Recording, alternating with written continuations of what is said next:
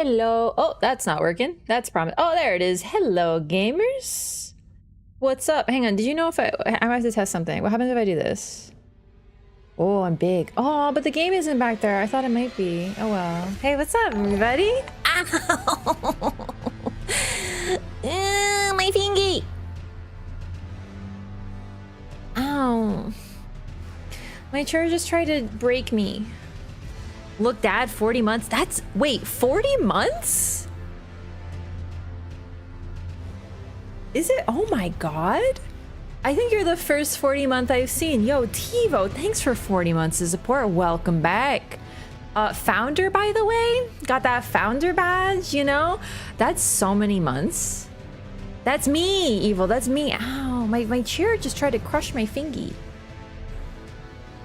Sub for longer channel has been around. No, the channel was around.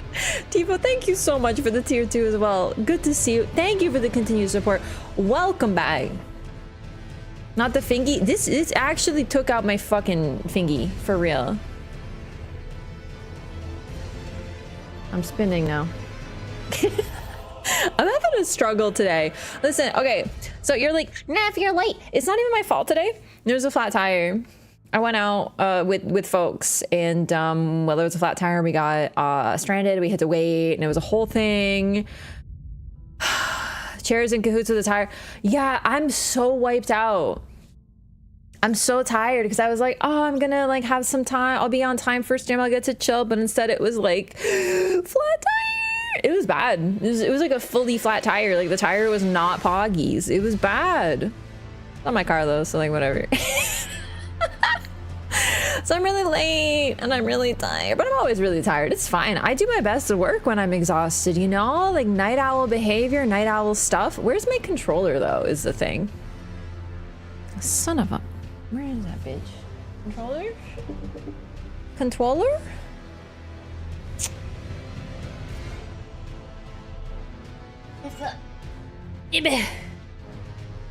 I got it. How do I use it? How do you use the controller? Is that gonna work? Oh shit. Okay. Oh baby, we in this, ladies and gentlemen. Should put the tire in the fridge after opening them so they don't get flat next time. I don't understand that joke because I don't drink soda, so that doesn't make any freaking sense to me, okay? It's nonsense. I don't get it. Controller? Is that what I said? Fuck.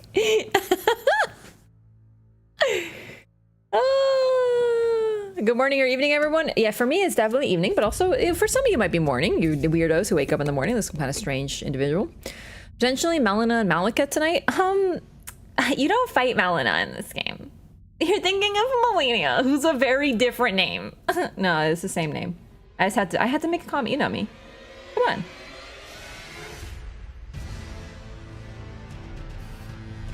Nerds, lol. Okay, dude. You should hear me do my nerd voice when I have my night guard in, because you know I have a night guard now because I bite in my sleep like some kind of fucking gremlin apparently. But so I have a night guard. You've all been here for my night guard arc. So I now, when I have it in and I talk, you know, I lisp. I have the lisp. I'm just like, so when I do my nerd voice, you might be like, Ref, why were you doing a nerd voice with your thing in? Like for Marlo? Yeah. No, I've been sitting there like talking to myself with my own nerd voice and being like, actually, if you PvP, you're a bad person. And just going on these rants to myself with that in, and I'm so good at it. Oh my god, it's even funnier than normal. First thing I heard was about your car. It's not my car. It's not my car. There was a flat tire, but it wasn't my car, so it's fine. No, in all seriousness, it sucked, but like, you know, I just got like temporarily stranded. You know? Are you good? It's relative, isn't it? I think I'm great. Thanks for asking.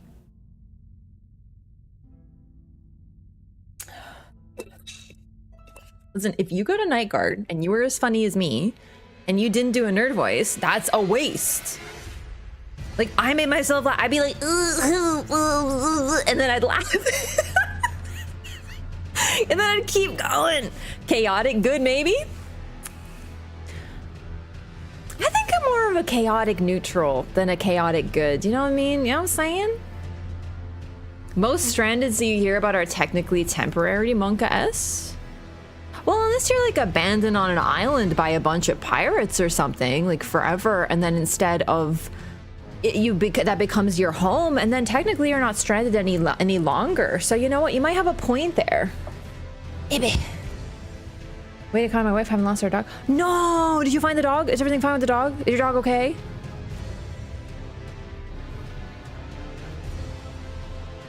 Watch the stream having the Elden Ring main menu blasting at 3 a.m. is a godly experience. Wow! Yeah. Lathea, welcome in. She was in the basement. I checked the basement. Did I tell you about it's a happy ending and you laugh because the dog's fine. Chat, did I tell you about the time that I hid in a closet when I was a kid? I was like 2 or something. I was very young. I was like 2 or 3, and the closet was where my family stored blankets and action movie. The things. This has been me all day. I haven't been able to come up with words today. It was really good when I was interacting with individuals, you know, in public and stuff. The heavy blankets that you put stuff like duvets and stuff, basically lots of soft winter stuff, heavy blankets. Me being very small, I would hide in there like some sort of prey animal. But one time I hid in there and I wasn't hiding. I was just like, hey, and having a nice time just like amidst all the blankets. And then my mom came looking for me. And I don't know why I'd hear her calling and I was like, my mom always knows where I am. Isn't it kind of cool that she doesn't now? And I just didn't say anything. And she looked in the closet and I was like, there's no way she won't notice me. But she didn't find me because I was so squished in and I was so small. And eventually, like, she was freaking out. I was a kid. I had no concept of how terrifying this was for my parents. But, you know, my mom was like, she's gone. She's gone. And then eventually I got bored and I wanted out of the closet. And she's like, my child, where were you? And I was like, I was in there. And she's like, why didn't you say anything? And I'm like, because it was funny. I really haven't changed much, I think, is the thing. I think I'm the same individual as I always was. I don't know why. I swear I was a good kid. Like, I didn't like to scare my parents. I was too young to understand how terrifying it is to not know where your child is. Like, I was like 3. I had no concept of anything. I would have done the same to BH. That's real lore. That's like childhood. That's Raph lore. And it is very quintessential child behavior. Truly. All right. Let's get to lore before I fall asleep for real. Like, not that the game's boring. It's very thrilling, but I'm freaking. I went out. I was in public. I was like, oh, and then the tire, and then the phone calling, and then the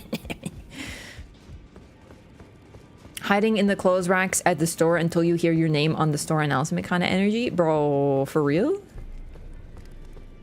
Parent calls for you. Wait, what if I just ignored them? Yeah. What if I hid and said... But keep in mind, I wasn't hiding. I was just chilling. I was just really cozy in there. And I was very small. So like the duvet cover and the duvet in general was like squishy. And it just absorbed me fully. Like some sort of slime type figure. You know? Hiding at home to play games all day is the safest thing. Honestly, it's true. If you go out, like, you know, that the other day, last week or whatever, I didn't stream because I went out to the arcade and I touched grass too hard and it was like late AF. And then today, the freaking flat tire happened. This is what you get for going on in public. I'm having some sort of crisis. Okay. So let's get back into the lore. So we are currently in everyone's favorite snow zone, the consecrated snowfields. It's full of so much memorable stuff that we love very much and is really good and not at all an empty expanse of nonsensical behavior. We have to do the tree. I think we're missing a dungeon, like a couple dungeons probably. I don't freaking know this place because it's a nightmare, really. Which is real good. Also, I'm gonna check something because I think I missed something. One moment, please. Crystallians. Did you know that there's crystallian ashes? Because I'm gonna be honest with you, I don't think that I knew that, and I don't think I ever found them because the it's in one of the caves. Touch grass in Raffland is just went and gamed somewhere else. Yeah. To be fair, I played Crane games and I won a plushie. Hee. Finals week this week. Good luck. You got this. Where did I want to go? It's you go to the sunken cave, and by that I mean Celia Hideaway. I don't know where sunken cave came from, and we're gonna go. It's by the boss. Particularly remember Crystalline Ashes either? Me neither. I really don't. I might have missed them, but I'm not a big ash user. Like I use them, but I commit.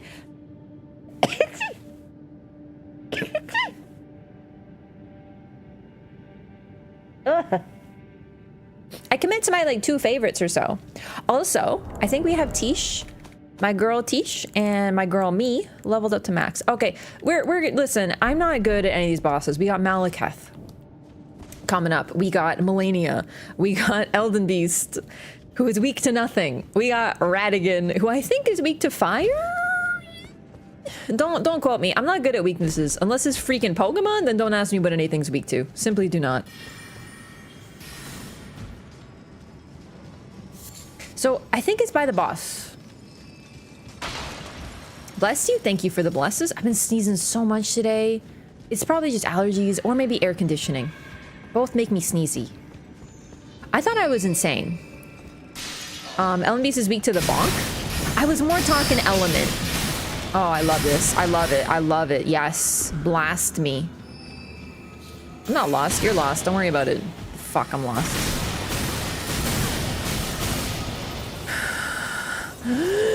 I will end you. What's a Shedinja with Terra type, electric, and heavy boots weak to? Wait, heavy. What does heavy boots do again? Listen, I'm not.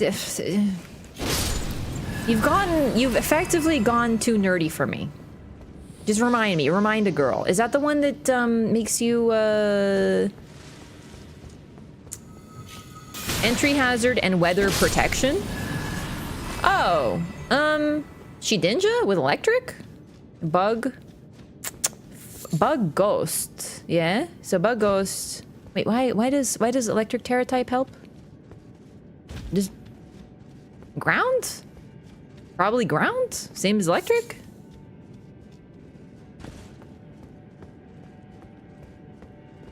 Shedinja's unfair. Terra overwrites typing? Yeah. So like just like ground type probably.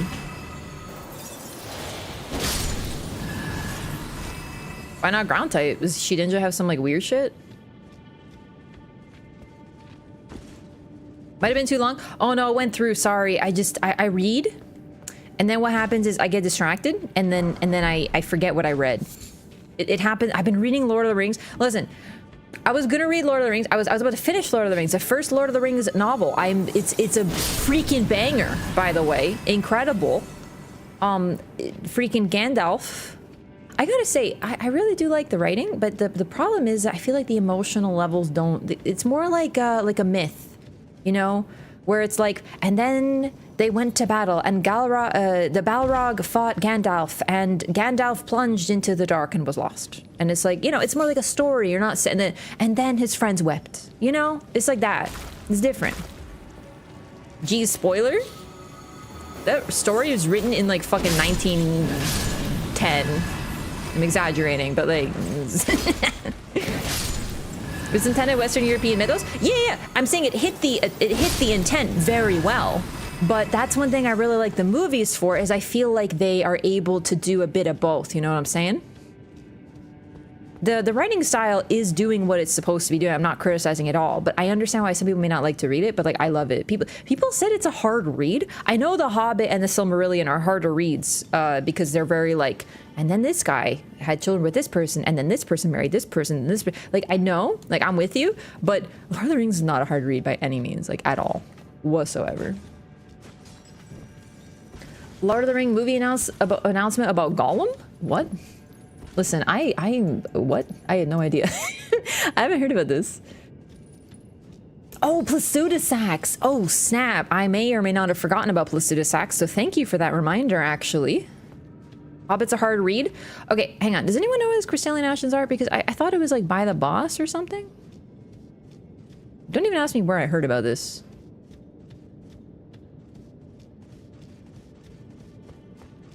Tolkien wasn't a writer, he was a language and world building nerd. Yeah, he was a philologist first and foremost. That is absolutely true of his work, but it's still really well written and, very, in my opinion, very fun to read. It's a very easy read. It is. Andy Serkis is gonna direct and Peter Jackson is a producer? Wait, really? Is it, listen, is it just me or does that sound kind of a banger? Pass an illusory wall. Oh, really? Another one? Goodness. Okay. Jump the purple into a hole outside. What? Huh. I don't think I found this. Where, jump what purple? There's a lot of purple in the vicinity. This purple? This is looking pretty purple. Oh boy. Oh, hello? Hello? Hello? What? How? What, how?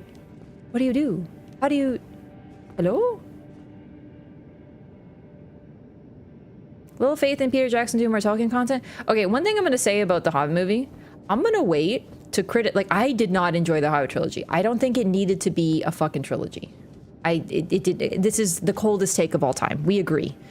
But the Hobbit, based on what I read, it sounds kind of accurate to what happened. Do you know what I mean? Like the whole scene, except for there's another hole. Oh boy. Okay.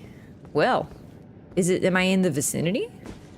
Drop to another crystal, then another. Okay, I'm on my way. Holy, is that it? Okay, we might have discovered new content that I was not familiar with. Holy shit, what was that? Is this not? Where do I go? I hate when I have to read, you know, when I have to use my brain. You know, I really want to talk about The Hobbit right now. The hole in the wall? There's a hole?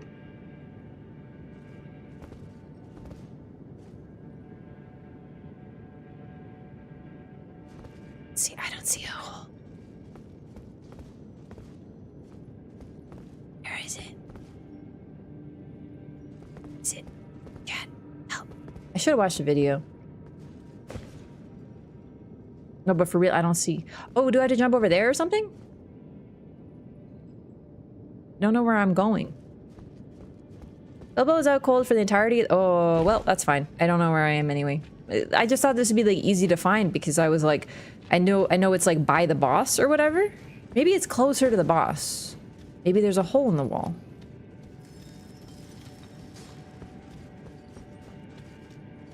There's probably some purple to jump. I forgot. Hey, don't worry about it. It's fine. Like, I don't remember. I mean, I don't think I've ever done this. Let's do some parkour. Okay, well, that's not what you're supposed to do.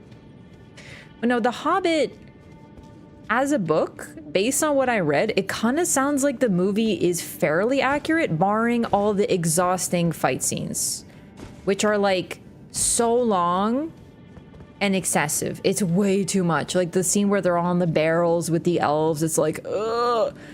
And then the scene where they get captured by the Goblin King, but then the Goblin King starts singing. I'm gonna be honest with you, that is the most Tolkien thing I've ever heard in my life. The Lord of the Rings, it's a great movie, a fantastic trilogy, but they never fucking sing. So it's not really that good, is it? Because the whole point of Lord of the Rings is a whole lot of singing. No one's ever singing. It's not accurate. It's not accurate to the movies. Okay, I give up. Goodbye. Never getting this ash ever. Goodbye. No lore for you. Or me. Even though I'm very excited because I don't think I ever found it in my life. I don't know where it is. Is it Crystallian Spear? Not the Crystallian Spear, the Crystallian Ash. Because I have the Crystallian Spear. I found that already. I give up though. This is too annoying.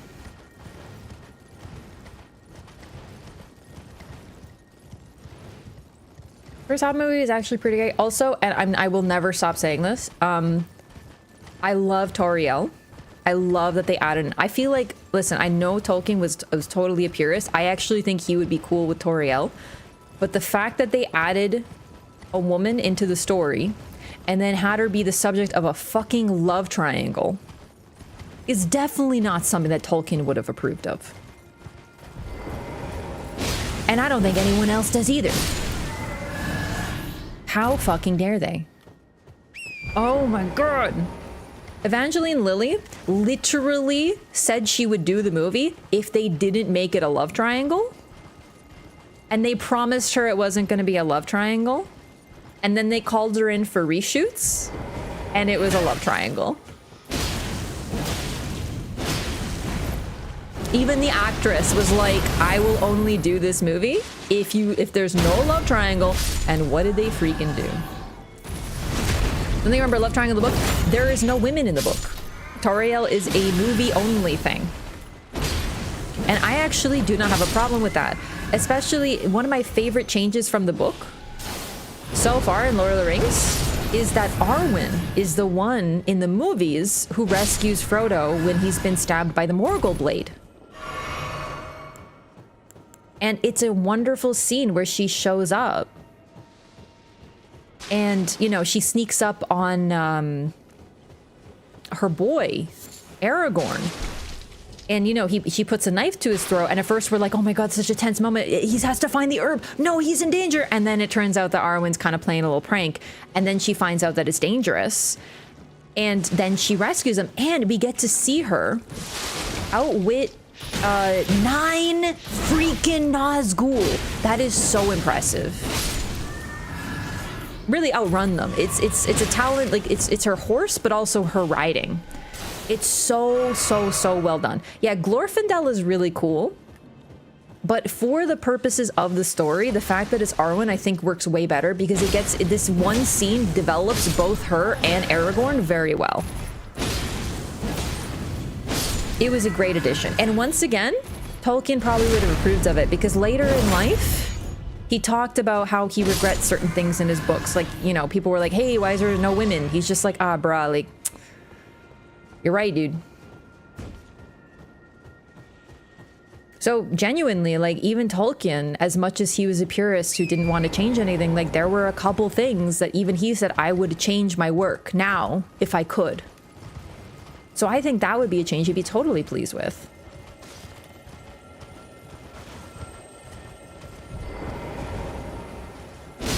Also, in the movies, Galadriel gives Sam the rope. And in the book, Sam is making such a big deal about the rope, dude. He's like, oh man, I forgot rope. What am I gonna do if I need rope? And then, you know, it's just great. It's really cute. Watch the Amazon series? I sure did. The thing is, I'm not as familiar with the time span that we're talking about in those movies. Oh, shit. I know a lot of people don't love the Amazon series. I don't really get why. Do you know what I mean? Can't cook chicken without rope and salt. Hey, he remembered the salt. Second age with weird choices. The thing is, what are the weird choices? Because so far, like, I enjoyed the series. Was it perfect? No, but I really loved getting to see the hobbits, dude. They are so cool.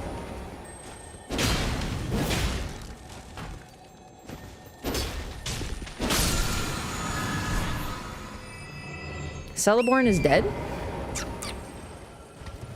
Is it Celeborn or Celeborn? I don't know how to say a lot of the stuff. Tolkien would be pissed at me. Oh, I want to talk about something. Before I get distracted continuing to talk about Lord of the Rings, my current hyperfixation. Yeah, I thought it was Celebrimbor. Okay, 1 second. Look at these cutie patooties. Do you notice something different about these particular Albinarics, other than the fact that they are clapping my cheeks at this time? Look at their golden eyes. These are the only ones that have this. So based on the Albinarics that we have in Albinaric Shield Bog, based on the Albinarics that we have in Moog's Palace, based on these, and based on the ones that we have in Liurnia, Albinarics are influenced by various things to change. Always K when C is at the beginning. Ah, thank you for the sound lesson. Rings of Power making Sauron and Galadriel behave like horny teenagers for my soul. I don't love that. I'm gonna be real. I didn't get the horny teenagers thing. Excuse me. The beetle's still here. Look. Hang on. I don't love how they were trying to Bamco, why? I don't love how they wanted to how they changed that particular lore.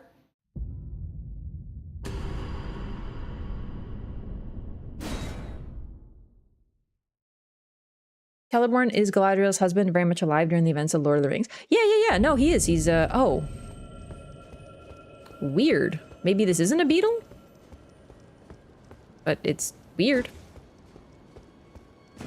Characters acting dumber than they are actually for the plot. The big one for that was, of course, Galadriel, who famously was immediately suspicious of Sauron upon his emergence or whatever.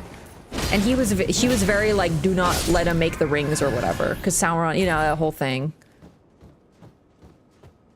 I don't know. Like, listen, I want to become familiar with the lore, and I'm sure I'll be with you. But a lot of the things that I unfortunately saw people criticizing were like, Galadriel's not a warrior, bro. Yeah, she is. She's described. I think like Tolkien in the Silmarillion described her as like a lot of the elves were like Amazonian warriors, and the strongest of which was Galadriel. Do you know what I mean? Like, she's OP as hell.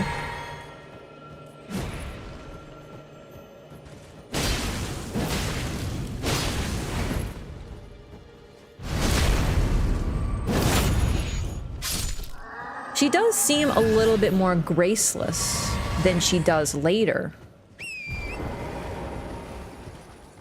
That's for sure. Like, I can see that, like, seeing her as a sort of like figure that she has the sun within her hair and like just gazing upon her, right? But I think that takes time. I don't know. Like, I'm with you for some of it. But I liked seeing another look at these characters. All the elves are badass warriors. Yeah, they all just, the things that they do casually, they're like cats. Do you know what I mean? Like, cats, you see them and you're like, you are a 10-pound creature that has done nothing but eat kibble in your entire life. And then I watch you jump off a wall, 2 walls, and then leap 10 feet directly into the air. Like, what are you know, like the stuff that you see cats do, that's like elves. They run across tight ropes like it's nothing. They're like, whatever. They don't sink in the snow. They hear better. They see better. They sing better. They're good at everything. So this whole idea of like the elves, they're not warriors. Yeah, they are. Look, what's wrong with you? Is it winter?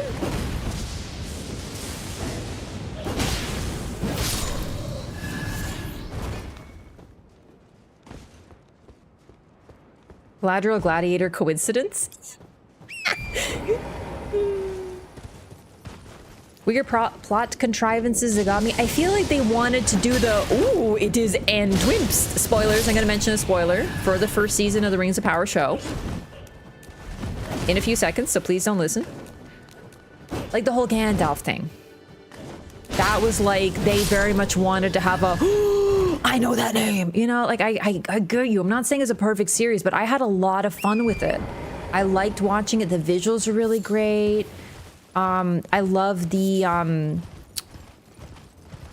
love the hobbits, dude. Getting to see the inside culture of these hobbits when they don't have holes, like hobbit holes, where they're just like out in nature chilling. Oh, super cool, super great. Loved it. Hello, I was looking for you. Putrid Avatar. East Imki.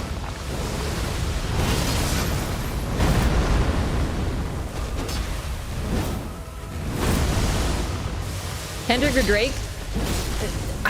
Listen, if it's up to the beef, I don't know. I'm just gonna go ahead and say whoever, you know, isn't a pedophile, I'm like for you, you know, I guess. That's like the lowest bar of all time. Listen, I don't fucking know what's going on. Think I pay attention to pop culture? Well, you'd be right, but I don't know what's going on with that.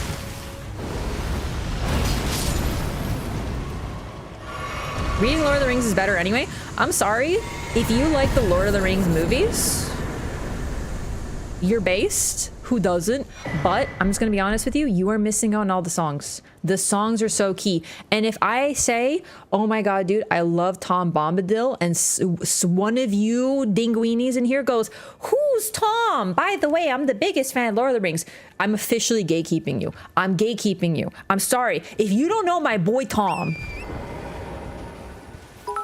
then you don't get to freaking know about Lord of the freaking Rings. Yo, Jay Alexander, thanks for the 10 biddies, bud. It's like The Witcher show? Okay, here's the difference. Here's the difference, because I'm with you. I fucking hated The Witcher show. It made me so freaking angry. Why do you take it? Okay, this, I understand people don't like the Lord of the Rings show. But listen, the difference is The Witcher show is like, ooh, I'm naked. Ooh, I say fuck a lot, and people like it because I have a low voice. And that's fucking it. That's it. It was awful. If you, I hate the Lord. I hate the Witcher show. I hated it. I hated it. The Rings of Power show. At least you get to see those cute little hobbits doing their cute little hobbit activities. Okay, it was cute. It was good. Some like the beautiful elf towns. Some of the elf culture. Valinor, bro. Also, yeah, these do be having etchings. They look so much like the runes that we have below. I wanted to talk about that, actually. I hate the Lord of the Rings. She said it. Freudian slip, I tell you what. No, but seriously, the Lord of the Rings books are all about singing. There's so many songs. Morgoth's first sin was trying to usurp the Song of Creation. Oh, that's interesting. I didn't know. I can't wait. I actually, I got all the books now. I got the Silmarillion. I'm gonna read it, but I don't know when I'll get to it.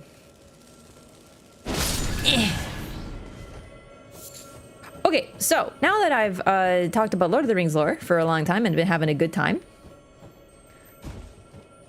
take a look at these really cool runes, rune-covered tablets. Tons of etchings on them. They are all over the place. They're ubiquitous from the very first time you enter here. And they remind me a ton of the things that we can see behind ashes. Not that one. This one shows it off really well. Now, I don't have like a side-by-side comparison of the runes. They could be very different.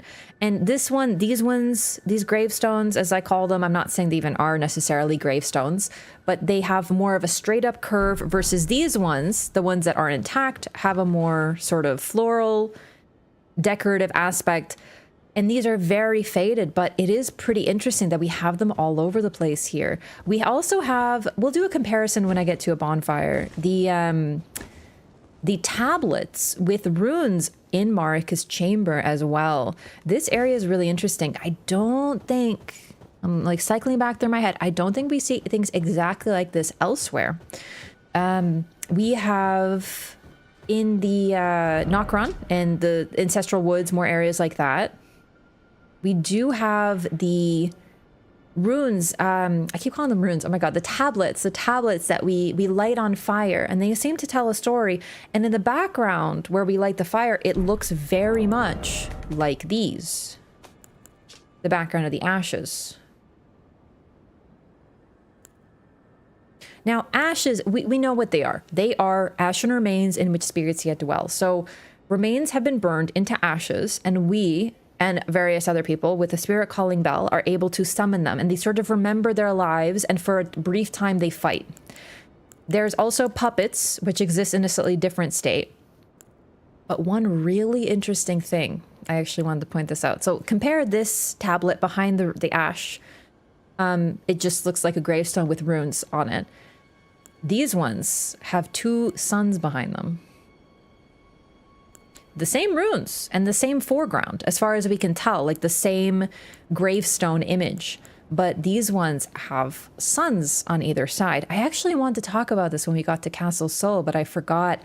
It's pretty interesting because puppets it's not that they're necessarily soulless, but it's almost like their soul has been subverted. They have no will or control of their own anymore. They're being controlled by something or someone else. And yeah, they are still spirits, but it's really interesting that there's no difference except for these ones have a blue hue.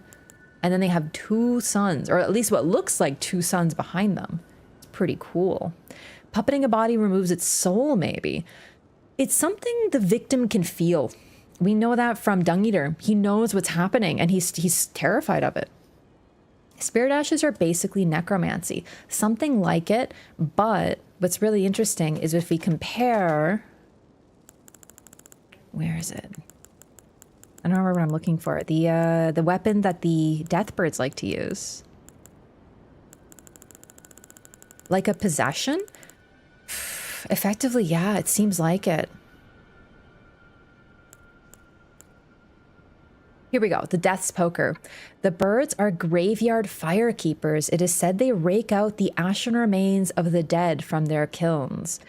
So that's, it seems what Deathbirds do and have done is create ashes and ashes of war. That's what they do. This is where they come from. Right now, I'm just putting things together because I think they're interesting, but I don't really have a full answer for these things. I just want to point out some really interesting things that we have going on here. But suffice to say that from what we know about ashes is they can be unimaginably ancient. They have been created, like Deathbirds are credited with creating them, and they are very ancient. What was it? We got this last time, an item that revealed that Deathbirds canonically existed before the Erd Tree, which is pretty obvious, but it straight up said that to us. It was very clear, very blatant. So these are very old, and then we have these similar ones, but with different symbols behind them. You gotta wonder, where did puppeteering and the creation of puppets come from? Because Celavis does it, but it doesn't mean he's the origin. He probably learned it from somebody. Henry tried to advocate for going more with the Swordsman channel, was labeled as a problem, pushed off the show essentially. Yeah, Henry is a fan of the books. Henry Cavill was a fan of the Witcher books. I'm a fan of the Witcher books. I also love how the games, like the games are created by a Slavic team. Listen, I'm going back to Witcher for a moment, just for a moment, because I hated the show. I did. The show was very clearly trying to be Game of Thrones, but they cut out everything that made the media itself unique. I'm not saying to create Slavic media you have to be Slavic, but the books and the games are so Slavic. They have this, I mean, they're made by a Polish studio and by a Polish author, respectively. Andrzej Sapkowski draws from various Slavic myths because a lot of them are shared, right? There isn't like just Polish myths. There's Polish myths, and then like the Polish pagan gods have names in all different other languages because they're sort of shared mythologies. And then the book, the movie, the show was so clearly just trying to be like, well, Game of Thrones is like really mature and dark and fantasy, and also everyone's hot and naked all the time. And that's what they did instead of actually trying to make something good. Ugh, I hated it. Spirit Ashes was the OG way people died before the Erd Tree. The thing is, even before the Erd Tree, there was the Great Tree. So, the Crucible. Right? In its primordial form before it became the Erd Tree. I read it as when the Erd Tree was not around, but there was still a tree. But it's possible that there wasn't even a tree at the time. Yeah. Have a lot of swearing and nudity and blood. And the thing is, yes, those are in the books. But it's so different. The books are so good. Lands of Between is purgatory then? I mean, in some ways, yeah. But one thing about the Souls worlds, like any FromSoft game, is very much within the sphere of a purgatory-like place. Like, they're very strange and mysterious. Time kind of works differently. People can come here, but they come here in strange ways. It's very much something like Dark Souls 2 makes it very blatant. Dark Souls 1 is very blatant about it. We are sort of in a mystical land. The land itself is very different than we'd expect. The way we get here is by seeing a ray of light. And then we come out of a strange sandy looking place. And then we end up at a chapel that has no entrance. we just appear, right? You're not really supposed to question it too much. In Dark Souls 1, we get dragged to LOREATHON, the mystical land that all undead must go to, because a raven picks us up, like a giant one, and just whoop, drags us on over. Don't worry about it too much. In Dark Souls 2, we, in the opening cutscene, we fall into a fucking watery whirlpool because we went up to a tree with fireflies on it. Like, it's like, what is going on, you know? Dark Souls 3 is probably the most boring, and it's not even boring. In Dark Souls 3, you wake up from your grave because basically a bunch of bitches ain't doing their job. And so, literally, you get woken up from the grave to go do their job. Well, to get them to do their job more accurately. Ye dead who yet live. I wonder if that's why Deathbirds and Deathrite birds have come to hassle us. You know what? The Deathrite and the Deathbirds have sort of been altered. I think that they've changed quite a bit. It could be the stagnation of the land has affected them too, but there's evidence within the game, because when we see depictions of Deathbirds, you know how we have like depictions of Trina and stuff? There's also depictions of Deathbirds in their weapons, and they don't look like weird undead skulls. They look like birds. So I think the thing is they've probably also decayed and changed. Who knows what they even want anymore? Digging Lord of the Rings, lore discussion. Me too. Listen, I am so into Lord of the Rings right now. It's been such a joy to read the books. They are so much fun. So I'll definitely talk about it more. It's just... Take these well-known loved IPs just for the clout of the name. It's not even like a clout thing. It's just, it's easier to sell an IP that people know, right? If you're like, oh, I've heard of The Witcher. Oh yeah, I played the game. Oh yeah, I've read the books. Oh yeah, I've heard of I've heard it's really good. I'll check that out. But if you just watch unknown Monster Hunter fantasy game, you're less likely to check it out. So I'm with you. It sucks. I hate it too. I hate when they take an IP and they don't actually respect the IP. It drives me insane. But it's really just, it's easier to sell. It's all about money. Shadow of War was goodish. Oh, the orc hunting game. I couldn't get into that. Also, I feel like it would make Tolkien roll over in his grave, to be honest. It was very not in the spirit of what he was into. But whatever, dude. Torch that reveals concealed stuff. I do! Should I use it here? Like, before I go into the place? Yo, Rob! Thanks for the 80 stream streak. Holy shit. Black Knights wander around out here. You can actually see them out here. That is really cool. Thanks for telling me. I was just running around. We're gonna read the, We're gonna read the item description before we proceed here, but speaking of the Black Knives, we got their garb at last. They are underneath underneath the bridge. Why are there Black Knives here? I honestly think, all right, so this is going to be some conjecture, some speculation. So, number one, what is Ordina? Ordina is a liturgical town. They are effectively the last test before you can enter the Halig Tree. The Halig Tree is sealed. We'll go check it out in a second, but you can see the Halig Tree seal right there. That's it. That's what it looks like. It looks a little like a candelabra too, doesn't it? Interesting with the whole candle tree thing. You know, we're finally getting to the point where I can talk about that. Did I get the candle tree shield? Did I not? Oh, son of a...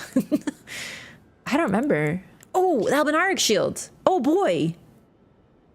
Oh boy. Hang on. This is really thrilling. Okay.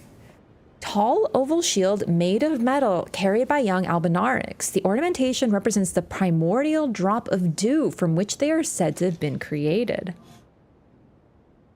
Boasts exceptional magic damage negation. The albinarics' most formidable foes were sorcerers, after all. That is very cool. Oh, I love that. I've never gotten this drop before. Let's check this out. Okay.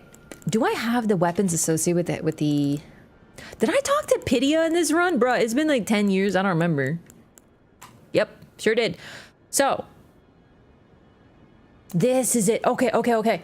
Drop of dew that is said to be the origin of their species. And then we have the ripple blade. The ripple, of course, it evokes the image of a drop of water hitting water, and then ripples occur, right? Unique weapon wielded by young Albinaurix. This sword is modeled after the ripples that are thought to be the origin of their species. Albinaurix in this game take on the role of homunculi, artificial beings in alchemy, which are said to be sort of like a key part of creating a philosopher's stone. Most of my knowledge of homunculi comes from Fullmetal Alchemist, which I don't regret, but I'm not like, I haven't read the books, the textbooks of alchemy, right? So it's a very basic description here, but wow. And dew, celestial dew, we'll get to that. And Rob, thank you for the gifted membership. I really appreciate that. Thanks so much. I think my YouTube alerts are broken. I forgot about that. It didn't go up on screen, did it? That's my bad. Weeb, okay, first of all, yes. But second of all, liking FMA, Fullmetal Alchemist, watch it, transcends anime. It's just a good damn story. Particularly the manga Brotherhood adaptation, I genuinely like both for different reasons. I think the homunculi are far more interesting characters in the original 04 anime. Genuinely, like they both do things well and other things worse. They are both worth watching. And Hiromu Arakawa approved the original story as well. So it's not even a case of like canon versus non. They are both really interesting. FMA over Brotherhood? Ooh, spicy. I like both. I have misgivings about some parts of it, but I still appreciate them. I like that because animation was a little tougher back in the day, it's a little bit more cerebral. Like, people complain because the original FMA is just they talk a little bit and they jump around a little bit and then it's over. And I'm like, that's the point. That's the show. Like, you know what I mean? Ugh, Brother, I love it. I like the original animation better. And it won awards in its day. It's just by now it's like a little dated. They're both phenomenal. They're both phenomenal from start to finish, but I like original a lot better in some ways. Like, it's definitely worth watching. Don't let people tell you not to watch it. They're both really good. The things that Brotherhood doesn't cover very well, original covers beautifully. You know what I mean? They kind of speedrun those in Brotherhood. They do. Brotherhood is more shonen, more straight up shonen, but it's still really good. It's still really good. And the thing about it, it's not, I wouldn't even consider it typical shonen because all the characters are so well developed, and there will be episodes in Brotherhood where you don't even see Ed and Al half the time. It's about the other characters. It's about everyone coming together, like a community working together, and it's glorious. It's so good. Anyway, I'm nerding out over like everything today, including Elden Ring, but we're talking about my favorite things right now. What was I looking for? Dew, celestial dew. Wait, blessed dew talisman. Talisman. You know what? That's really intriguing. Okay. A drop of the Erd Tree sap, a blessed boon. Celestial dew.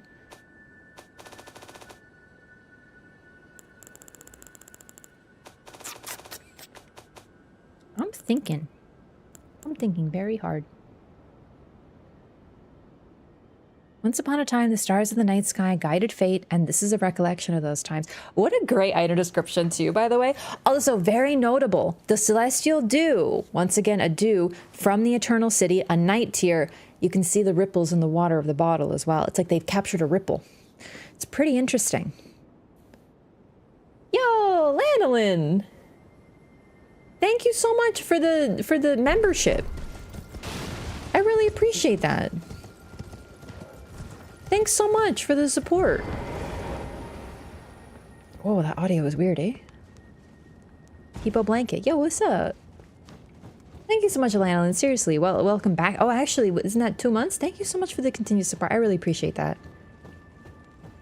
So, Black Knives. We're going to read Black Knives, and then we're going to look for the Black Knife, actually.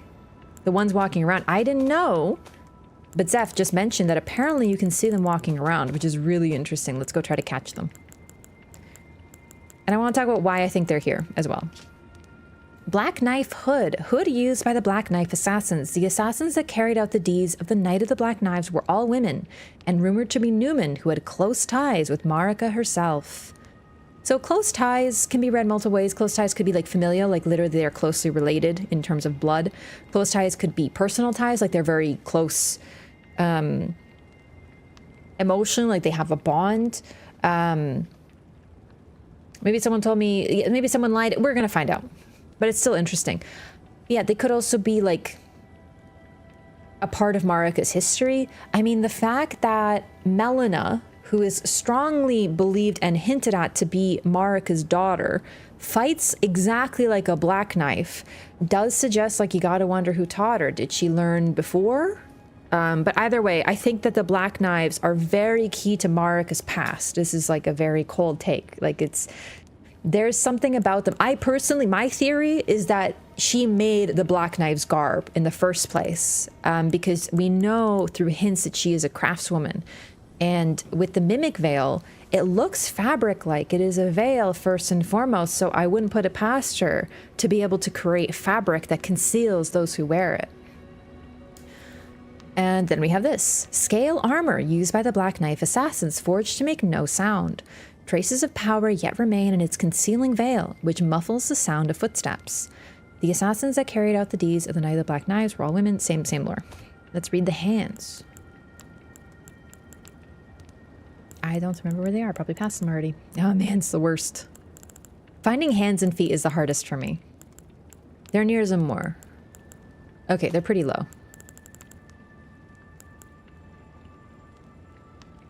Scale armor. Gotta wonder, those don't look like scales. You gotta wonder who scales though. Black Knife isn't here, right? They can't attack you here, but they are here. We know because they will attack you. Oh, sorry, they don't attack you physically here, but when you go into the Everjail, they will attack you. Nothing attacks you here until you enter the Everjail, as if you are entering some sort of test, right? The spirits of those who have died here are trapped in the Everjail, is my interpretation, and what I'm speculating is going on here. Ugh, Black Knives. Where is it? There it is. Okay. No, it's the same. Really interesting scale armor. The thing is, scaled armor, it might just mean the armor itself is shaped like scale. It doesn't necessarily mean it's made of scales, but it's just, you know, I'm interested.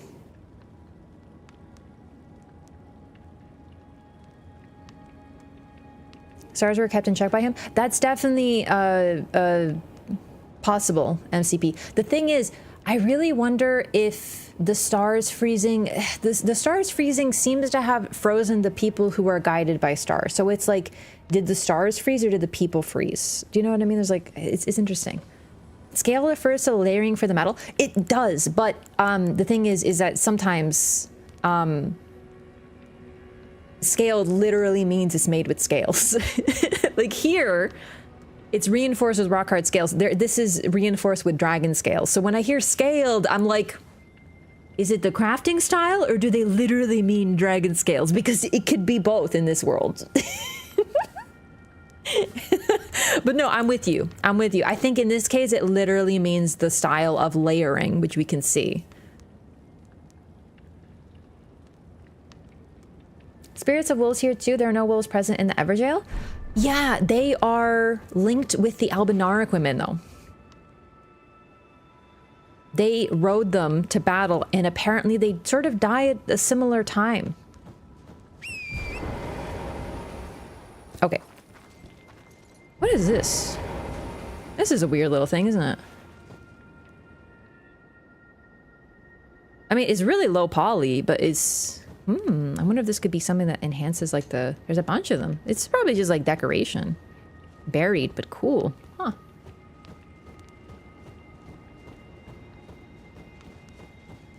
Elden Ring Bible study. Just top of the house? No, but it's like this cool, look at this. Like all these decorations all over the place. Maybe this is before, I've just like never looked at it, but it really is a little low poly. What exactly are the stars, the sun, and such, or any shiny object in the sky? Well, the thing is that the stars in this game are also alive. Some of them, apparently. Like Estelle and the Elden Beast. They're like, they're stars. They're said to be stars. But stars also seem to be something different as well. It's possible they're not even full stars. Maybe they're like, because Estelle is like malformed. Why Marika ordered to kill her son, though? Yeah, it's a bit of a tough one. I genuinely think because she's depicted as a loving mother. I know I've talked about it. I know it's like one of those. Is she though? In a way, she is. But she's also a figure who needs to do some really nasty things for the greater good. And apparently that includes executing her own son. Yeah, you're right. The wolves don't make it into the Everjail. But they are very linked with their mounter, their rider. So, yeah. I don't know the black knife pathing around here. Sun is what commands the stars, just like in IRL. The thing is, in this game... There she is! Look! In this world, the moon guides stars. Which doesn't make sense in reality, but we're talking about, like, magical world. This is super cool. We get to take a really good look at the model. Yeah, she's like, you know, just walking. Dang, she tall. They're patrolling.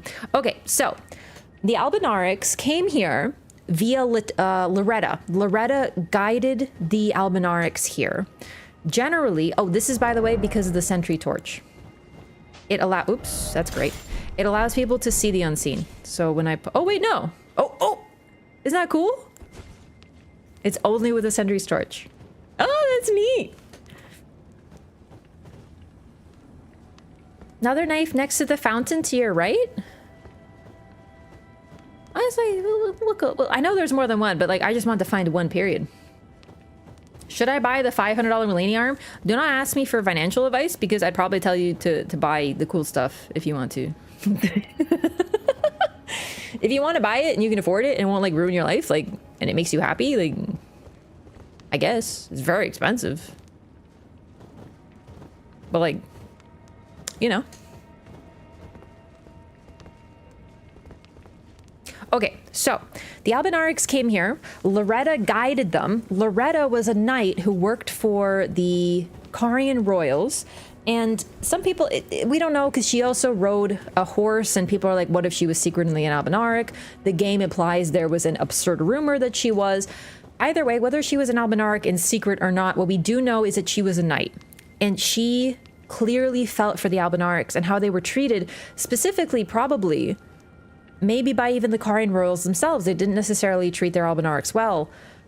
But I will say, I don't think there's any Albinarics in Raya Lucaria. So it's potentially that they were treated worse elsewhere. But Loretta felt for them and she wanted to guide them somewhere safe. So she traveled around with them. And eventually they were given leave to stay in the base of the Halig Tree. And likely as thanks, or perhaps it was part of the bargain, Loretta became a knight of the Halig Tree instead. Which is why we fight her as a physical body in the Halig Tree. That's the true Loretta. But the one that we encounter as a sort of spirit, or as I like to call it, automated defense system in the Carian Manor, that one was sort of like a memory left behind. But the real Loretta is elsewhere.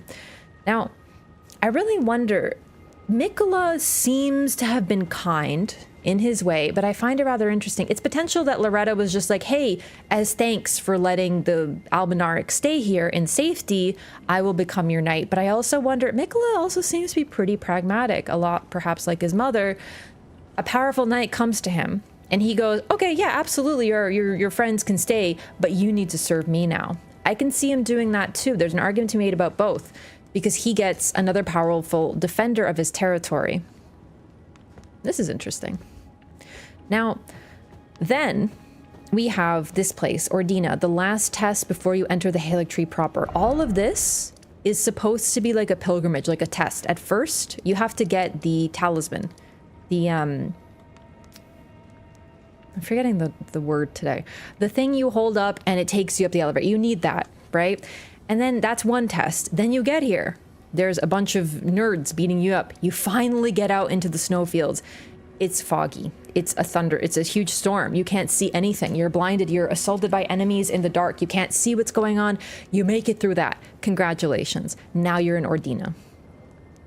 And in Ordina, You have to enter an Everjail. And you can see, like I said, you can see the unseen. There are spirits trapped here.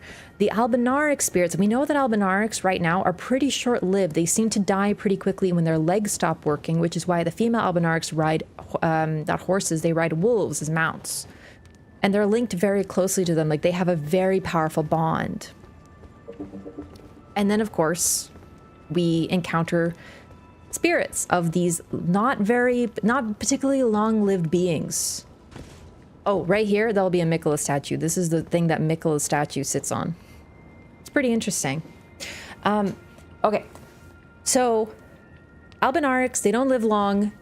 I really wonder if that was another thing that Mikola requested as payment. Hey, by the way, if you die, you can protect my land forever. Just go ahead. If you die in this area, you will become a spirit trapped in an Everjail, and you can protect my turf. They seem pretty cool with it. Like, they're clearly grateful, because this one is sitting placidly in front of Mikola's statue. We can't see it, but she can because she's in the Everjail. But then you have to wonder about the Black Knives. Why are they here? I really wonder, considering there's one under the bridge, I wonder if they weren't trying to attack the Halig tree, failed, and thus became a part of the test that they had failed to pass. Everjail should be like time stop. Maybe they entered the Everjail, but the thing is, here they're spirits, so maybe they're within the Everjail. But I think it's pretty clear, considering the Black Knife body that we find under the bridge over there, that if you die around here, you become part of the test.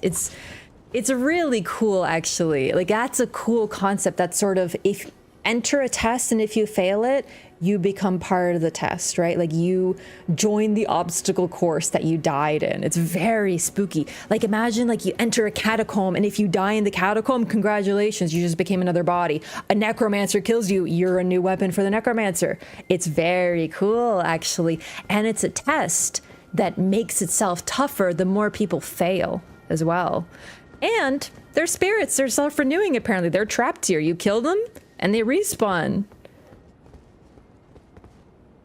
So this one was sealed. This isn't, these look like the Karian Manor tests. There's a bunch of these little imps holding it. They tell you what to do. Light the 4 figures in the Everjail. The figures are Mikola. We'll take a look at the statue. Oh, actually, sorry. One thing I wanted to mention. The great question about the giant Albinaric woman. We give her a life-giving dew. Latenna gives her that. That's what we are doing. The whole quest. Latenna has a life-giving dew. She gives it to the giant Albinaric woman. And apparently this will allow new Albinarics to be born. That's the whole thing. So apparently the dew had gone missing, or maybe it needed to be, I don't know, maybe the Albinaric needed a gas refill. You know, you just need to get a little bit more fuel in there. So they brought it back here, which suggests that the Albinarics, I forget the actual story, because there's Albinarics here, and they were brought here by Loretta, but I think not all of them came with Loretta because, like, maybe they just couldn't make the trip. Maybe they were scared of the travel and the risks. You know, like, imagine someone comes to your home and says, hey, I know, like, it really sucks here because you're really mistreated and, like, people, like, kill you all the time and stuff. You can come with me and we'll walk forever and we might never find a home, but you can join me. Like, I feel like a lot of people might try to stay at home because the evil you know is better than the evil that you don't know. So that's why there's still a village of Albinarics back here, that the people who didn't go with Loretta. And then eventually we meet Latenna and we take her all the way up here. She becomes a spirit by her own choice. And now, because of that, if you complete that quest line over here, we are able to have more Albinarics be born. That's sort of like the story. We never see it come to fruition, but that's the point. Birthing Droplet is also finally fixing the problem and imperfections that Albinarics have always had since their creation. We can't know, I think. But there's a chance. Without short lifespan? We don't know. We really don't know. I think it can be implied that yes, but right now it looks like Albinarics aren't being born. That's kind of the whole point of this world. There's very few lives being created. Crystallians are also artificial beings like Albinarics who were carved by some sort of being, and they're looking to make more of their own kind because as they die, no more are being born. the birth rates of humans, crystallians, albinarics, jars, great jars, they're all stagnant. They die, but they're not replenished. And it's this awful tragedy that's occurring. So right now, I think albinarics being born, period, not even necessarily being better or fixed, is an improvement on the situation right now. Every Black Knife assassin you kill in the Everjail does not respawn. Interesting. I actually didn't know that. To be honest, I never tried dealing with them. I just run. But that's really interesting. What does liturgical mean? Like public worship, religious worship, to be specific. Yeah, liturgy. It's like, I looked it up and I don't remember, because like it's like a religious word. This is a worship town. This is a place to worship.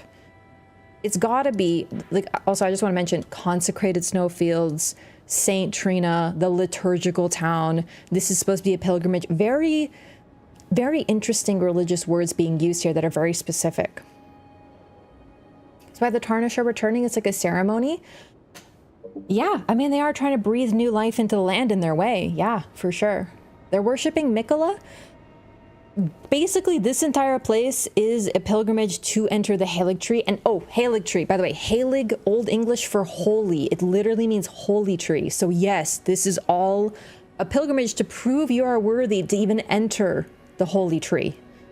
It's very interesting, actually, all things considered.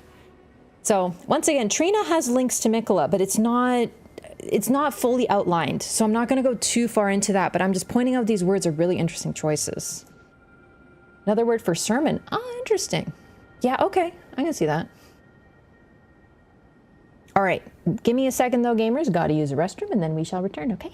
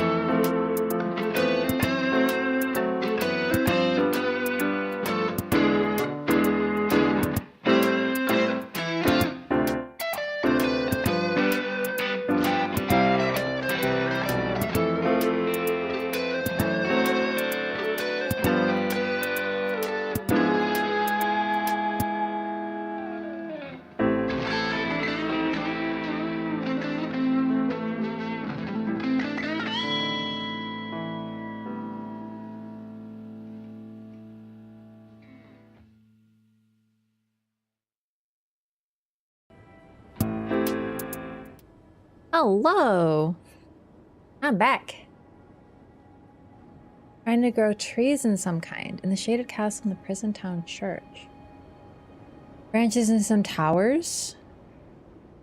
Oh, you think they were trying to grow trees there?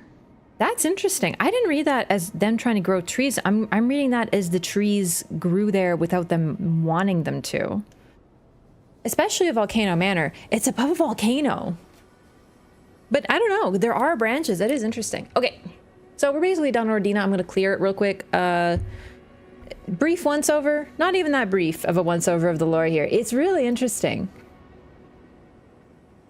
There we go. Abenaric men look old, but women look young and pretty. Because the ladies, if they weren't cute, would you want to talk to them and listen to them and do their quest lines? It's a good question.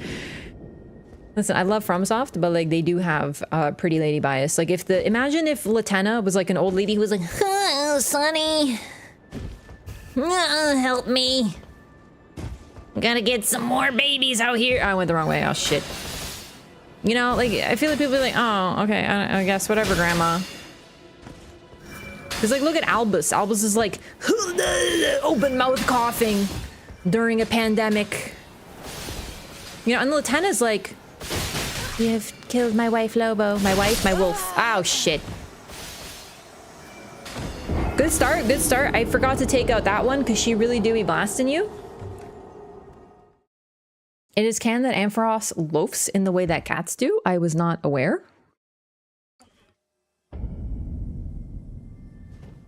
But I love that. Oh, actually, another fun... Wait. Oh, I didn't rest you. In Ordina, if you die in the Everjail, you lose your souls. It's a real death. Which is interesting, because normally the Everjail, you leave... Well, actually, hang on. Let's see. Are my souls outside the Everjail? Or are they in the Everjail? Can I even get there? Jeez. Oh, no, they're in the Everjail, because I didn't die over there. Oh, no, I died here. Yep. Oh, interesting. So there's still... Okay. Same as every other Everjail, then. That's neat. Because it's the same place. It's just... Oh, okay, hang on. Let's get the easy statue first. Even I have a hard time paying attention to Patches, but he's so charismatic. To be honest, this Patches is probably the weakest Patches. Dark Souls 1 Patches is goated for real. Okay. So that happens. I did forget. Hang on, baby girl.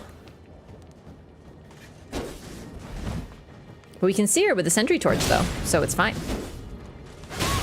Ow. It's okay, we're a strength build now.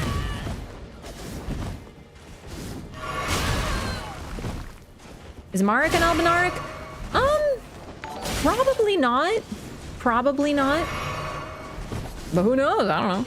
Probably not, though. The Strawberry! Thank you so much for the 4 months. Welcome back. Thank you for the support. Appreciate that. Please enjoy your continued emotes. Hated every iteration of Patches. Don't know what it is. I mean, he does like try to kill you on the daily and then say, "Oh, what, you mad, bro?" So I can understand that. I think it's a pretty normal response.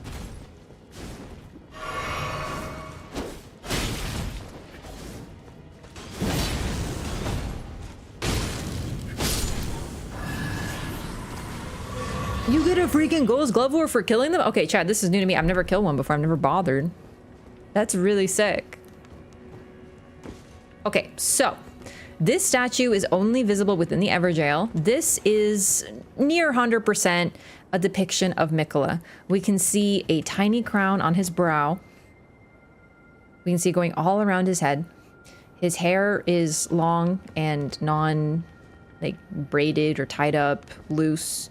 And we see him as a child, perpetual child as he was. Interesting, he's in a very similar position as the Abenaric women, you know, kind of sitting to the side here. And he's looking at these sprouts that are also candles.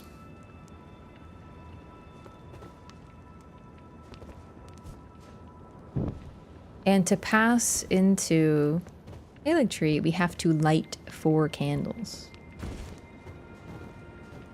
Number 1, candles candles and the candle tree represent a tree that is alight. In other words, burning the Erd tree, which is a cardinal sin. Also, 4, it could just be a coincidence, could just be it was a neat number they wanted to use, but 4 is an unfortunate number in pretty much most Asian countries. I know for sure Korea, but actually, do I know Korea? In Japanese, for sure, the number 4 is the same as the word for death. Basically, 4 equals death. It's a very unlucky number. So 4, you know, it's very linked to death. Mikola equals Mesmer, just like Mariko equals Radigan, maybe. The thing is, we already have Trina, so if listen, I know, but if Mikola's gonna be everybody, he needs to pick a fucking lane. God damn it!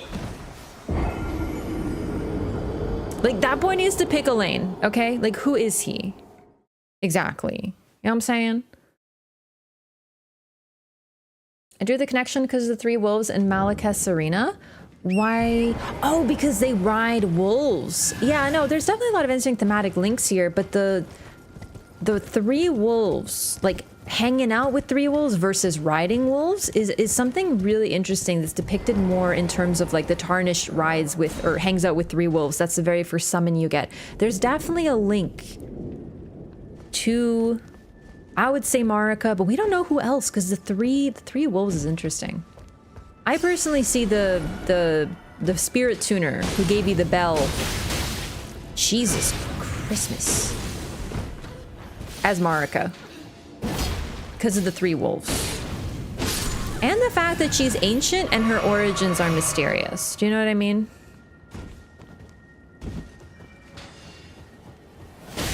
Moog is like incestuous and a kidnapper and like, yeah, he's got a lot of problems. Like, how long do you have? You know what I'm saying?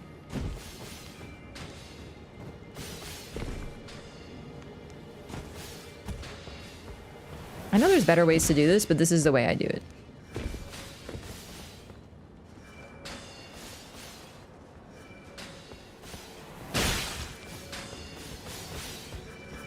Make Moog also Mikola? Yeah, you know what? Why don't we do that? If I can't help but notice that we keep saying that Mikola is everybody, but we're not talking about Moog. So you saying that Mikola can't be Moog? This is so weird.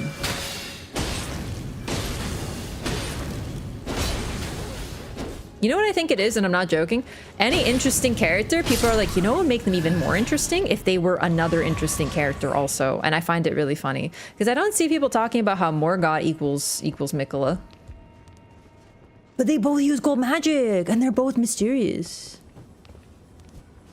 And they're both children of Marika, and they both have names that start with M. It's right there. It's all there, baby.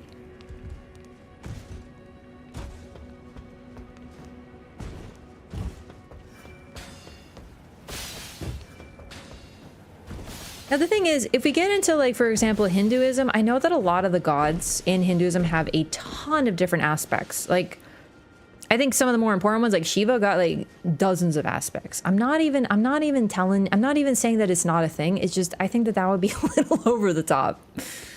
Mikola is Melina? No, silly. Mikola is Morgoth. Didn't you hear me? I'm kidding. I don't think Mikola is Melina either. Some people like that theory though. Says Melina Saint Trina? Oh no, I've heard that one before. That's not new. Lore theories cycle. They go through like I said, someone has been like in this game since the start, you know.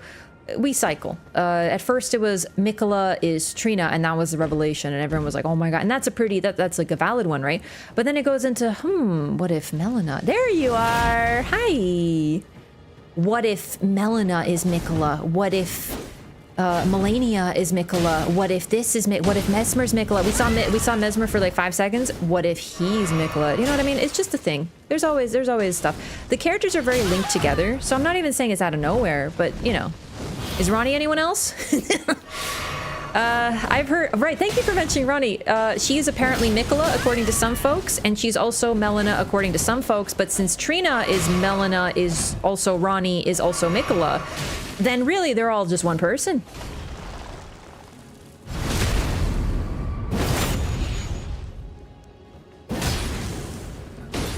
Maybe I'm Mikola? No, I am.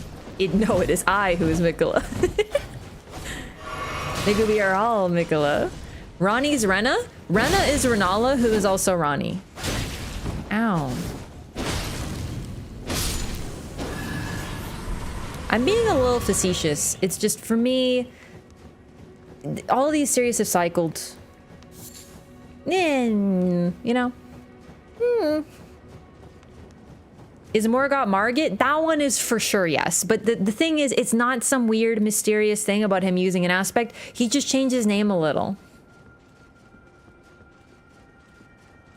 That'd be a weird Mogus operandi. Okay, that was a good one.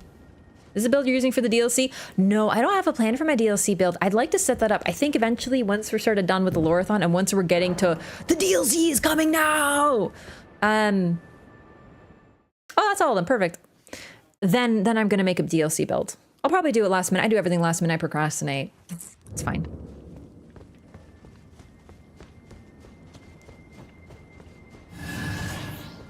I mean, honestly, if you want to ask who I think Mikola is, I think he's Marika. Not like in the literal sense of they're the same individual, but I truly believe that rather than being a child, he's a little bit more similar to like a clone of Marika. Oh, sorry, about Marika being an Albinaric. I don't think that personally, but the main reason is that the Albinarics fulfill the role of artificial human, and artificial humans and homunculi tend to be a little limited. So in terms of being able to create or possess a philosopher's stone, I don't think they'd be capable. Homunculi tend to be almost like puppets in terms of their depictions in alchemical theory. So I don't think they'd be able to do everything Marika does. Graph will start a few hours before DLC release and panic instead of build. Bro, I'll be like, ah, shit, DLC's coming out. I guess we'll just use this build. Like, I'm fine. I'm really excited, don't get me wrong, but like, I'm not good at planning. Oh, also just want to point these out. Lilies, or at least what looks like them. I think these are called peace lilies. Peace lilies with candles in them.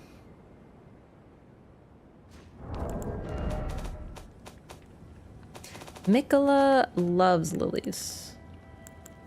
He's base, like me. I'm just saying that lilies are my favorite flower, so I'm way more Mikola than all of you nerds. Okay? Mesmer's GF is not gonna be with Mesmer. I'll probably make a new character, also name her Mesmer's GF, and you know. Flowers look like the flowers in Melania's boss room and outside, yeah. They're all lilies is the thing. I've talked about this before, but this is Mikola's lily. This is also a lily. These are lilies. Poison blooms, fire blossoms, faded early flowers, and early flowers. They're all lilies. They're not called lilies within the lore. But in terms of if you saw this flower outside, like if I saw this, I'd be like, it's a tiger lily. That's a lily. Lilies are poisonous to cats. They sure are. They are very, very toxic to cats. Yeah. Yeah, almost every flower in this game is a lily. Not Fulgur blooms, not Altus blooms, and not blood roses or gray violets or... Okay. None of these are. But all of these are lilies. And then we also have, like mentioned, no orchids, not that we know of, but there's unmarked, non-interactable, peace lily-looking flowers above Melania's arena, above the Halictree roots, which are very white with maybe like a pinkish glow to them that look like these. Peace lilies, effectively, is what these are. Also with nice pink butterflies floating around that you can't interact with. Lily of the Valley is poison? Yeah, a lot of lilies are poisonous. Don't eat them. Wonder what made the Albinarics at least a partial success while the Academy's wind-up dolls are largely a failure. Comedic, but a failure. I don't know what you mean. Wait, you mean the puppets? I mean, they're not a failure. They work just fine, but they're used for more simple tasks. Albinarics in their creation seems to be a lot more of an arcane task. A lot more intensive. I truly believe the Albinarics were probably made in Nokron. That's where we have Silver Tears, which seem to be a more advanced version of them.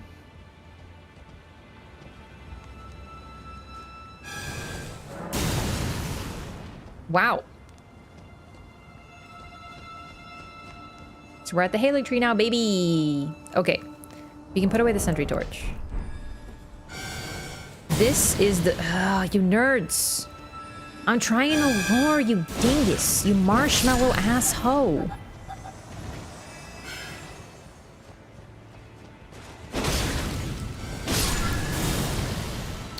my god. Who? Which one of you? You. There are envoys here. They, what do they do? They something, they make horny noises for gods or something? Ask me about my lore. Did I not get the envoy horn? Oh, bummer. That's basically what they do though, for real. It's like their lore. Any significance for this tree? Oh yeah, a lot. Yeah, I don't think I got the envoy horn, but we'll get a little bit more information about envoys because I think we get the crown here. And we'll get an ash of one of them here too. They blow their horn to herald the coming of a god. Or the birth of a god. Something like that is the wording that the game uses. So we found them here in the Halig tree. We also find them in Lanedell. Those are the two locations we can find these enemies. They're likely meant to evoke the image of the Horn of Judgment. So it's a tarot card, but I think it's also like biblical. That listen, you think I'd know this, being raised Catholic and stuff, but like not really. They didn't talk about all the cool stuff. There's an angel who will blow the horn of judgment when the time is upon us that the world shall end, and the angels come down to like judge us all or something like that. So basically the horn means God is coming, sort of thing. That's what these guys do. They sit there blowing their little horns looking like little dinguses. Revelations. They never taught us that at school. Probably because it's scary for the children. Pretty sure that angel is Satan? I'm pretty sure it isn't. Because like Satan's not allowed to be an angel anymore. Crown plus spirit ashes. Ah, good that I remember. So this is the Halig tree. This is the tree that Mikola grew from his own blood. It's stunted. At a certain point, it just stops. Now, it could be that it's because he was removed, so it's no longer feeding from his blood and thus no longer able to grow. But it's also just as likely that because Mikola was cursed to be forever young, the tree itself was unable to grow. Bye. So the tree was a failure, eventually. Now that he's gone, though, it's dying. It's also covered in rot as well, because Melania is here. Yo, Rob, thanks for the gifted sub to Nightbot. Yeah, Nightbot's been broken. We've been ignoring Nightbot. Thank you for that. I appreciate that. Oh my god, I should not have done that. Thanks for fixing Nightbot. Pet. Mesmer's flame gonna burn it down? Mesmer's flame gonna burn fucking everything down, dog. But yeah, pretty much, probably, maybe. Well, we don't know what Mesmer's doing. Listen, I'm telling you, you guys are so judgmental. You know what? Like, all Mesmer did, potentially, based on the lore, at one point, is maybe burn down a whole tree. We don't know. But if he didn't do it, and now all of you people who haven't even met him are like, oh, I bet he's gonna burn a tree. Why? Because he did it once? So judgmental. You know what I mean? Like I started a fire in the kitchen once. Does that mean that I'm a kitchen firer? Does that mean I'm gonna light down every kitchen that I see? Am I some sort of like kitchen annihilator? No, I just lit a fire in the kitchen one time. You know what I mean? It was an accident. Being a little facetious, but we genuinely don't know what Mesmer's up to right now. You aren't a Miyazaki character? Excuse me? I mean, are you worried about you starting a fire again? I've been cooking since I was like 10, and I only lit one fire. And it wasn't even a fire, it was fine. Honestly, one fire is pretty good. Yeah, let her cook. Thanks. Oh, shit. Didn't Mesmer burn the Shadow Realm? We don't know. The tree does look burnt, but it could also just be like that. We don't know. We have no idea what he did. Because the Shadow Realm, we haven't been to the Shadow Realm yet. If nobody died, it wasn't a fire. Oh, dude. actual statistical noise. Thank you for the backup, Guilt. I appreciate that. I don't know if your name is like really good for this right now. Like I don't know if I would take like I'm not gonna listen, no offense, but I don't think I'd take like legal advice from you, you know? Yeah, don't worry about it. Guilt on the internet told me that it's fine. I wouldn't listen.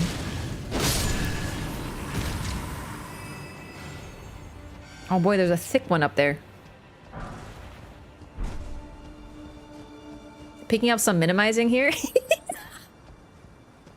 Maybe a little, maybe a little. Archangel Gabriel, that's who it is. It's Archangel Gabriel, thank you. Gabe is a big old dealio. Gabriel is also the angel who told Mary that she was pregnant with Jesus, according to the lore. So basically, she's chilling there and she's just like, hello. She had a dream and Gabriel's like, hey baby, you're pregnant, congratulations. And she's like, what? But I didn't even have sex. And he's just like, congratulations. And she's like, what? And there we go, that's Mary, baby. So I don't know if I would answer the door if Gabriel came.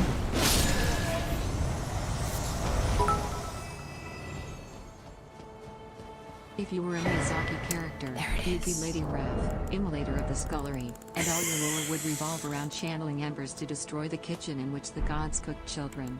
No! I don't want to be of the scullery. If I was a Miyazaki character, I'd be Maneater Mildred for real. Oh my god. Thanks for sharing. Thanks for the 100 bits. Land Persia Unsung Battle set ablaze by Mesmer's flame. Yeah, but that doesn't mean he did it before. He could be lighting it on fire now.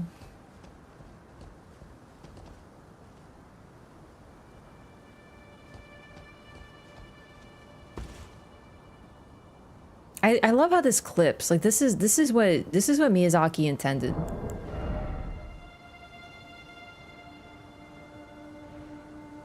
Envoy crown. Okay, I wanted to read it, but I also want to show off how silly it is. Oh, fuck. I went too close to that nerd. The soft bundle worn on the head by Oracle envoys, densely wrapped in several layers of cloth, raises the potency of bubble-based skills. No one knows what the cloth hides, but some claim to have heard a faint whimpering from inside. It must have been their imagination.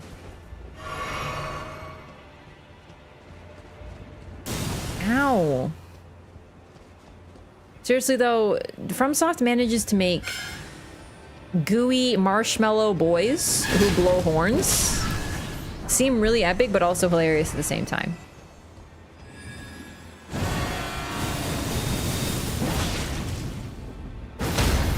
Oh boy. It's a Bloodborne DLC reference. I think it's definitely supposed to be a similar thing. But I don't know if their bodies were warped by experimentation. In the DLC of Bloodborne, their bodies were warped by various creepy science experiments that were performed upon them, and their heads became more like that. But I would describe the tortured albinarics with the weird bulbous heads as the ones that are more blatantly a reference to the Bloodborne DLC. These guys, FromSoft and big-headed enemies, you know what I mean? It's a whole thing. There's a lot going for it. There's these guys, there's the Xanthus crown from Dark Souls 1, and also Demon Souls. Although I don't think, it's not the Xanthus crown in Demon Souls, it's something else. We can rebrand the Scullery as the Scullery? Ooh, hell yeah.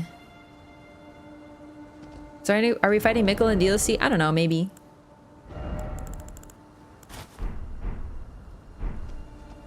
I guess it kind of depends on like what he wants, because like, why would he fight us? You know?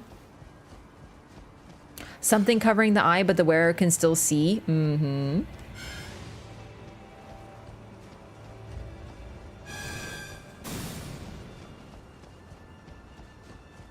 I really do love the Halo tree. It's so complex and interesting. Yeah, I will say that it's the same energy to me as when people were asking if we're gonna fight Marika. Marika doesn't want to fight us. By becoming the Tarnish and coming to the lands between, we are doing what she wants, right? So she doesn't have a reason to fight us, which is why Radigan fights us. Oh shit, that might be too high. Oh no, we're good. So similarly, since Mikola is very much a spiritual successor to his mother Marika, who does not fight, I don't know, it'd be really interesting how they would do that. It's possible they do something with Mikola's body, which has been warped. I don't know, but like, he's an interesting figure, for sure, but we normally fight people because there's a reason. FromSoft is a little bit above the whole we fight because it'd be cool. They have plenty of characters that we fight because it's cool.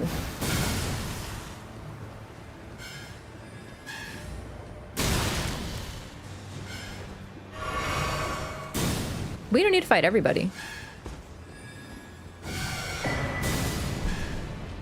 So we'll see.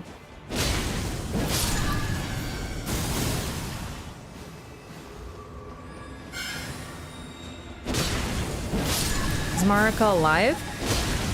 I mean, her body doesn't seem to be very good anymore, but we don't even know where she is. We don't know if she's present anymore in her body. Learning every single thing about it, then punching it to death? Yeah, a little bit. There's a little bit of like, oh, I know their names, so they're gonna be a boss. And to be fair, a lot of the time they have a point, right? Like we learned about Frida in base game DS3, we fight her, but she's also someone that we could fight. We also learned that she has another sister, and we never fight that third sister. In fact, we never fight okay, there's 3 sisters of Londor. One is Frida, one is Yuria, and the other I don't remember. I don't know if we get a name, we might. But we do not fight the third sister, she doesn't appear. The first sister is an NPC, Yuria, so we can fight her, but it's not a boss, it's just like an NPC fight. And it's only if you hit her or piss her off. And then we have Frida, who is indeed a boss, but they are all women capable of combat, so it makes a little bit more sense. Artorias of the Abyss. We do indeed fight Artorias of the Abyss.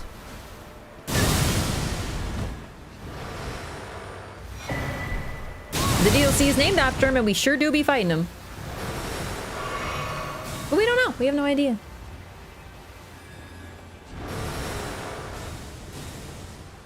She still houses the Elden Ring. She's still its vessel. Her body as the vessel is very important. That's why she is not able to die. Her body remains alive, but we don't know the status of her soul.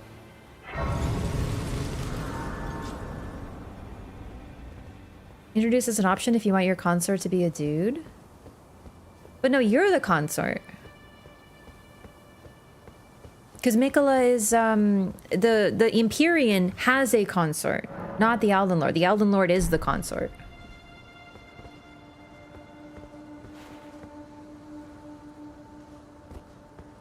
So it's more like if you want to be consort to a dude, which is troubling considering he still remains a child as far as we know, but you know what I mean. Marika could be deleted by the greater will, her soul, I mean. I don't know. Alright, so here we have 4 hooded figures, each with a candle, very similar to what we did to enter this area. And we are now in the Haligtree town proper.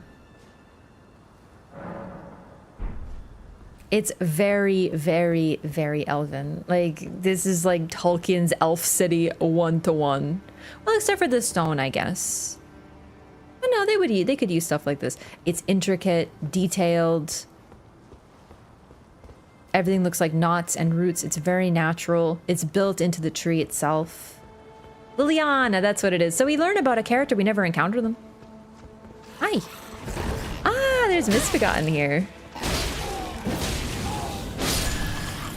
More beings that are largely unwelcome everywhere else. Post-apocalyptic Rivendell? A little bit. The rot is definitely spreading. Grown up in the DLC trailer at the very end.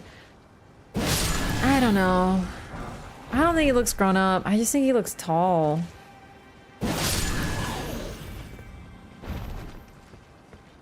Like, listen, what, you know the statues? What if they're to scale? What if Mikola is a child, but he's like a giant baby? Do you know what I mean? Like, what if he's like Yobaba's giant baby from Spirited Away? Like, what if that's Mikola? Like, everyone's like, oh, dude, no, Mikola's grown up. What if he's a giant baby?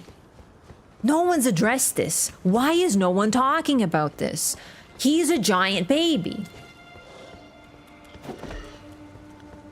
How do you walk a giant baby? Well, like, clearly, you turn him into a mouse, and then you have a little bird guy. Carry him around. Haven't you seen Spirited Away?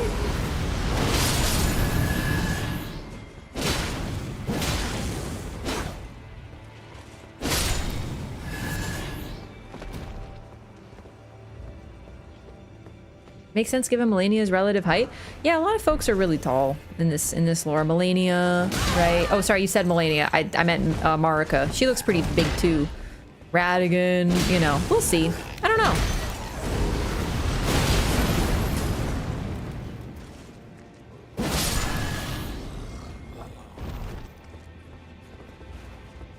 These are exactly the same as the sort of weird phantom things that you touch, and then a spirit leads you into a cave or a dungeon. There's quite a few of them. You know what I'm talking about. They're little candles. They're spectral and kind of purpley colored, arguably a little Trina colored. And then we have these. We see them as real parts of the architecture. It's pretty interesting. They're linked to a spirit. And they're just meant as guidance. It's really it. But it is interesting that we only see them here.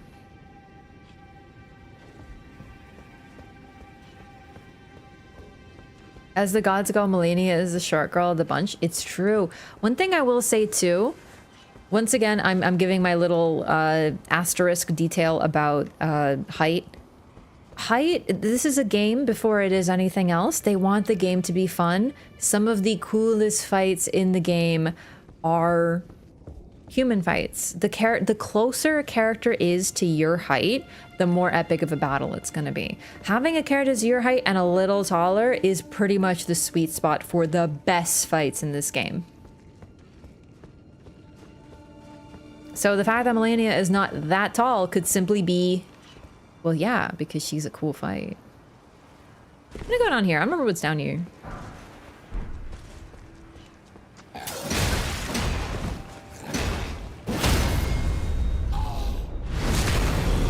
Is it assumed that we see Yuria and Liliana in the Usurper ending?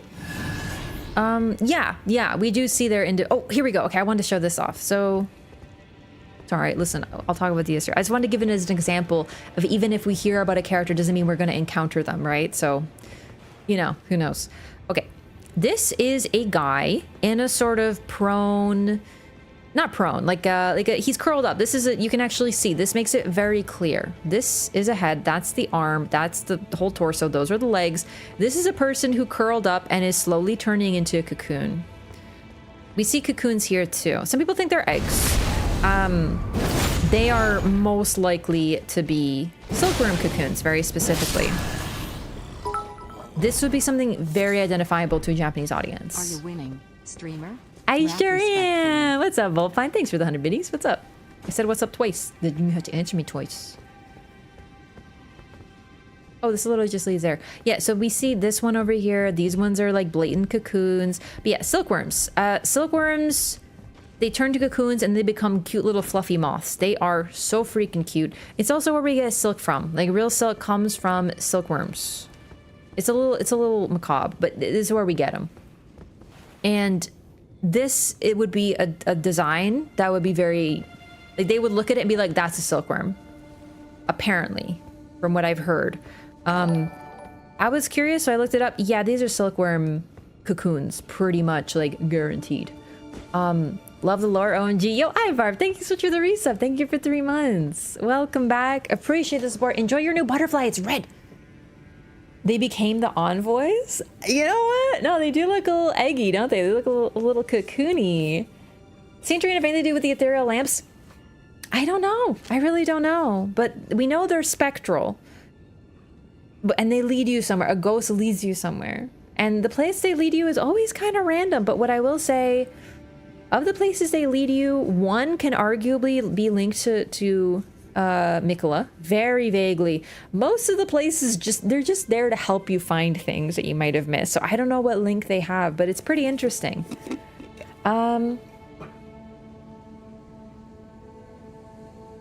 Folks, Site of Grace is called Cocoon of the Imperium. Yeah, Mikola is linked to cocoons, for sure. We've seen that already with Moog's Arena, but this is where we're getting a little bit more of it. Cocoons are transformative. They're all over the game and they are very linked to Mikola. If we see Mikola in like some weird, like I'm not saying boss, I'm just saying like, you know how Melania is butterflies? I think Mikola's moths. They're very similar. In fact, according to someone, I don't remember who said this, I think this was on YouTube. Someone told me, please fact check, I do not speak Japanese, that the word in Japanese for moth and butterfly is the same. They don't have a distinction. So it's the same. So moths and butterflies in Japanese would be the same. But of course, like in English, moth, butterfly, right? They're different. Moths tend to be nocturnal. They tend to also be fluffier. But I don't really know any more than that. I'm not an entomologist. Entomologist for bugs? I think so. Who knows?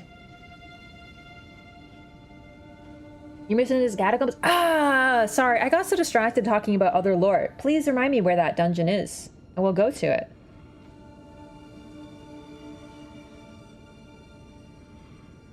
Hey, Concept, what's up? Aesthetic-wise, maybe think of St. Trina? Yeah, I mean, they're purple. They have that hazy purple glow. I'm not saying they're not, but we don't really know enough about them, and, you know... A lot of the spirits that appear, they have a sort of blue glow, but those ones look more purpley. Could be linked to Trina, but we just don't know.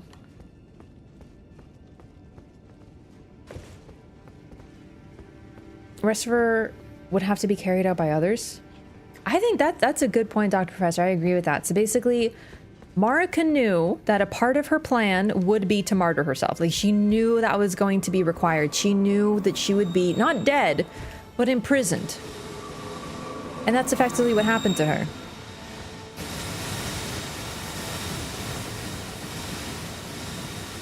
She knew that someone else would have to finish the job, but she would start it.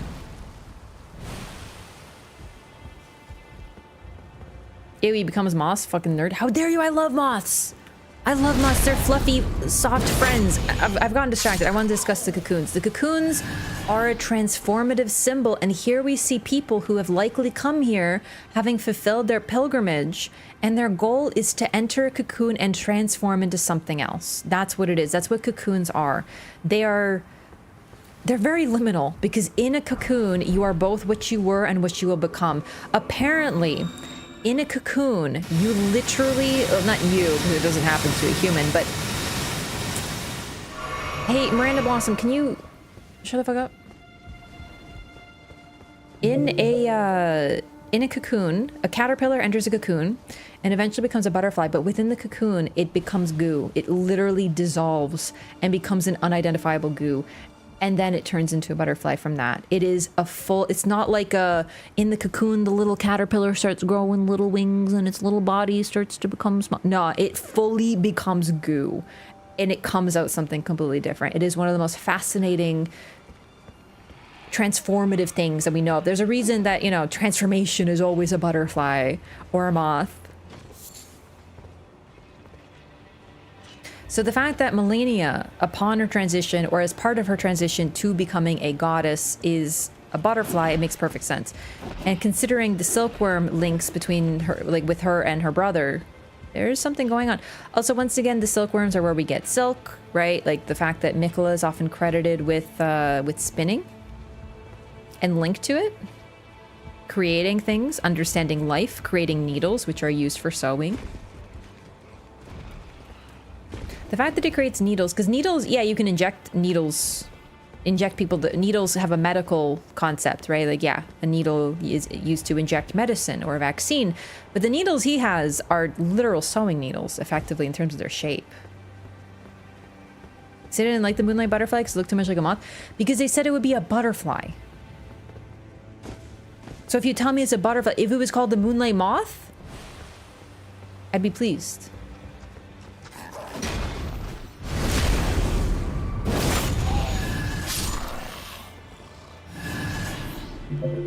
Okay, we're set to fight this guy who hits really, really, really hard, actually. And is really, really mean. And I'm bad at dodging him as well, as you can see.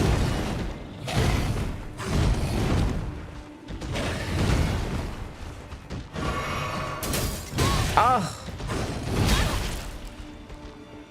Needle's a reference to Isaac Newton? Oh, son of a bitch.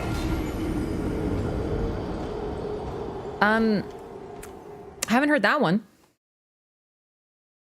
Do you think there's any relation with Greek mythology, the three sisters, for example? Definitely. The three sisters of fate. The thing about Mikola is he's, of course, his appearance, right? He looks very feminine, right? He's a young boy, so it makes sense as to why, but you know what I mean? There's definitely like a femininity to his appearance, and he is often linked to stereotypically and historically feminine things like sewing, needles, and spinning. I did not make that jump running. I live, bitch.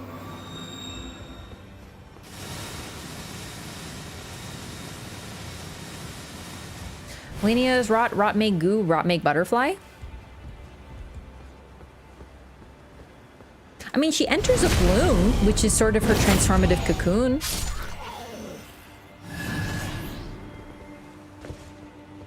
All right, sneak on over here.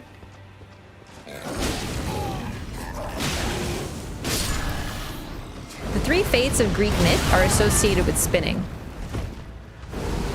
One measures out the thread of your life. One, wait, hang on. One creates it. One measures it. One cuts it, I think is what it is. And the Blasphemous Blade made it easy. I just should have held the L2 button, huh?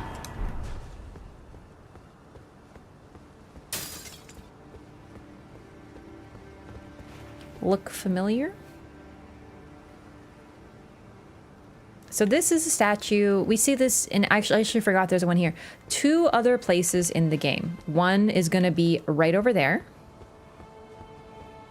And one is in Altus, where we get the the amber starlight shards, which is likely linked to Mikola as well. It could be his fate that he abandoned. It was right here. No, wait. Yeah, right here. Right in this place.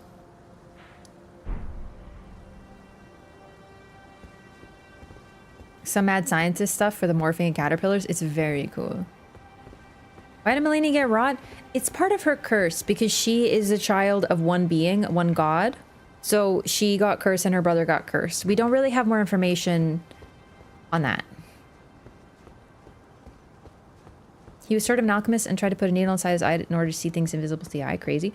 Did not hear about that. I'm not saying it's not that. I'm just saying that like needles have like a really major history beyond that. The fact that they're used for medical, sort of pseudo-medical purposes here, because what they do is Melania, Millicent, they thrust the needle into their chest. It looks pretty painful, but so it's sort of medical, but also definitely linked to fate.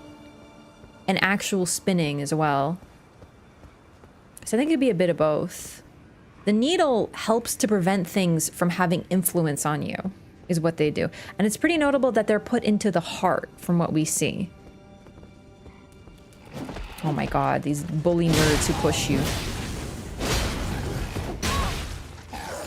Rot for Melania, no maturing for Mikola. Melania is linked to the Rot God. Pretty standard, right? Like the Rot God cursed her. We don't know who cursed Mikola. We don't know where that came from. It's rather mysterious. We don't know why those two things either.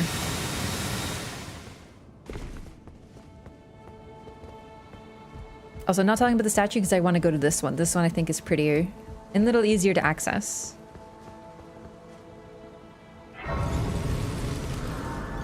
So this is a statue of Melania and Mikola. It's pretty inarguable because of the features of the two characters. So one is very young, a child, and the other is, of course, well, armless, missing an arm, which has to be Melania. The hair is right, everything. So this is Melania. We can see that they're demigods, most likely because of the crowns upon their heads. And this one is actually a really great image because it's loving and protective, but the child, Mikola, is sort of holding up the sister too. Like he's pressing her upwards as well. It, to me, looks like a depiction of mutual support and protection. It's really sweet. And we see a statue very soon after the Loretta fight that's actually unique with both twins still as children being protectively held by an older figure who a lot of people think is Godwin. It's definitely possible. We don't really know. But either way, we get to, it's actually really interesting because this is a fully grown Melania as far as we know, right? She still actually probably has both feet, but her arm is missing. So the arm is the first thing to go, it looks like, for the rot affliction.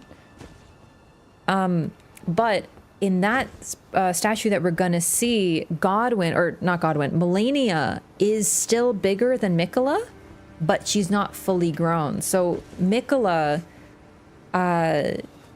there was a time where they both looked the same, but eventually one kept growing and the other didn't. It's really neat. It's a gorgeous statue. We'll take a look at it. I'm sure you've seen it. It's been all over the internet.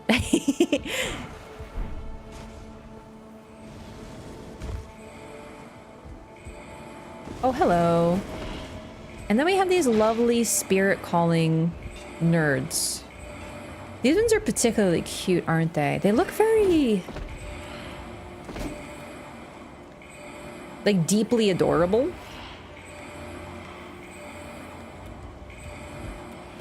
Mikola's blonde, as far as we know. Mikola is the only child of Radigan and Marika that we know of that has blonde hair. Some people argue Rykard had blonde hair. I don't think so, but your mileage might vary.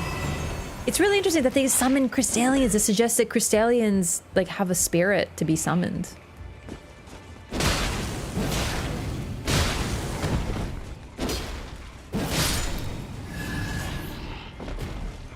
Greater Will wants nothing but order. Why do you think it allows the meddling of outer gods? It could be that it's not able to completely prevent the influence of other gods, maybe because it's very far away, or maybe it doesn't really... It clearly needed Marika to be the vessel for the Elden Ring. Oh, I actually didn't realize there's a path back here. Holy, cool. I probably remembered, but like, or I probably seen this, but a long time ago. Gender flip versions of parents? Yeah. Oh my god, really? They really pushed me. That's rude. Melania and Mikola are born. They're Krister's reflections of the state of the world. It's possible, but I genuinely think it's a consequence of an attempt at rebirth in the form of Mikola or Marika and Radigan, because they're one being. So them having a child is gonna cause problems, sort of like a debuff, dude.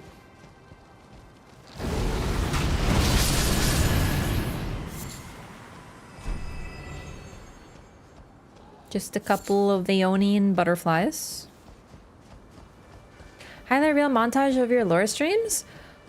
I don't know how I'd like really edit that, I'm gonna be honest with you. I do want to do some lore videos. There's been a lot of stuff going on lately, so I haven't had a chance, but I've started scripting a little bit and I have some ideas. I think it'd be best to just make dedicated lore videos on some topics. And if people want like a 13-hour cut down of all my lore streams, maybe.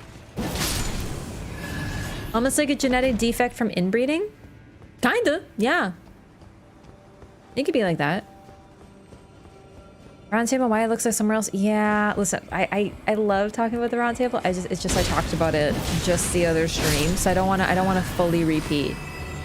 It's one of my favorite topics though. In fact, that's one that I really want to do a video on, even if like, you know the meme? It's like, if the round table hold got one follower, it's me or whatever. I don't know all the words, but that's me on that topic.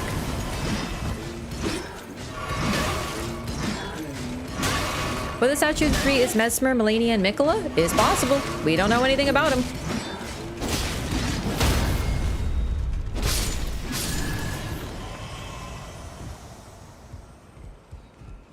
$13-hour lore video, yes please? Hell yeah. Nose is itchy. Raph podcast on lore? That's great. I'm really glad to hear that. Listen, I love doing streams like this, unscripted, just like chatting. It's like really fun, but I really want to do dedicated scripted lore videos. I want to flex my writing muscles a little bit. It's been a long time, you know? Also, I love the idea of having an organized lore video that focuses on a topic and is able to be pretty thorough and touch upon everything, because inevitably, you know, I talk about something and I'm like, oh, I forgot to talk about this, you know, just pre-plan it. I would love it, because then next time someone asks a question that I've answered before, and no shade, like there's always new folks coming in, I love it. It brings life to the stream, like no complaints. The next time I can just be like, I've talked about this. Here's the video, you know, like it just allows for more streamlining. I made an hour-long video on this topic, you know. Soulfry, thanks for the bit. I really appreciate that. Thank you. Elden Ring version of 12 hours of X to sleep to YouTube videos. What about 12 hours of PvP to sleep to? And it's just me screaming at the top of my lungs. Because I would do that. You want to know why?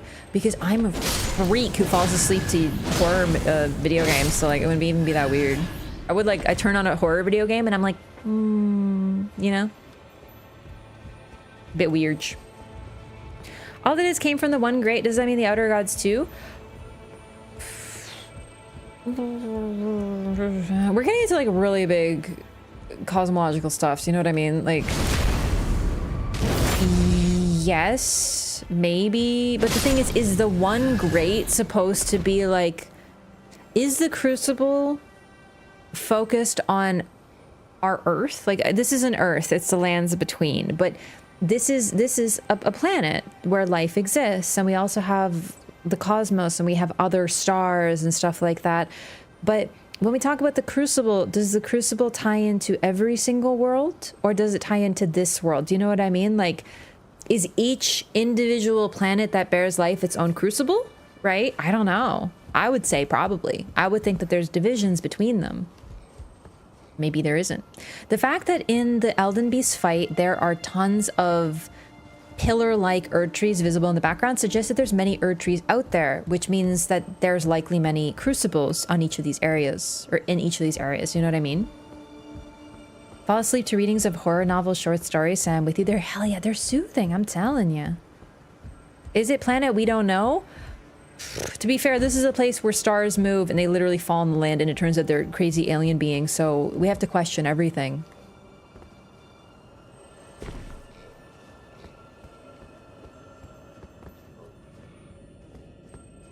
Lands between is flat.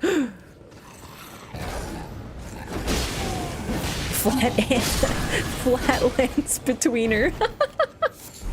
I think all the other outer gods predate the greater will. So what's interesting though is the three fingers. I think it's either Shabriri or one of the three fingers description. Three fingers seems to say that the greater will.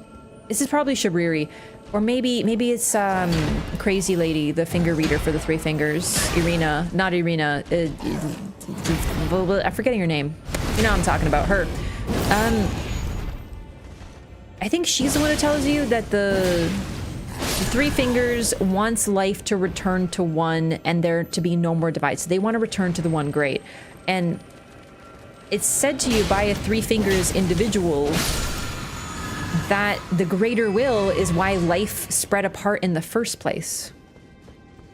And the thing about the three fingers and beings associated with them, they don't lie. They may not tell you the full truth, but they don't lie. So it's a pretty interesting thing. That suggests the greater will is the OG. Ow.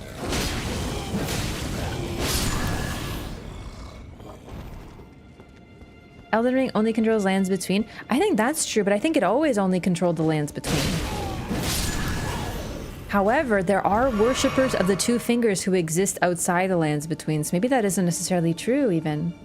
Hayeta, thank you. I'm telling you, I have 1,000 hours in this game and I still have to get reminded of the name sometimes. I have a name problem.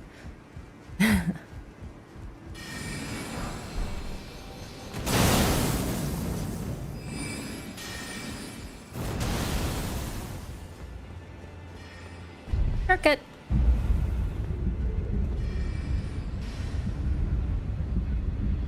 Hayata said the greater will made a mistake.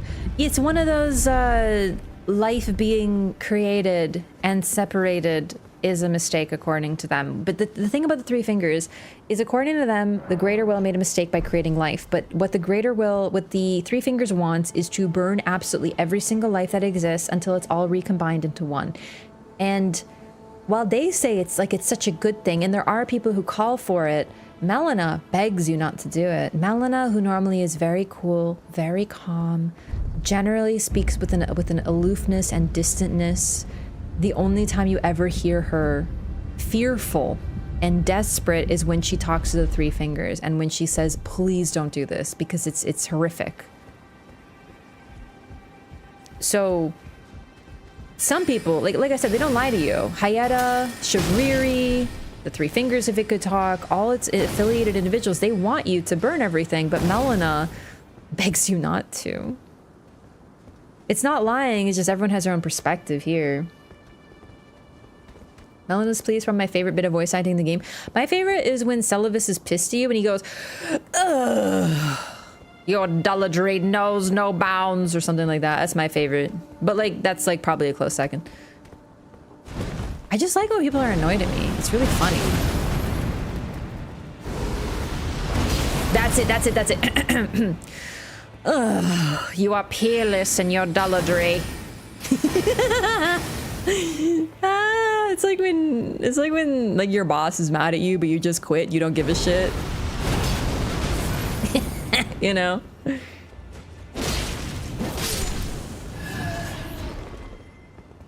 Honestly, every performance is 10 out of 10 in this game. They break the scale.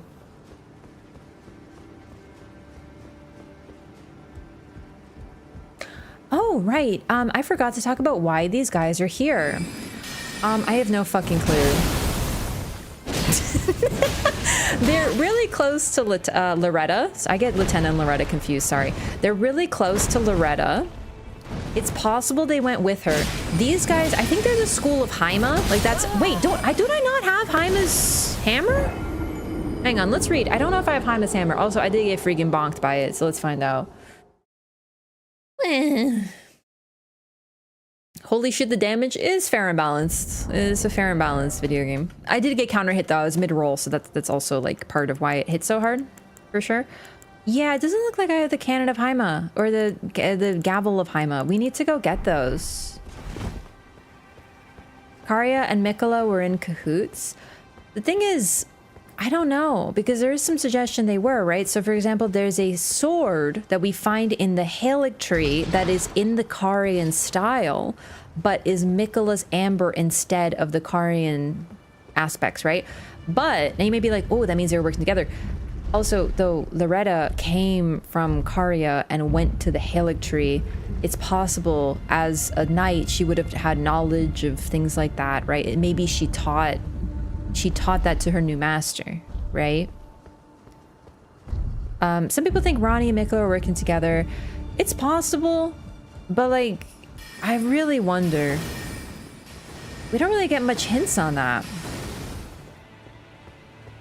If anything, I feel like Mikola was kind of pissed, dude, because the Carians kept fucking with him like Radon. Although, I mean, Radon was doing his own thing. He fucked with everybody. Also, you know, killing his beloved brother, like half killing him, turning him into a zombie. You know, troubling. However, if Mikola is anything like his mother, he might even be able to see past that. And still work with someone who did that to his brother because he's a pragmatist above everything else. Haven't finished it because I'm afraid of lobsters. That is very understandable. Lobsters in this game are nightmarish. Mikola Knight Sword. Yes, the Mikola Knight Sword. However, the Mikola Knight Sword was never given to a knight, which suggests it was probably made really late in the timeline of like Mikola's army. I think, don't they call it an ill-starred sword with no master or something like that? I forget the term. We'll get to it shortly, hopefully. But, you know, he never gave it to anybody, so it suggests it was made very late, which suggests that Loretta also got there really late, which suggests that the Carian and Halictree working together wasn't necessarily the case. Oh, I had the rhythm and I lost it. Get the erudition emote before getting the gavel of Haima? I have the erudition emote. I just forgot to get the gavel like some sort of dingus. Okay. So the Haima folk, I believe that they traveled around spreading justice, and their form of justice was literally a gavel that they would smack people in the face with.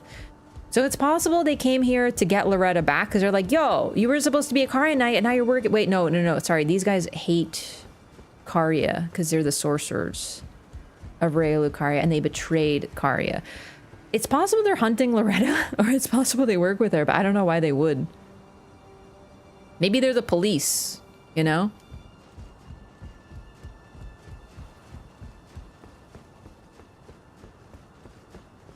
They do seem to be protecting Loretta, though.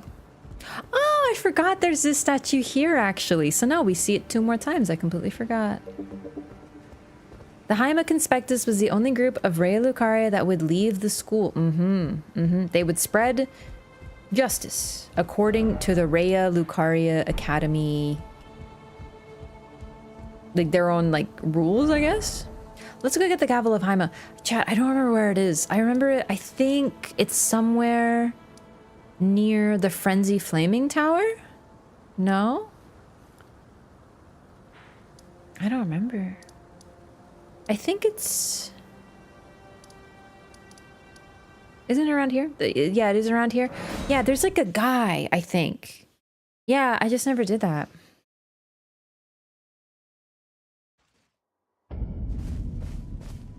To the right? This way? Yeah, over here, right?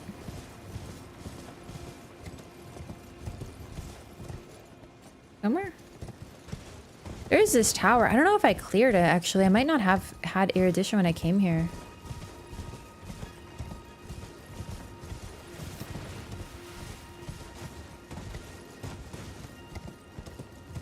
Is it in the tower?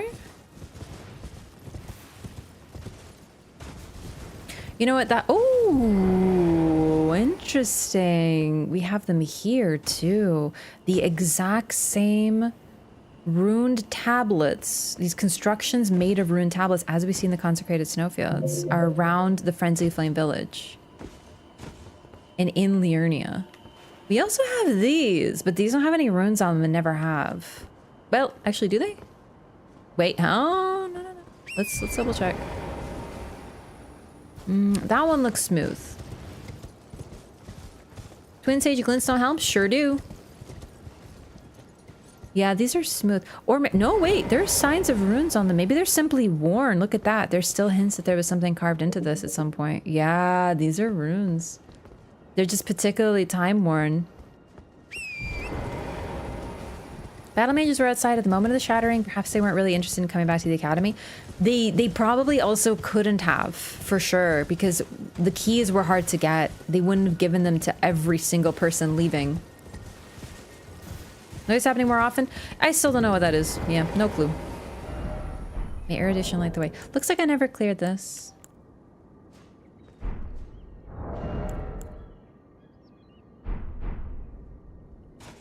I forgot. Sorry.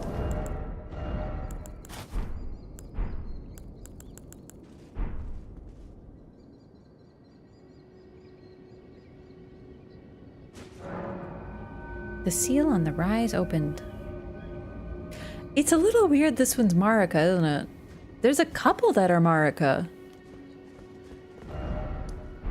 Converted Fringe Tower. So it's a converted Fringe Tower, and there's...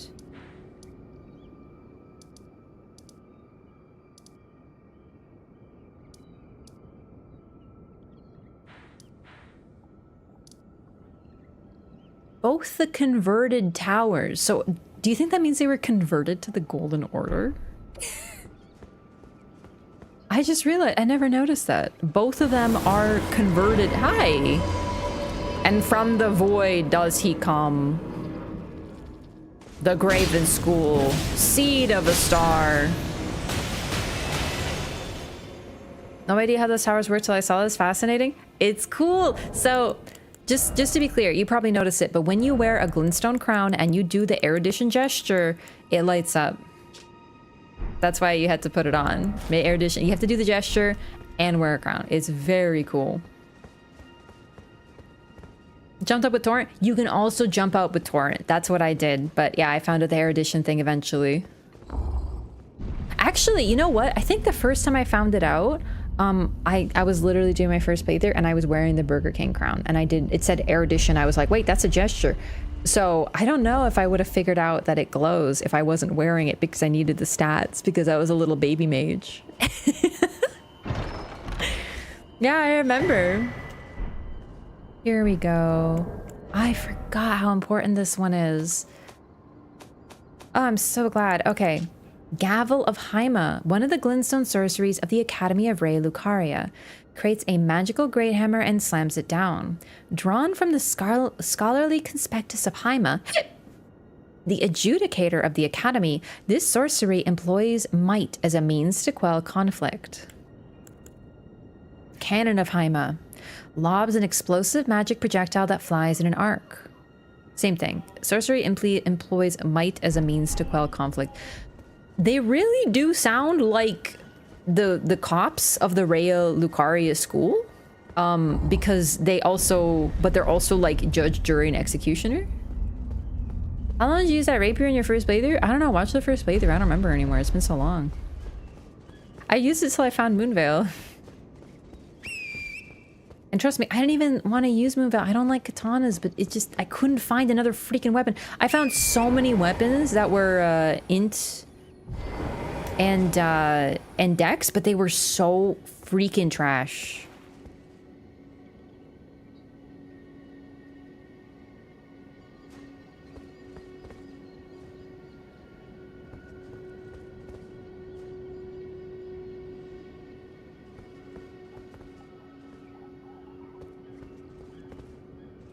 It's like her dress has become the Elden Ring. Not quite, but it does look very cloth-like. Like here, it looks like moving cloth.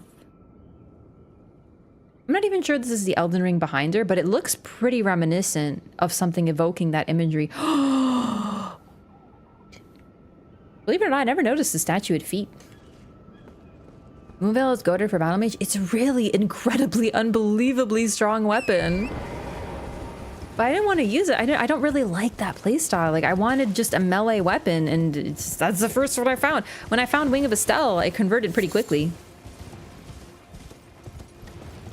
Forgotten whose game you're playing? I know, for a moment, I forgot. They were de-escalating conflict. They de-escalated conflict by being like, I will hit you with a fucking hammer if you don't shut the fuck up. And like, damned if that doesn't probably maybe work. I don't know. Can't have conflict if they're fucking dead. Bonk. You know? Stop resisting. Yeah, a little. I really do wonder why there's two members of the Haima Conspectus over by Loretta. Because they don't seem to be aggressive. They don't seem to be going after her. Maybe they are protecting her. With a divide from Rea Lucaria, it's possible they have their own logic. Ooh, I forgot about this. Holy fuck, what the shit? Jesus Christ. What the fuck? I forgot that happened. Help. Help.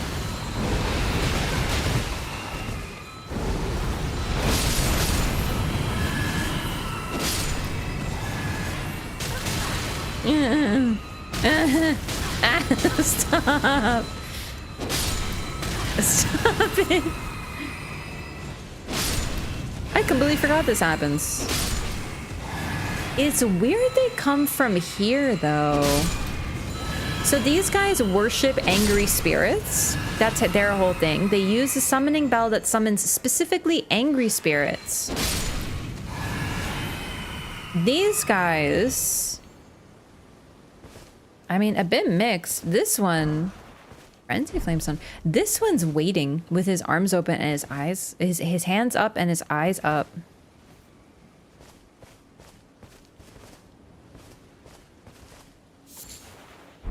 Eye of Yellow. So these ones probably got frenzied, but them in a circle of chairs, unconscious, dead / sleeping as if they died in the chair is very Bloodborne. I always associated these guys with Trina. I'm not saying they all are linked to Trina, but in Bloodborne, we find figures in chairs. Often they're actually tied to the chair or like handcuffed to the chair, but they communed with a god and entered a dream, and they live there now, and their bodies are dead and desiccated and mummified, but they still remain in those chairs, and their souls are elsewhere. Their minds are elsewhere, so to speak. Not even so to speak, like literally in the lore of Bloodborne. That's what's going on there. So when I saw guys sitting in chairs as if dead, I was like, oh, they're probably just dreaming. This wasn't even weird to me, especially the fact that they're in the middle of nature in really like ornate chairs. Also, fun story, fun detail. In-cut content of Bloodborne, So in Bloodborne, you teleport via lanterns. And they're sort of like bonfires in that they're safe, but you can't rest at them. It's a little different. But in the original concept, chairs were your rest point and your reset point. You would sit in a chair, fall asleep, and enter the hub, which was the dream. They changed it in development, but I think based on this, based on some of the stuff remaining in Bloodborne, there is something to be said about people in chairs being dreaming or sleeping, even if they appear dead. And that's why I think Trina. Other than that, though, we can't really be sure. Trina is a very mysterious character to this day. Raph embracing cut content.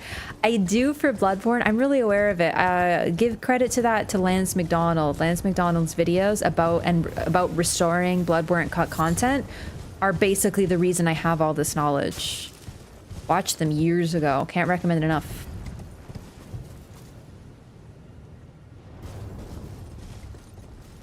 What's that? Wandering Mausoleum? Did I not? I never stopped you. There's not too much in this area, I'm gonna be honest with you. I want to do some cleanup though. YouTube lore videos? They're not lore videos, they're content videos. It's literally him being like, this is what it used to be like. Hello, we used to use chairs. And then I derived lore from that because I'm a nerd.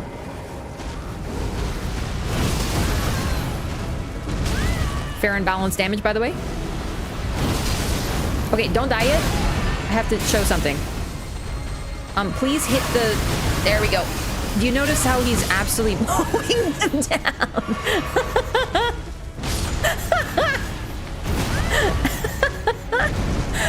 Oh, boy. You just got a freaking quad there.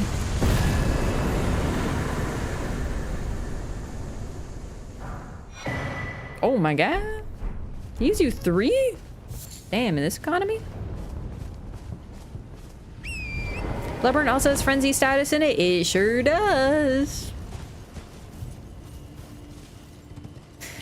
Sting getting killed by the being you're venerating? They're not venerating the being. They're venerating the tree, which is a fresh sprout because they worship fresh sprouts. But that's what I'm trying to point out is they're not allied. Because allied, well, okay, there's some flexibility. Caelid dogs will hurt each other, but that's because Caelid is a wild area where no one has allies, truly. But the fact that they are hit by the boss means they aren't affiliated. So that's actually why I wanted to point that out. Yeah, budding growth. There we go. Thank you. Thank you. So, Old Palace Ruins. So the wow, there's 2 of them really close. I forgot about that. The civilization of old is now gone. The ancestral followers live in the ruins, but it's likely because the ruins have been sort of taken back by nature, because they seem most focused on nature. They're very druidic. They tend to live in the woods. They don't use metal. They simply use bone, fur, right? They literally pretty much are druids, conceptually. Minor archery being watered by living jars enters blood. I don't know, but I definitely think that there's people within the jars that are sort of buried there. Like that was the purpose of the jars in part, was to bring the dead to places. Oh boy! You can jump? That's so cool. I forgot about that. Did you know, and this is true, that elephants cannot jump? They are the only land-based mammal that cannot jump. And imagine that because this bitch can jump and it's a fucking giant turtle made of rocks. That's gotta hurt.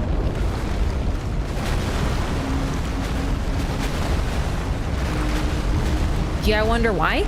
It's because they don't have knees, I think. Like literally, elephants do not have knees or something. That part might not be true, but the not jumping is true.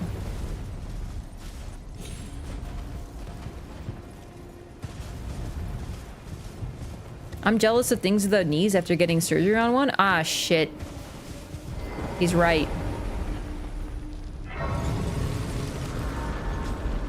I did forget to come to the Palace of Old. It's a slightly forgettable area, unfortunately. There's not too much interesting here. In fact, I'd argue other than the wandering mausoleums flexing their knees, there's not really a lot here. But in terms of lore, this shows that these ruins also existed on land. The old civilization was above ground and underground. It's also possible that the underground is where they were forced and they sort of rebuilt there. It's possible they lived on both. It's possible their civilization appeared, like was pushed underground. They teleported all their ruins. But the thing is, a lot of the major building is underground, specifically the, the Grand Cloister. This area is probably the most developed and undamaged part of their civilization. Maybe the ruins sank? I mean, they sure do look like they're sinking.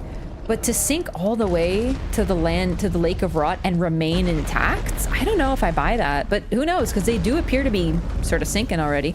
And the thing about Liurnia, and this is still Liurnia, Liurnia is sinking into the ground. So there could be something about that too.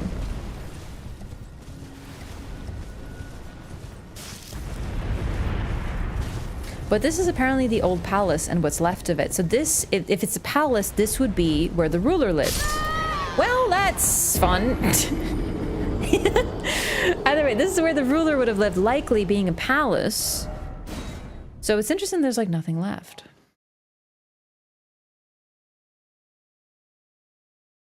First a confirmation on Saint Trina? What? Oh, you mean the Sake of Marika, helpful. You mean the fact that we learned more about Saint Trina from Miyazaki? What's crazy to me about that? Wow, the headshot staggered me. That's cool. Look, they're digging. It's cute. The thing about being excited that Trina and Mikola's getting confirmation, like, I find that so funny. Because that suggests to me there's not going to be a lot of stuff about Trina and Mikola in the DLC. Like, in all seriousness. Maybe I'm weird. Maybe like Miyazaki's destroyed my brain a little bit. But when I hear we're going to learn about Mikola and Trina, to someone, maybe people who haven't played the other games, they think that means that Trina and Mikola is going to be like this. If this is the DLC, right? This is the DLC. I think that people think that means that the DLC is going to be like this much Trina and Mikola. You know what I mean? Like mostly. When I hear that, I think, oh, that means like Trina and Mikola is going to be like this, and the rest of the DLC is going to be this. Do you know what I mean? I'm so pumped. I wonder if it's going to end up being more correct. DLC map size isn't what we all think. Because people always twist his words, man. He says it's going to be like Limgrave. Was the main character in Famitsu? Yeah, and so's Artorias in the DLC that has his freaking name, dog. That's what I'm saying, you know? Mausoleum Compound. Interesting. You know what? There's two here. Interesting. Okay. Like, seriously, if the DLC is literally going to be nothing but Mikola and Trina, I'm already sleeping. Like, I'm resident fucking sleeper. But it's not going to be resident freaking sleeper because Miyazaki's the GOAT. You know what I mean? Like, I trust the man. And if he's on interviews answering these questions, that means he's like, yes, there will be Trina and Mikola. Everyone will be very pleased and getting exactly what they expect and want. And then he's like, they don't know what I got up my sleeve. Like, seriously, the man's never disappointed. Ever. He's like Batman, dude. He gives us what we don't even know that we need. I don't need Dex, actually. He's the hero that we don't deserve, but the hero that we need right now, or whatever. Perhaps we're gonna have a lot more questions and answers. Yeah, that's like literally always what the DLC's about. Like that's kind of what I'm saying. Like Miyazaki loves to say shit, and then we're all like, oh, that makes perfect sense and it's probably logical. Oh, the main character of the DLC? That probably means that we're gonna see him a lot and talk to him a lot, and we're gonna get every question about him answered, and he's gonna follow us to the DLC. Is gonna be our Melina, and then it turns out that he basically get like one item description that says, Trina and Mikola were best friends, and then they decided one day to combine. The end. And then we're like, wait, what? That's it? And then the rest of the DLC is about some dude named Brody Redbeard. And we're just like, who the fuck is Brody Redbeard? I don't give a shit about Brody Redbeard. I don't. I don't care. I thought this was gonna be about Mikola, bro. When's Mikola gonna come back? I wanted to talk to Mikola. And then it turns out that Brody Redbeard is like the coolest MFer you've ever met in your life. And then he like is the final boss and it's so good that you cry. That's what Elden Ring DLC is gonna be. I'm telling you, when we meet Brody, his brother Brady, and his sister Bridie.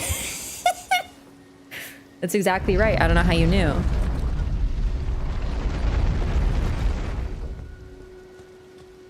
And the best part about Brody Redbeard, maybe like, does he have a red beard? No, dude, he's actually blonde. And they never address it. He's 100% blonde, like the blondest bitch you've ever seen. The B Squad, and then an item description says that the three triplets, Brody, Brady, and Bridie, were often referred to as the B team and looked down upon for everything they created. And that's it. And then you go, oh my god, it's a Dark Souls 2 reference! And then I'm gonna be screaming and crying, you know? I'm telling you, this is happening. Miyazaki texted me about it. Sorry to spoil, I guess, but like... truth hurts. He's blonde, but he dyed his eyebrows blue. Now that's a look, baby. Okay, Old Palace, we did get some serious lore there. I'm not joking. Let's go back to fight Loretta.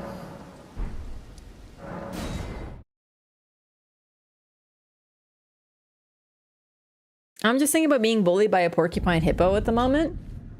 I'm not gonna kink shame or anything.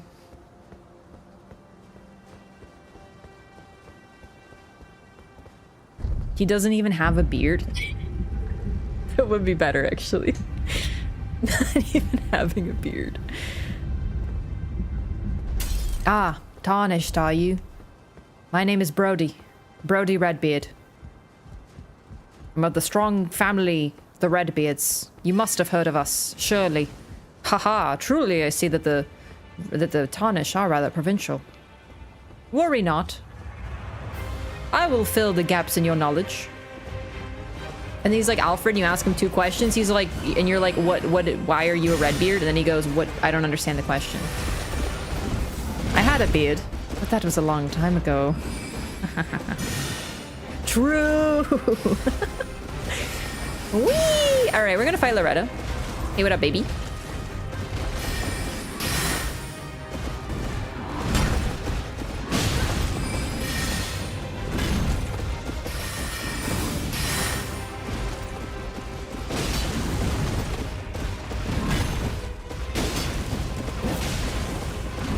You know, I will point out, so this is our second time fighting Loretta. This is her in person. I mentioned that previously. No surprise there. So, one thing about her that's really interesting, she's a reskinned tree sentinel. Like real talk. She's a really cool boss. But the problem that I have is FromSoft didn't even give her her own grunts. Like, you know, when she like goes, it's a tree sentinel sound. It's the same sound. It's the same. They didn't give her unique sounds, which kind of is a bummer because it makes her feel a little repeaty. It does, even though she's got her own weapon, her own playstyle, her own lore, everything. And yeah, the horse does like the hop. That's very true. It's very real. But like the tree sentinels, because she is of course a effective reskin of them, she takes damage along with the horse. And based on the Night Riders, the Night Cavalry, I should say, it's kind of interesting because it suggests that there's something different about tree sentinels and Loretta very consciously, because they are linked strongly with their horses versus Night Cavalry. They don't take damage with their horses.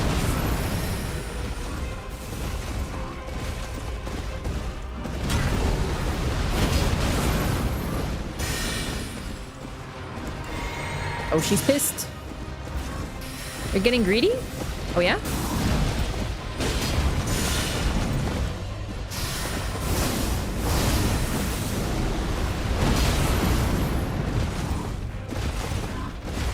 Oh, this horse really do be hopping, huh?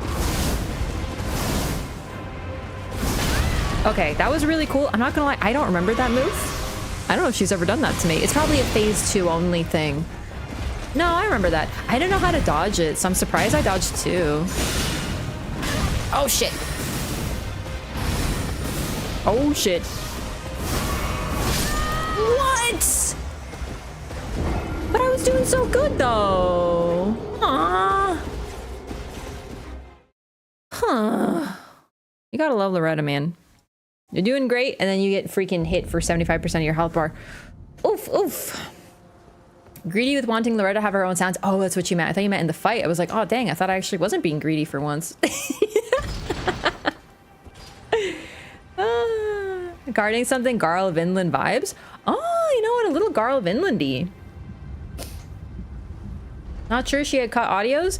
Well, then they should have fucking put them in, because the fact is that literally when I hear Loretta and we hear all about her, how she's a cool knight and she's a unique fight, got her own weapon, got her own lore, fight her twice. And then I just hear when I fight her, like I'm fighting fucking Jack Tree Sentinel for the 15th time. It bothers me a little. I don't need her to talk to me. I just want to hear, like, her own grunts, dude. It's a little lazy, FromSoft. It's such a minor quibble, I know. But seriously, she's so cool. And you're telling me she sounds like Tree Sentinel number 20? Oh shit. That was a little greedy for real.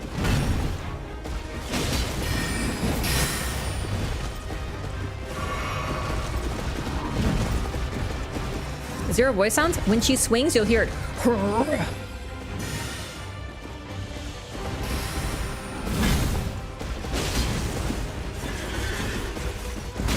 Oops. They're like low male grunts. It's one of those I can't suspend my disbelief moments. Exactly. Like, it's such a minor thing, but to me, it's a reminder that she's a Tree Sentinel. If I'm not the best at noticing movesets, like I'm really bad at it actually. I will fight a boss for like 3 fucking hours, and so I'll be like, oh my god, that's the same move that a Crucible Knight does, and I'm like, it is? Like, I don't notice these things. But when I fight her, I'm like, oh, she's a Tree Sentinel because she sounds like them. Holy shit, that's way bigger than I thought it was. Probably fired to quit the project. Bro, they could have fucking texted me and been like, hey, can you grunt into a microphone for me? And I would have been like, excuse the fuck out of me? And then they would be like, no, it's for Loretta. And I'd be like, okay. Do you know what I mean? Like, was it really that hard to get someone to go, like, truly? Your best Loretta? Hang on, hang on. I have to be an anime FromSoft girl because everyone has a soft voice. Yeah. Huh. Could you imagine? Because, you know, all the dudes in FromSoft are like, I have a low voice. It sounds like gravel. Like I'm the guy from Dark Souls 3 DLC. And all the women are like, I talk like this.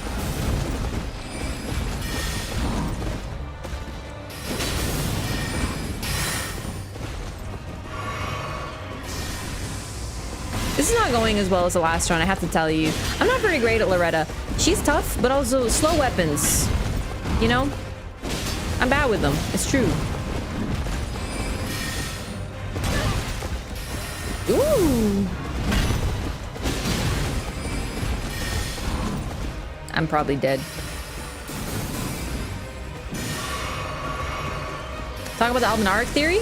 The thing is, like, believe it or not, I am trying to focus a little, and talking about like full lore and using my fucking brain will probably make her slaughter me immensely. It is kind of cool that she like holds her shield up to do her like phase 2 buff, you know? Melania's voice is quite lower. You're right, there are exceptions, and Melania's voice is like the sexiest voice of all time. Eileen as well, by the way.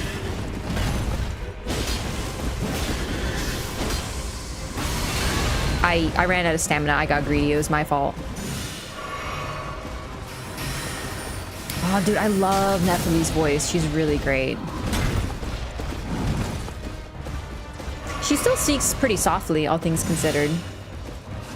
You summon? No, why would I use a summon? I'm having fun, nerd.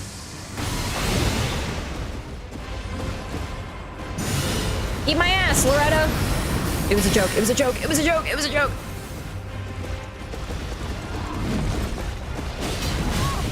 Oh, I decided to use an R1. That was greedy. How dare I? Oh, fuck. I deserved it. It's fine.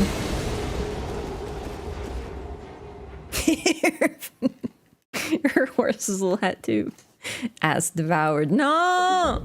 My ass! Lanciax's roar is quite deep. Fuck, thank you for reminding me yet again. All the dragons roar the same. It's true.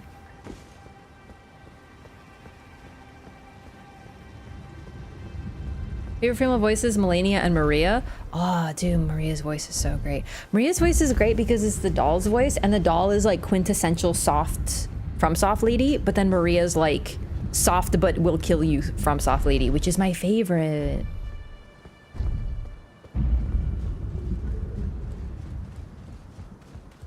As Dragon Race is kind of... It's not. All the Tree Sentinels also have the same voice,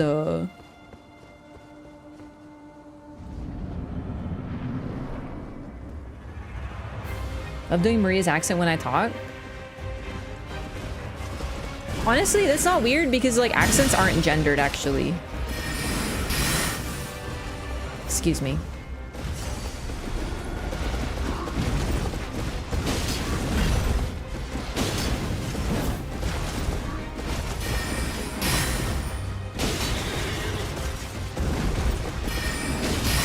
Oh, rude.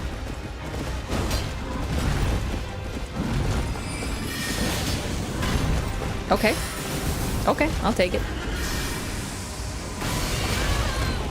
Okay, that was my fault, but I really thought I did that good.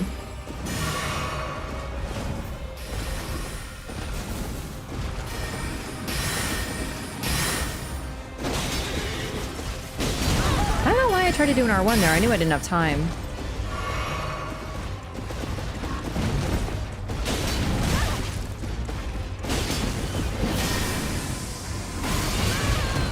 Oh boy!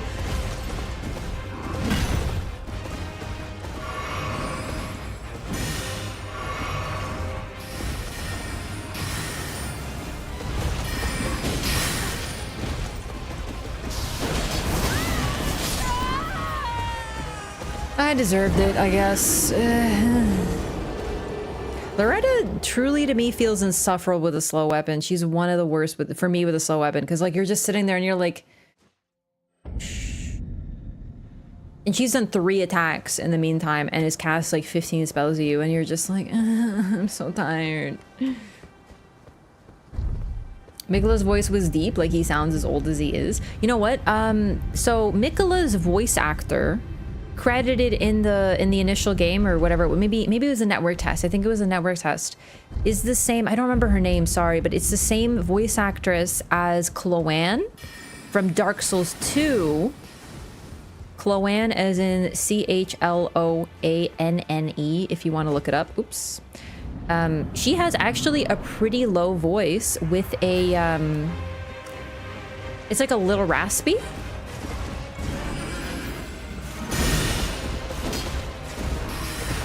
So if they keep that voice actress, if Mikola speaks, we are likely to hear a lower voice. She is a voice actress though, so that's not to say she can't do something, you know, she can't vary and switch it up. But just saying, Chloanne has quite a low voice.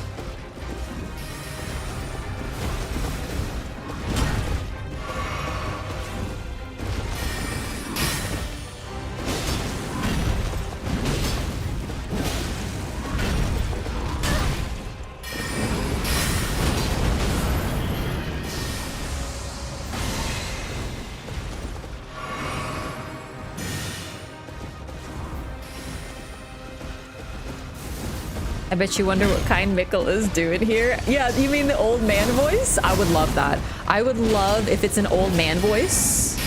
And it's the one saying, I bet you wonder what kind Mikola is doing here. And then it's like Mikola himself just being like, hey, I'm kind Mikola, by the way. That'd be so funny.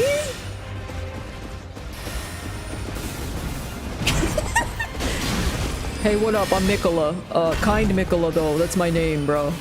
just what they call me because I'm so kind. I would love that. Personally, I vote for Dude Bro Mikola. Hey, what up? I'm Mikola. Danny DeVito! Yes!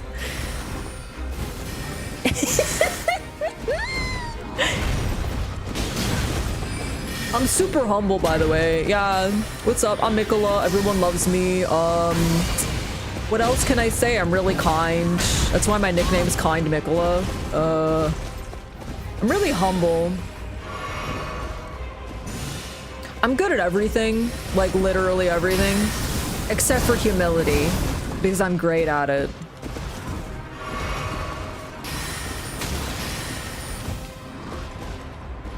I want to hear "Suh, dude." "Suh, dude." I'm Mikola. Fuck! I laughed so hard, my voice like annihilated. Shit! I gotta stop laughing. I actually have to stop. My throat's gonna hurt. "Suh, dude." Heard you were following in my footsteps. It's kind of fucking gay, bro, but it's okay.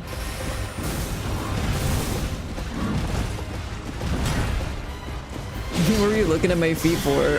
You know.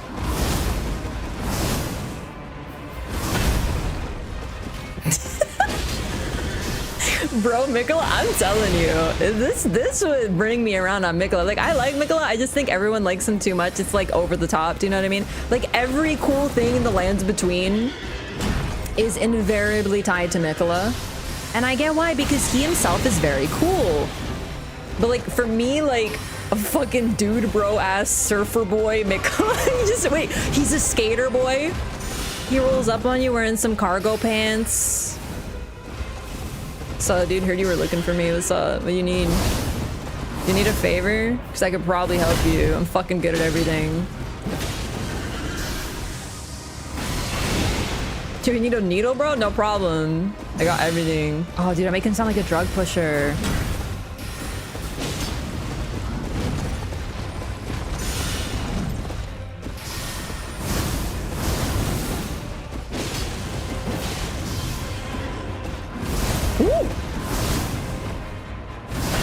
Oh, we're gaming now. Everyone, please give thanks to Dude Bro Mikola for this run. If we fail, though, that's Moog's fault, okay? Real talk, for real, for real.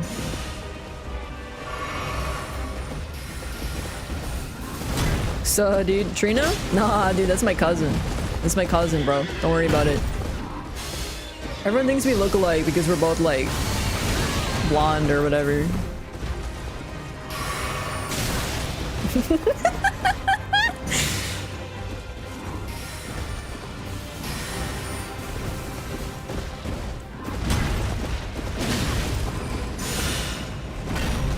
Don't.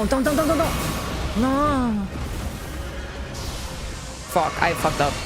Woo, never mind, I'm a gamer. I'm sorry. That has a range? That seems unfair. Genuinely talking about Bro Mikola helped us win the run. Turns out all this fascination with sleep magic was just drug attempts. Oh, bro. No, Trina. Shit. Okay, listen, bro. Like, it's a little embarrassing, but like, I did shrooms and I went to the woods and I ran into these people who were like praying or whatever. And they were like, dude, like, you must be the god that we've been seeking all this time. And I was really high. So I thought that I was, and I was around a bunch of trees. And then I just said, "Oh my name, yeah, I'm totally your god. I'm Tree, nah." And then they thought that was my name, bro. And then I kind of have like a cult or something. Listen, I don't want to talk about it. It's a little embarrassing.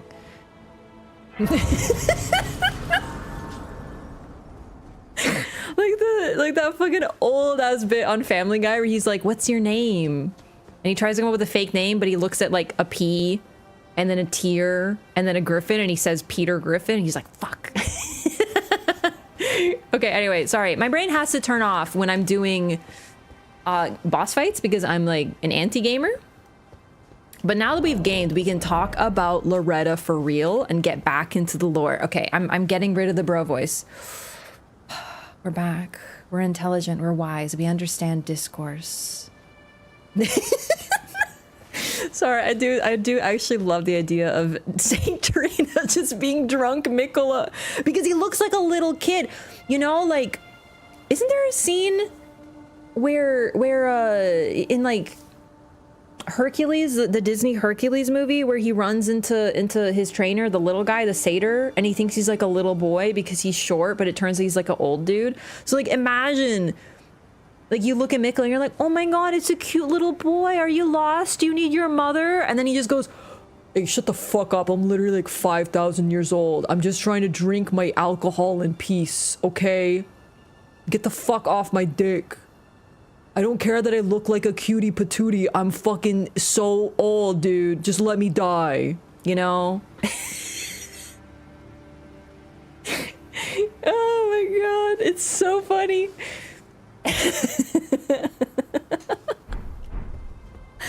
Saint Trina Torch description depicts an adult Trina, but the image is unnerving. Yeah. Trina's also a kid, for sure. Can't take her as old man.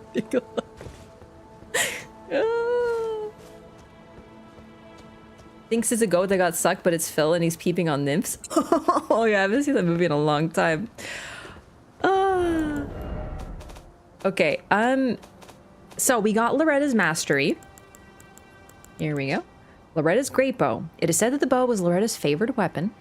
And then we have, okay, Royal Knight Loretta. And then we get Loretta, Knight of the Halig Tree. So this was her before, this is her after. She's ascended. It's also really interesting, once again, that she fires 4 great arrows. There's a lot of links and mentions of the number 4. Not directly, but 4 torches you have to light, 4 candles you have to light, 4 figures you have to light, really. 4 statues at the Halig Tree entrance, 4 arrows for the Halig Tree Knight. We're getting a lot of 4. I've noticed this before, but never like put it all together, so this is actually really interesting. Developed by Loretta after her long, bloody journey to seek out a place where the Albinarics could live in peace. So some people think that she is a Albinaric. The game does reference an absurd rumor that she was. So it's sort of one of those things. Is the game trying to throw you off and like, you know, she's not an Albinaric? I don't know. I think both stories like make sense, but let me tell you both. Noticed it before. You're banned. Like that one guy from the Umbrella Academy. Exactly, number 5. He's just like number 5 because number 5 is an old guy who accidentally goes back in time and is in his childhood body. I gotta say, that actor plays it very well. I totally bought him as like an old guy in a child's body. So good. I hope that's Mikola, man. Kind of grumpy, old, tired. Maybe his knees hurt. Best performance in the show. Number 5 is the GOAT for real. Hilarious. Okay, so let me tell both versions of the story. We also got Loretta's sickle, so we'll read that, and then we'll talk about the stuff around the Halig Tree.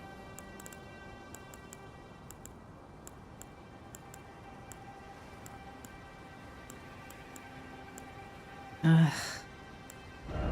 Never find anything in my freaking backpack. Loretta's war sickle. Intricately crafted war sickle wielded by Loretta, Knight of the Halig Tree. Originally given for service as a personal guard to Karian royalty, the weapon's blue glintstone has been replaced with unalloyed gold. Take a look at it, actually. I want to take a look at what that actually looks like in the video game. Oh boy, that's cool. So yeah, unalloyed gold, it's amber. It's Halig Tree amber.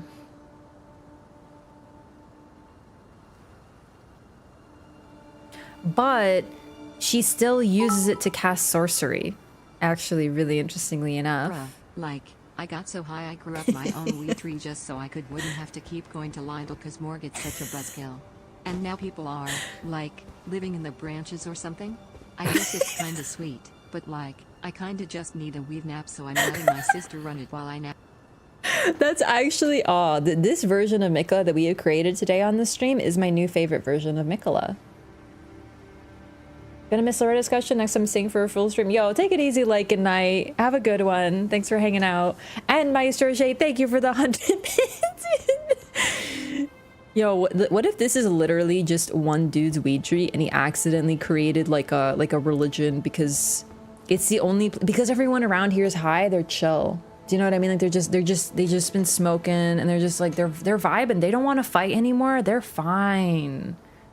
So that all the people who don't have anywhere else to go, they come hang out here. That's actually really wholesome. I love that. Okay. Oh, sorry, Loretta, but before you get to the statue, Loretta.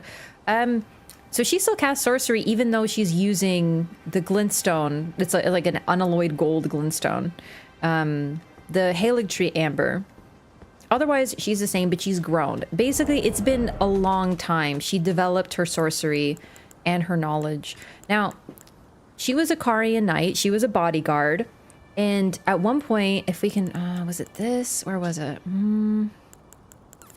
Don't we get something else from her boss fight? Because we find her outfit. Hang on. Did we get her outfit from Enya?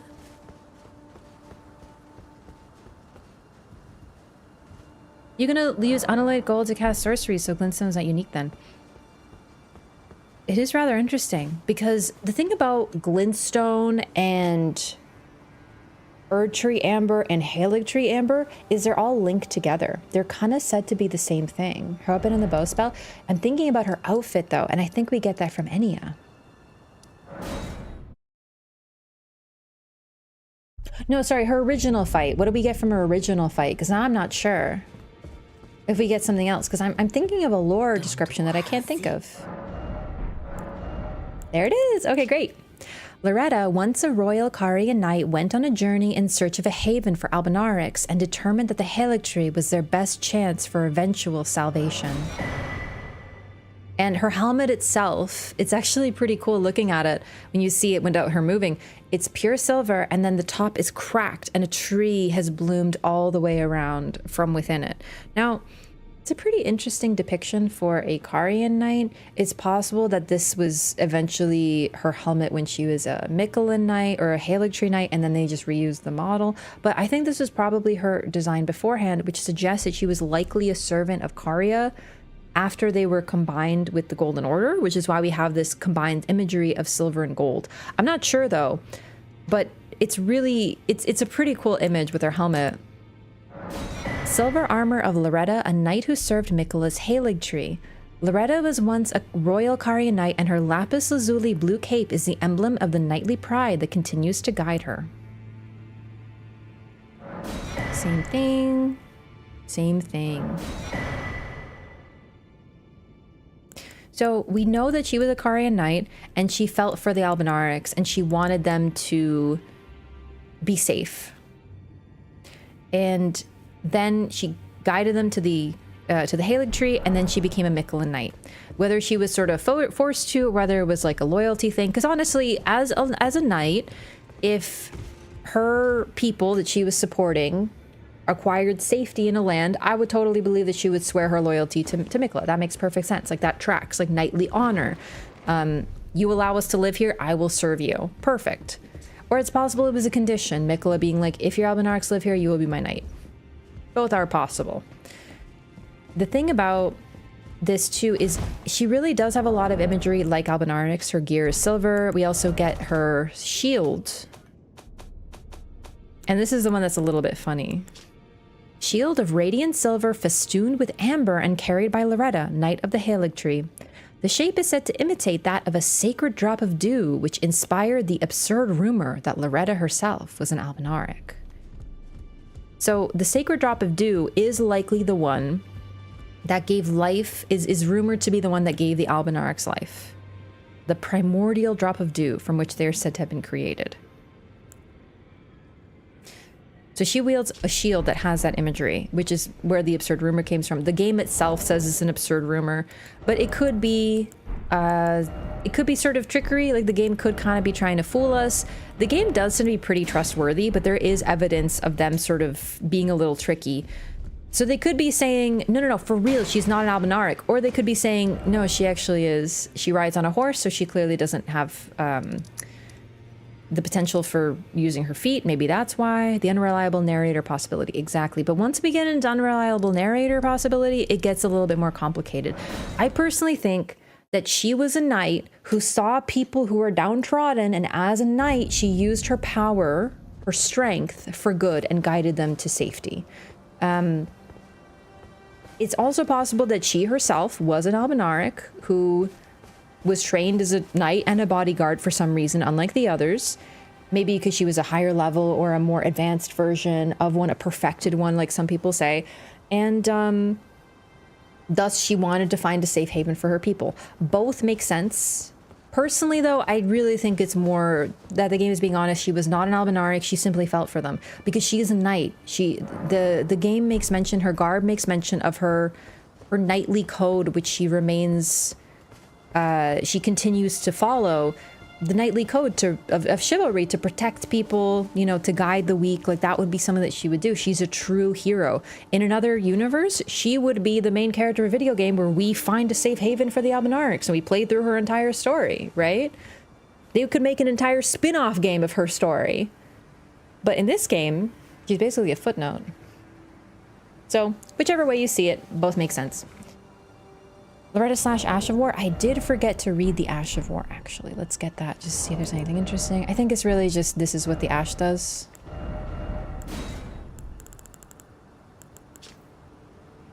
Leap forward, imbuing the blade with glintstone, then descend, accelerating into a sweeping slash. Yep, pretty simple. Use a hero, we kill her in cold blood. Well, it's what we gotta do, because she is not allowing entry into the Halig tree. We need to get to the Halig tree. So she's doing her job, we're doing ours. It's a little bit like Sif, actually. In Dark Souls 1, Sif is protecting, he's doing his duty. And we have to kill him, even though he's not doing anything wrong. It's part of the tragedy of the game, really. Why do we need to get to this tree again? There's stuff here. At least one ending is locked behind here, the Dung Eater ending. There's a great rune here. If you want to cure Frenzy, it's here. If you want to do Millicent's questline, it's here. You know? There's tons of reasons. Do you consider them good enough? That's kind of up to you. Are we the villain? Yeah. This game has a few moments that make you question that. I think Dark Souls 1 was really good at that, too. Looking at Quelaag. Like, Quelaag's, like, her whole story with the pale lady or whatever, the white lady. I forgot what her name is. That's a moment that pulls at the heartstrings. I don't think this game even reaches that. Oh, wow. Okay, I need to reduce... Sorry. I need to reduce Nightbot sensitivity. That's a little much, Nightbot. That wasn't even that bad. Oh my god, I gotta write that down somewhere. Am I gonna forget to do it again? Literally 3 dots. Okay, Nightbot. It's a little sensitive. A little sensitive. Okay, so... This statue, this one's unique in the game, unless I am once again blatantly forgetting something. This statue is only once visible in the game, and this is a big deal. People are obsessed with the statue, understandably. Even the vines upon it, if you ask me, tell the story. Like, the tree itself is embracing everyone pictured. There's actually quite a few statues that have carvings of vines growing up them, really interestingly. Let's take a look at this too. Ooh, sap is bleeding out. Oh, wow, I never noticed. And it's sickly. Cool.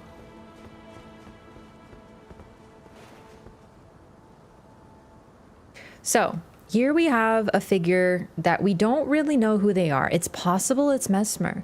The thing about the common theory was this was Godwyn, reason being that he's significantly older than the twins. That would track with him being a child of Godfrey and Marika being older. And from a completely different age, in fact. And then we also have, we know that Mikola has a relationship with Godwyn and loved his brother. Oh Lord, or oh brother, Lord brother, may you die a true death is on the golden epitaph, because that's his prayer for his brother. 2 of Mikola's main goals that we know of were to help Godwyn and to help Melania. That was his main goal as far as we know. Now it seems to have changed, or maybe his whole plan, the Shadow Land of Shadow. I keep saying Shadow Realm. in the Land of Shadow is fulfilling those goals. Or maybe he's doing something else. Maybe rather than fixing individuals, he's trying to fix something en masse and fix everything. But really, we don't know. But the reason that's why people think it was Godwin. Also, the laurels, we don't really see a figure depicted like this otherwise. However, now we're getting into hair lore. And once we get into hair lore, these are the twins. Now you can already see that one on the right is likely Melania because she's larger. Even at this point, she's already outgrowing Mikola. And you can see the hair. It's long and it's curly, or wavy at the very least. No braids though. Mikola is always depicted with braids, always, except for in his statues. So it's like, so hair is very important, except for the fact that it isn't, because statues are not going to have braided hair unless they do. You know what I mean? The statue depictions are important, but we really have to wonder how accurate they are. However, oh, sorry, one other thing. Godwin is depicted with straight hair in the scenes that he's shown. He has hair exactly like Marika, pin straight. This figure has wavy hair just like the twins. Mesmer has, as far as we can see, the hair that we see up to around here is wavy and red in the front, suggesting this could actually be Mesmer. Now, either way, the depiction is protective. This is an older figure. Oh, some people might think Marika, the laurel and stuff isn't right. We don't see a figure like this. So this doesn't match anyone that we've seen depicted in statue, leaving figures like Godwin or potentially now Mesmer. Such does not look very Mesmerino at all to BH. This, to me, if this is what Mikola is supposed to look like now, no depiction of Mikola we've seen looks like this either. But that's Mikola. Do you know what I mean? Like, statues aren't 100% accurate, but, you know, it's like different artist depictions, I guess. But maybe this is Mesmer before he started, you know, huffing snakes or something, you know? Before he started eating dragon hearts. But either way, protective depiction and, really interestingly, a veil. Really, it's probably like a blanket, but this imagery being held up makes it look like a veil that is in the process of being put over the twins in a protective gesture. And yeah, this is clearly a demigod or someone royal because of the laurels and the crown. Eyes are closed also. It's a very peaceful image.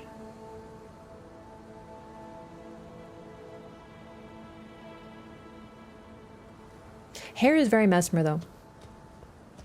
That's Mesmer, then he's banished much later than expected. Sure is.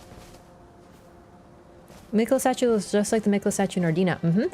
All Mikola statues look pretty much the same. This one, the one of the full-grown Melania holding her twin, the one of him in Ordina. But if you look at the opening cutscene and the depiction of Mikola in the Shadow of the Erdtree trailer, nothing alike. Nothing alike.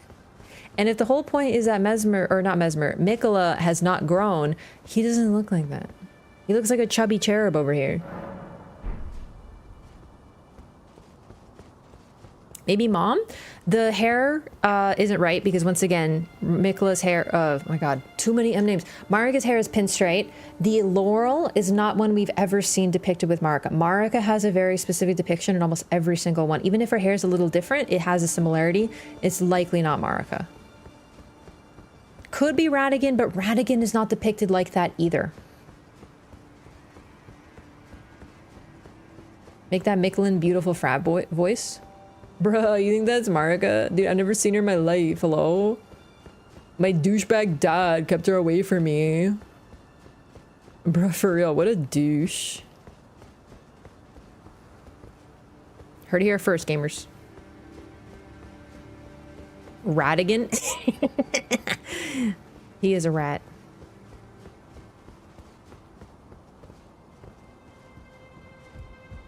Yo, take it easy, Quather.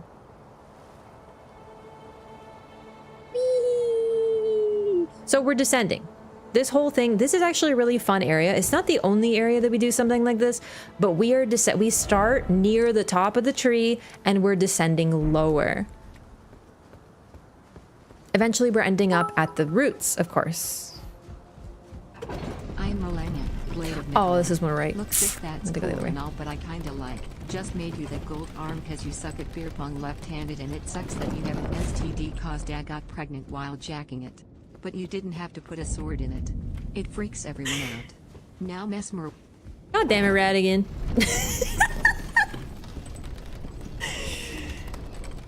Dude, I want Bro Mikola very bad now. I'm gonna be listen, I'm not gonna be disappointed by much in the DLC, but now if Mikola shows up and he doesn't sound like, bruh, what's up, dude? I'm actually gonna cry. Ooh. Maestro Shay, thank you for the 100 bits and the wonderful lore tale that you were sharing with us all. Joanna does it pretty well too. The TTS voice, she nails it, I tell you.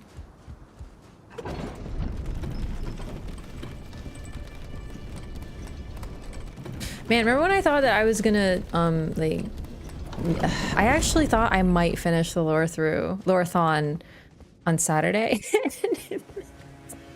Not even at Melania yet. Oh, fuck. I think this is gonna be the most dense area, though, to be fair. They have more lore skills than you? Listen, lore is not a competition. Lore is like Lore's friend, not food, okay?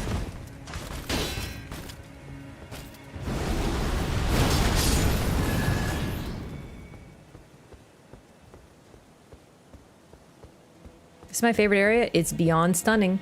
Hey, Millicent!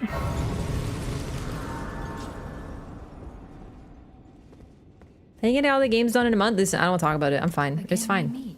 It's fine. It's fine. Our purposes are aligned. It's fine. In which Don't worry about it. case, allow me to explain myself. I am of Melania's blood. Big lore, but in what gamers. capacity I know not. Ooh. I could be sister, daughter, or an offshoot. Whatever the case, though, I am certain of a kinship between us. Evil Genius, thank you so much for the resub. Thank you for 8 months. I appreciate the support. Thanks for choosing to use your Prime here. I appreciate that. Hashtag primers. I mean, exclamation mark primers. Thank you so much again. I really appreciate that. Can you kill her here? Yeah, but like, I'm not gonna because I love her. This area is hard. Yeah, it's also, there's a lot in it. A lot. Could always write the fanfic encapsulating the lore and travails of Bro Mikola. It's true. I gotta stop hiccuping. One moment. Speedrun lore through. Speedrunning lore would genuinely be so funny. Okay, everybody. This is Dark Souls 1. We're in Firelink Shrine. This is where they link the fire. We need to go onward and upward. Let's go. This is Solaire, bisexual, flirty, himbo, very stupid, very happy. We move on. Onward. Looking for light, by the way. Let's go. Honestly, a lore speedrun might genuinely... Oh my... Have we uncovered something? Time is convoluted. Run. Dang it, I didn't hit my... What do you call it in speedruns when you hit the thingy and you like... Oh, fuck. This lore split is not as good as the others. Fuck.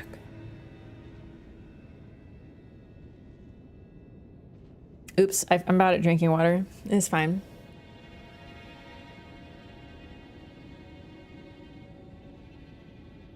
I would finish the run. Listen, this is what happened. I do a lore speed run, and then at the end, I'd have like a big old fanfare, and it would be like, world first lore speed run, world record, and then I'd go on to like speedrunner.com and be like, haha, I'm totally gonna submit like my lore speed run. And then because I'm slow, someone will have seen my video, seen the stream, started their own lore speed run, and already have beat me before I even finish. And I'd be like, fuck. I wouldn't even get that. It's true.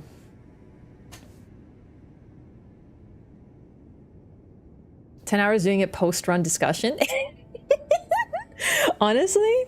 Well, I want to finish the LOREATHON. It's very fun to you know, joke and stuff. We're probably not gonna finish it before the DLC comes out. But I'd really like to do a LOREATHON. But now this sounds really fun, like a lore speed run. Like playing the game as fast as possible, but also doing lore. Oh my god. Oh, that'd be awesome. All right. Hi, Millicent. Something I must return to Melania. The will that was once her own. The dignity. The sense of self. That allowed her to resist the call of the Scarlet Rot. The pride she abandoned. To meet Radahn's measure.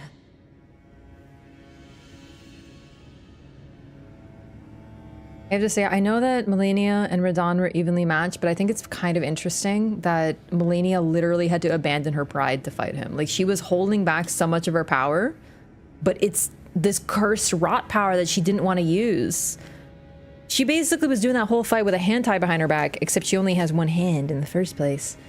Oh boy. God, Melania's so cool. Anyway, Millicent, she's now here. We now get confirmation. She knows that she is affiliated. She's linked to Melania. She is a part of her. Offshoot is one of the best words used to describe this because it has that like plant vibe, like a spore, right? And that's effectively what happened. She was born in the swamp after Melania bloomed. She just appeared there. Life was created. And she is one of them. Held back because it caused the land to get all left up. In all seriousness, she held back because she was given a power, but it's a cursed power. Like it's a disease that affects her and causes her constant pain, but it's also a source of her power and ability to create life. It's really interesting. She is genuinely one of the most interesting characters in Lands Between. She is cursed with a power that eats her, but also allows her to inflict it upon others, and she doesn't do it until she is very desperate, and it's described as her giving up her pride and her will, right? Like she's literally perpetually containing a nuke. A being of contradiction, yes.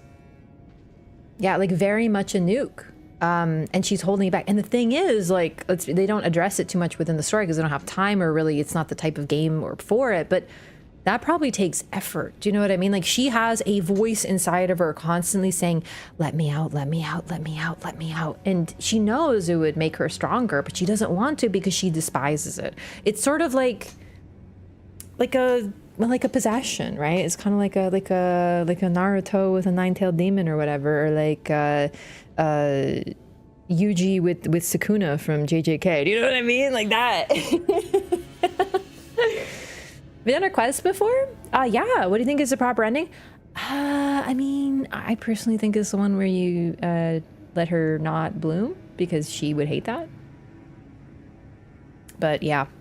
So she is a part of Melania and she wants to return it to her. Now the thing is, she doesn't succeed in meeting Melania. She never does, no matter what.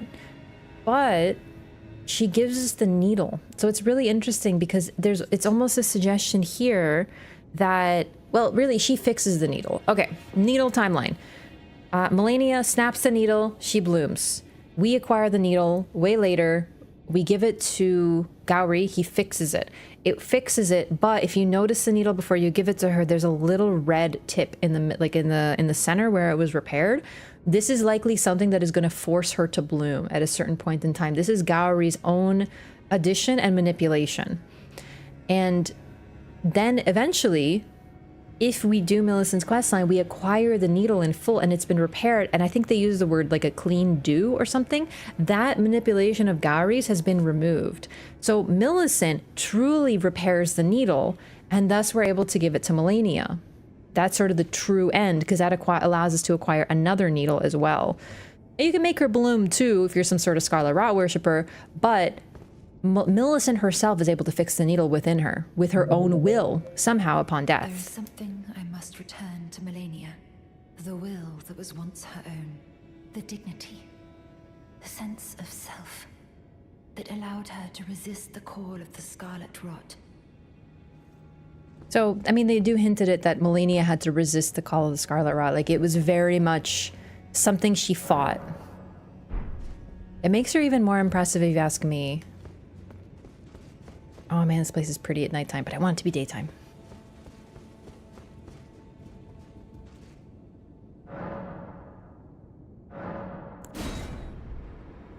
Melania is totally his edgy sister, writes emo poetry in her journal? 100%. Wonder if Gowry's an envoy of the rock god. I really wonder, because he's taken on his own powers now, and he's really interesting. But I think he might be just a dude who was a sage and very intelligent and wise, probably, who lived in Celia. But then upon experiencing or witnessing the Scarlet Rot, he began to worship it and became a Scarlet Rot worshiper. But since he's a sage, he was, and has a lot of knowledge, he likely was able to influence the Scarlet Rot a little bit more than an average person. Tons of people started to worship the Rot. I think he's just a more intelligent one. He's able to use the Rot pests to communicate with you without any risk to himself. But the fact that he knows about Celia, and he seems to be fixated on Melania, but has other aspects to his personality and other knowledge, suggests to me that he likely converted. There's even like figures like ghosts in Caelid who you talk to, and they're like, oh, please let me see your blade again. Like they're rotting to Scarlet Rot, and they're still like, oh, Melania, please step on me. Do you know what I mean? It's the same energy as all the player base. So I want to talk about this guy. He's holding like a spear / needle. To me, this looks like a fucking pen. I don't know what this is. There's a couple of these little nerds hanging out. These candle trees are really interesting. This particular statue, I don't know if we see it anywhere else. I think we do. But this is a shrine. This is a prayer room. This is where you pray to this thing, to this imagery. Dark Lurker? It does look a little Dark Lurkery for real. Little nerds, listen, if you have a better descriptor for these chibi, maleficent looking MFers, then you tell me. Policy about discussions with spoilers? But I don't, the spoilers are open. We're Lauren, baby. Pray to who? Probably the Halo tree, maybe to Mikola, maybe the figure depicted with holding the needle or like pen or whatever it is. Listen, I don't know if this is a spear or a pen or what, but like you even see the tip is got like black ink on it, dude. Could just be a shadow, but it looks like a pen.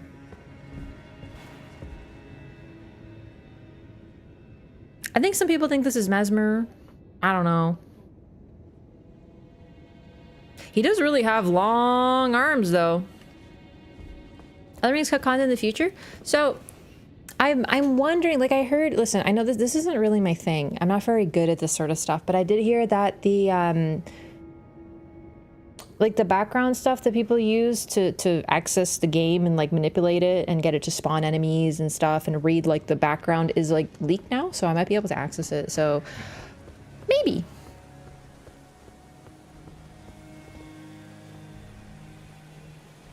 A lot of ladies holding candles, and they're smiling. They're like happy. They're guides. The light is a guide. Almost always, light is a guide. Whether it leads the dead, whether it leads the living. But they're probably leading you to sin, dude. Cut content is fun. It is fun, yeah. When are the DLC will have a statue reveal like Radigan? I don't know. Have you killed Gary yet? Oh yeah, for sure. I actually showed it off during the stream. Not this stream. But yeah, no. He controls pests. That's what I mean. Like if you attack Gowry, he's a pest, but he's not really a pest. He's just controlling the pest to communicate with you, so he's safe. He's somewhere else, likely. It's kind of like Shabriri, but the thing about Shabriri... Well, actually, now that I think about it, Shabriri was also a guy. He was killed for, what is it? Hang on. Slander.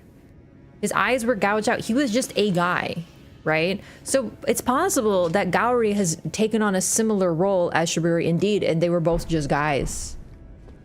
Can't kill Gowry until after Millicent's quest is over. That smirk. I know. A lot of lore stuff that only known by data mining. Yeah, but the thing is, like, then I just won't know it. You know, I don't know. Like, listen, it's like when I've had people, most people are very, very nice, but some people are like, this lore that you're talking about was disproven by the Japanese translation, okay? So actually, you're incorrect because of and I'm like, bitch, I don't speak Japanese. Do you speak Japanese? Because I'm betting the person who commented that doesn't speak, doesn't read Japanese either, and they're reading what someone else told them. I like to get my lore from the source. If I can't access it in the game, then I'm just not gonna involve myself with it because that's the fun. I like treasure hunting. I don't want to read someone else's thing that they treasure hunted. I want to be in the trenches, you know? Seriously. If the Japanese confirms it, then good for that. I don't fucking read Japanese. I'm about to learn. Shibuya was killed because he called someone a dummy, and the worst part is he was probably right.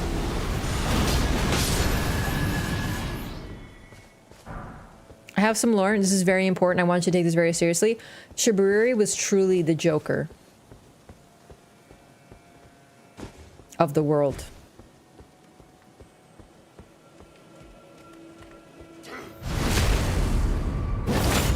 We do be living in a society, though. Like, is it not true?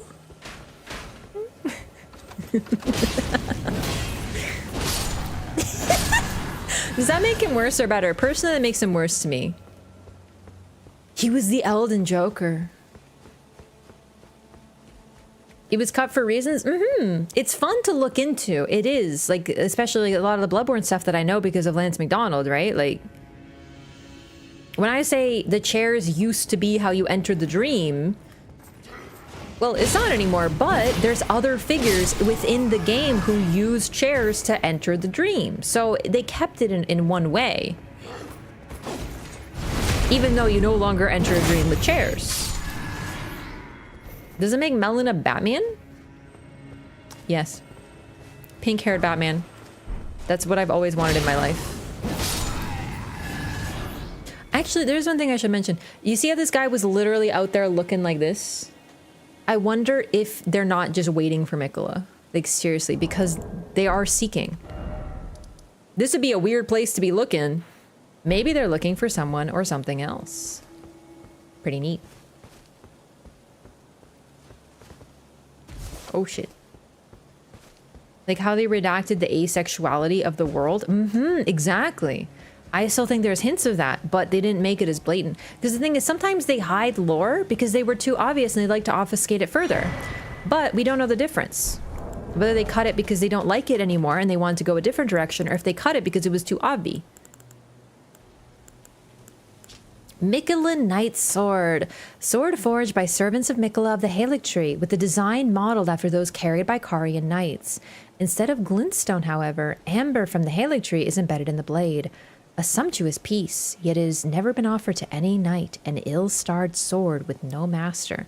That is what they say, ill-starred. Okay, this was made by servants of Mikola, and it was inspired by the Carian knights. This suggests to me that this was likely a later thing by Loretta. Mikola was not directly tied to it. They used his materials and stuff from the Halig Tree for sure, but it was never given to anybody because, I mean, who would they give it to? They'd have to give it, like, Mikola would probably present it to one of his knights, but he clearly wasn't there or never able to because it remains masterless. And if anything, where it's placed is really interesting too. It's just randomly on this, just chilling. This is just Loretta came pretty late too.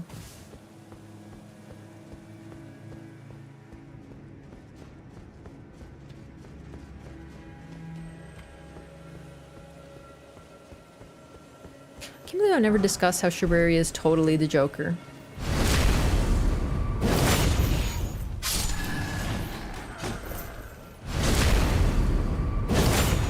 Most stylish charge heavy in the game?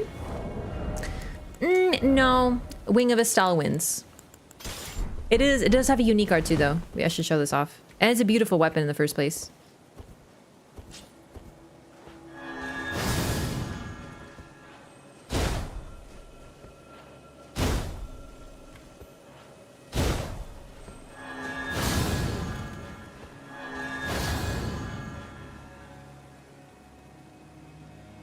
It's a really cool sword. I don't know how good it is or anything, but it's neat.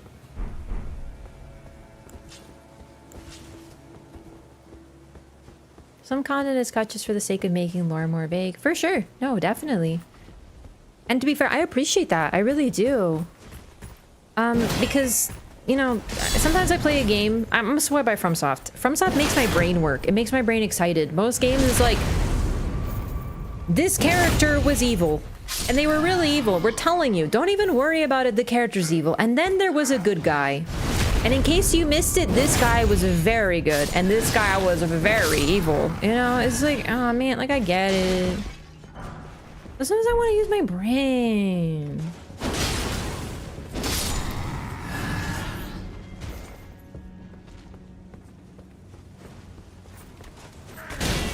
Ooh, cool. Sealed away.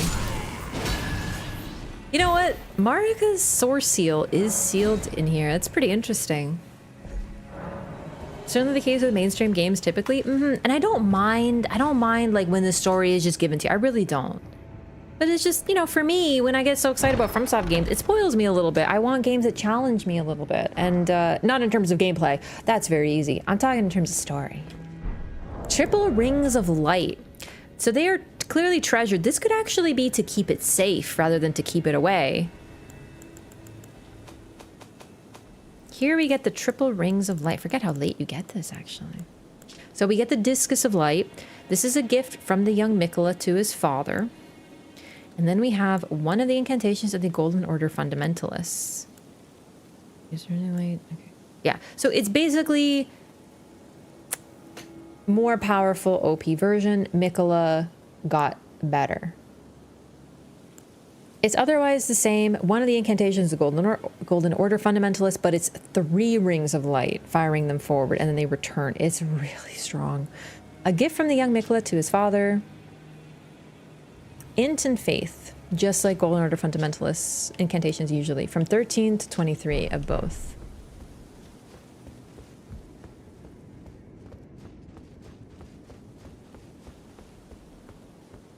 Triple rings of light is sun lore.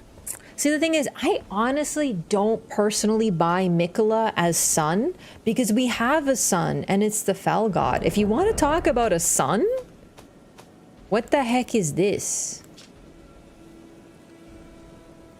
It literally looks like the sun. Dude, I've seen Magic School Bus. Mikola, can we get onion rings? Radley and me have rings at home. And then Mikola turns them into 3 rings. I'm not saying we can't have multiple depictions of sun, but like I just don't see Mikola as sun. We also have Castle Sol, and we have the eclipse, and we have that stuff there with the sun, but it's not directly linked to Mikola either. Mikola seems to just be doing something there to help Godwin. So if anyone's linked to the sun, it's arguably, or at least the eclipsed sun, is Godwin. So I'm not really feeling the sun link. I think it's just a way to try to mirror Ronnie and Mikola, but like I don't see it anywhere else. Like maybe we'll see it, but right now I don't, like I'm not coming to that conclusion. No, I live, bitch. Okay, but how do I get home though? Go home, you bully. Also dashing, what's up?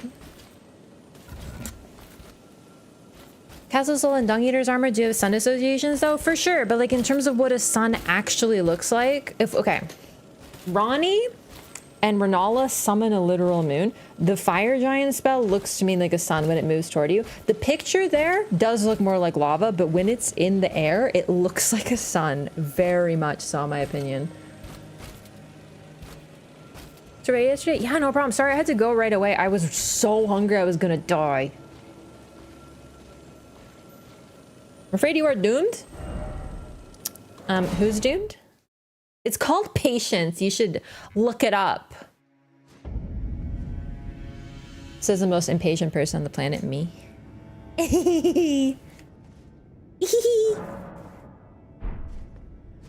Actual path from the prayer room down to the ground level near Marika Sorcel. What the fuck? Are you serious? What do you mean? Managed deathless though? Really? Congrats! Body's trailer for the AC6 video? No, I don't really watch. Listen, I don't. Okay. I don't watch Elden Ring stuff because, or like really like soul stuff because I get enough souls. And then when I'm not Souls? I need to not souls, so I don't souls. I'd be like, but armor core isn't souls. You know what I mean. Open the game. There's an actual way to get down via streamers. Holy shit, that's really neat. That sounds cool. I don't know if I'll do that. I like to see it. Candles. Even if enjoyed. It's just like, when I'm thinking of Souls lore, my brain is like, and sometimes I want my brain to just, you know what I mean? Yeah. A lot of institutionalized lies that muddy the water in the story. It's an intriguing breakaway from the typical. I'm right there with you. It generally, FromSoft's very clever. A lot of studios and devs, they focus more on the game and not so much on the story. Or they focus very much on the story, but it's a story like, you know, an anime game where they tell you the story very blatantly. They're like, I wonder what's going on here. Like we're Scooby-Doo or something. And it's very blatant and it's not bad. There's room for all different forms of storytelling, but I like games like this that are not, these are art pieces in the truest sense of the word because they don't just mimic what exists, they respond to it. They can truly be seen as literary. And I love that. Sometimes she gets a snack. Yeah, I just don't like eating on stream. Candles are the crest of people who want to destroy the Earth Tree, but secretly. I don't remember where the Candle Tree shield is, and I keep forgetting to get it, and I probably can get it now. But give me 1 second, because first I'm going to do a BRB, and then we can maybe get that, because I really want it. Because it's huge lore. We've been talking about it throughout the game. Sage Cave? Oh shit, we do have that then. No, I went back and got it, didn't I? Well, we'll address. And grab snack, maybe. Maybe. 1 second.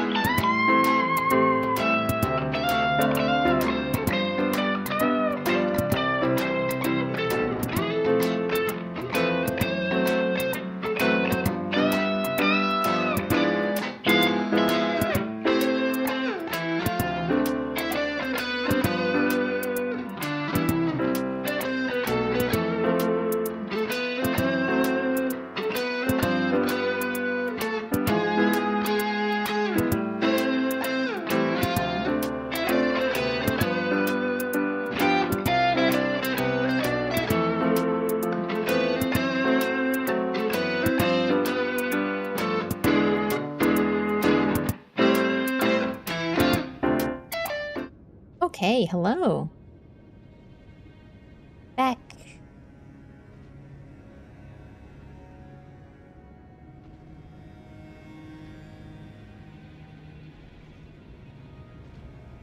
Knock it over, bro. Mikola? Dude, don't. I meant to say good don't, but I said dude don't. So I feel like Bro Mikola is within all of us, or at least me. Is Marlo okay? Yeah, of course he is.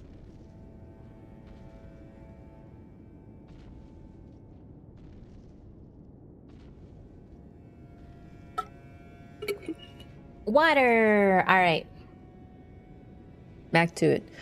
I want to at least clear the Halig tree. Like, I don't know if we'll get Melania's on, but I'd like to at least... Oh, it's nighttime. Oh, no, it's not nighttime. It's just cloudy.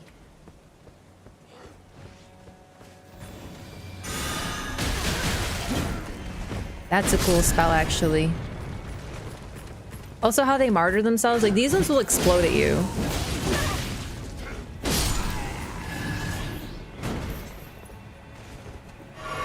Do it. Explode. Maybe you're not one of the exploding ones? I could have sworn you are. Maybe you're just buffed. It might kill me, but I want to see it. Hey.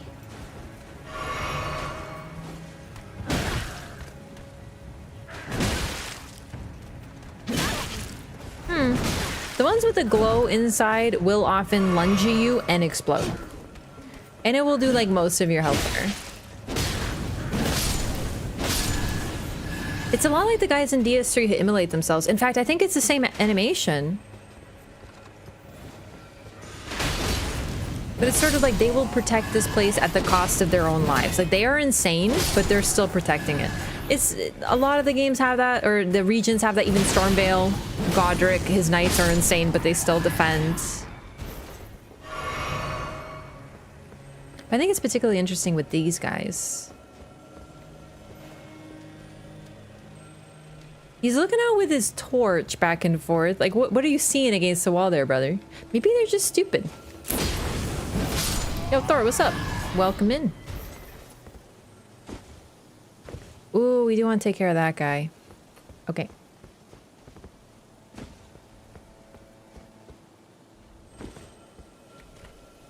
Oh god, Crystallians.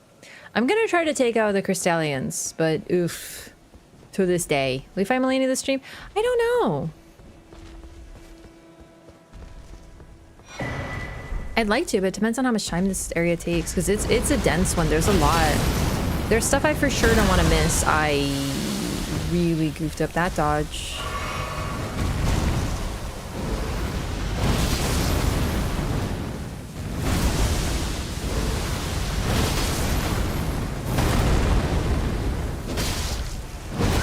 Oh, that was my bad.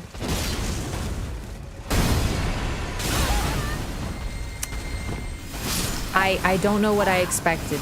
I know what that attack is.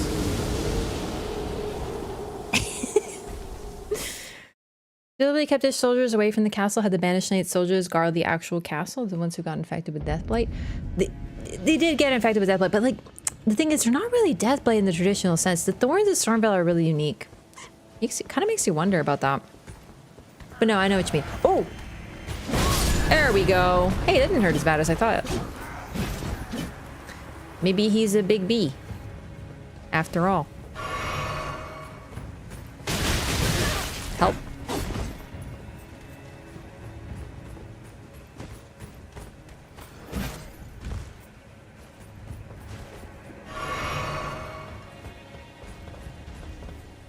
This is earlier around to go. We can go here. Asylum Demon never looked better. Yeah. But yeah, the thing about Godric too, though, it's also that his goal was to keep people... Oh, why did I do that? Oh no, I might be dead. Uh-oh. Yep. I don't know why I went up there. I think I've already been up there. Yep, I have. That's where you get the Mikola Knight Sword. It's fine. I lost some souls. We'll get him back. But yeah, Godric had another goal. Mikola's Knights won't be seen outside of the Halig Tree, except for the Clean Rot Knights, because these ones are here to guard the Halig Tree, and that's their goal, right? Godric, though, he took a lot of joy of hunting Tarnished. He was perpetually hunting Tarnished for grafting. So his soldiers are also found outside of, you know, his castle, because they were there to for that goal. So yeah, they're like it's a bit of both for sure. Bro Mikola and Radon, who is already a bro.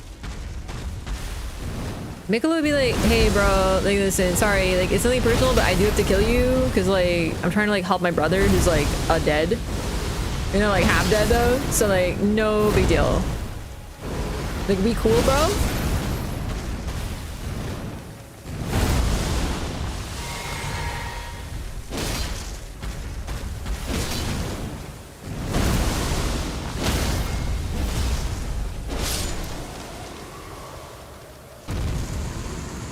That's what I meant to do last time.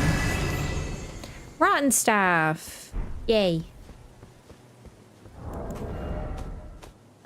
See, even the Erdtree avatars are rotted here. Everything is. Rotten staff.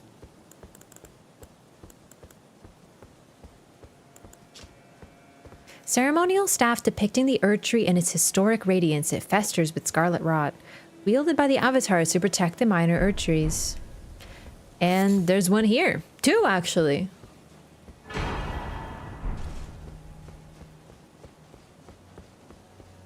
Computer avatar has a chance of dropping an extra rotten staff. Ah, cool. I actually didn't know that. Something called rotten staff. I'm not putting it in my bag. Dude, freaking everything in this place is gosh darn rotten. Oh, I did forget to do that catacomb in the consecrated snowfields. I'd like to get to that, but like... Oh boy, that's pretty. And we go down there eventually, right? Down there. Ah. Oh, that looks like a church, actually. In fact, I think it is. It's just covered with pests. So it, like, sucks. Ugh, Crystallians.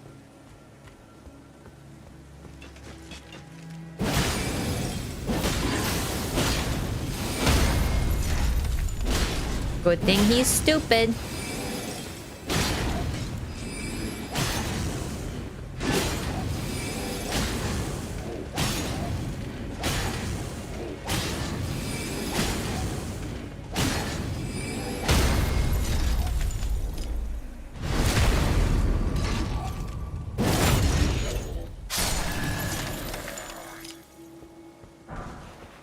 Easy game.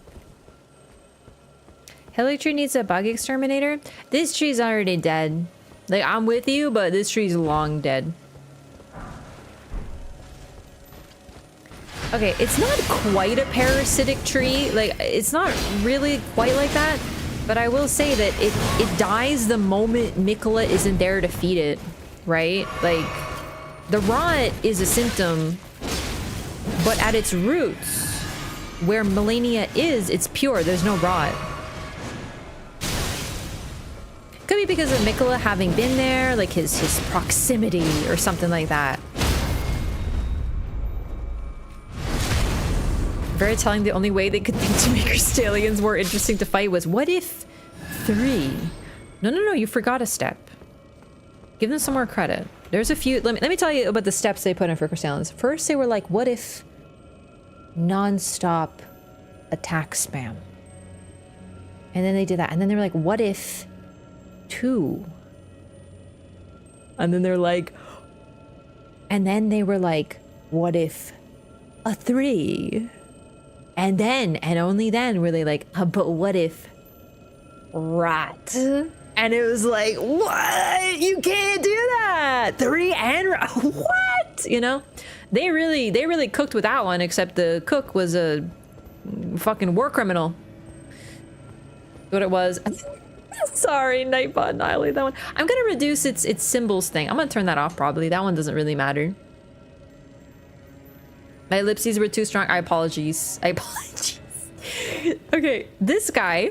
So we've seen how they're transforming. These ones really interestingly appear to be dipping their head within this basin as part of their transformation.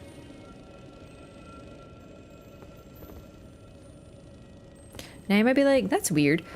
Believe it or not, in Souls, there is precedent for dipping your head into wax basins. This one isn't really wax, but still. It's almost like anointing them with something unseen. Baptism? Yeah, kind of like a self-baptism. I definitely think of DS3 wax. because it's hilarious. Hey, what up, baby? Oh my god. They stabbed themselves in the chest to make themselves explode. Sick.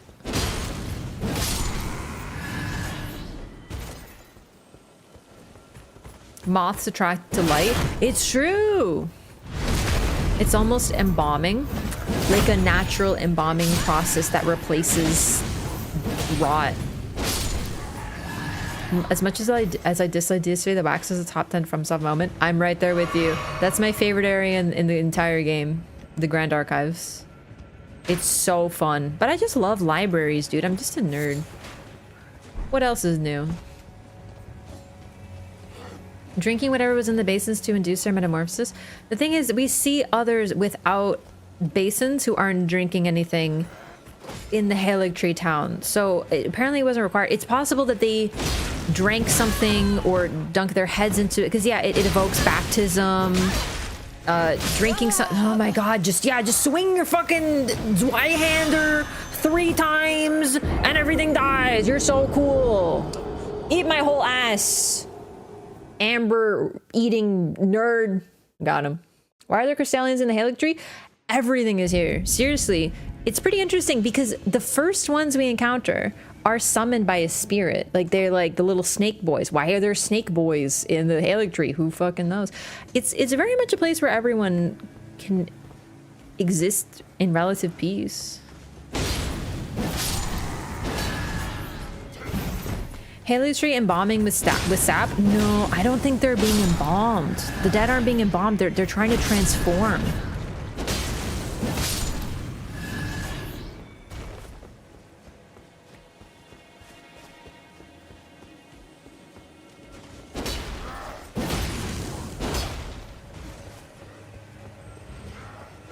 On second thought, nope. Yeah, I think I'm good without imagining archers here, especially since we're about to go to Ballista Town. Finlay! Hang on, I forgot about Finlay. Hello.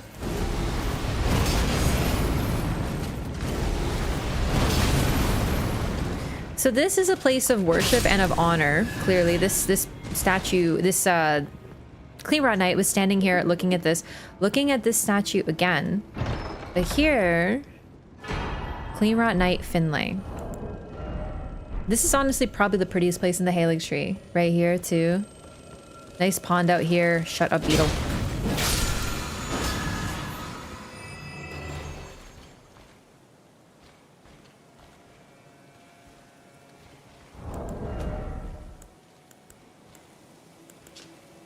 Legendary Ashen Remains used to summon the spirit of the Cleanrot Knight Finlay. Finlay was one of the few survivors of the Battle of Aeonia, who in an unimaginable act of heroism carried the slumbering demigod Melania all the way back to the Halig Tree. She managed the feat alone, fending off all manner of foes along the way. Melania was likely with Mikola. The reason she slept for so long, like, it's possible after casting Hyper Beam she had to rest for a turn, but I genuinely think that upon sleeping, becoming the slumbering demigod, she wasn't just recovering. She had encountered Mikola there, and Mikola was communicating with her, and thus she didn't want to wake up. But even though Melania at that point effectively seems to have given up on this world and didn't really care, Finlay carried her all the way back home and likely died in the attempt. Perhaps proximity to Melania causing her to, you know, bloom, become scarlet rotted. Finlay is better lore than most NPCs. Finlay's the GOAT.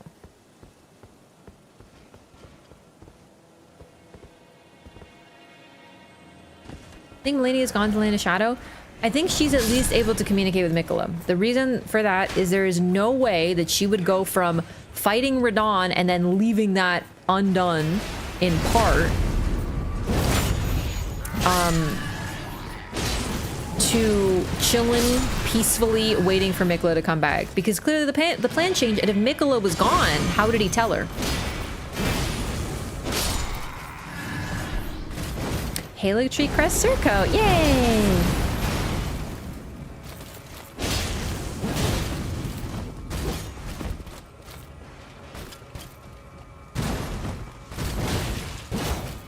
Wow.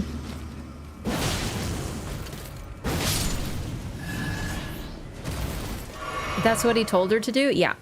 if Mikola, if she came back and he was missing and she didn't know where he was and he didn't need rescuing, she would not be so peaceful. Because she's at peace there. She's just waiting.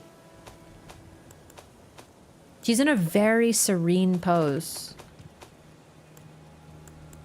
That's, I think, the thing. A lot of people are like, why can't we just tell her where Mikola is? Because she knows, dumbass.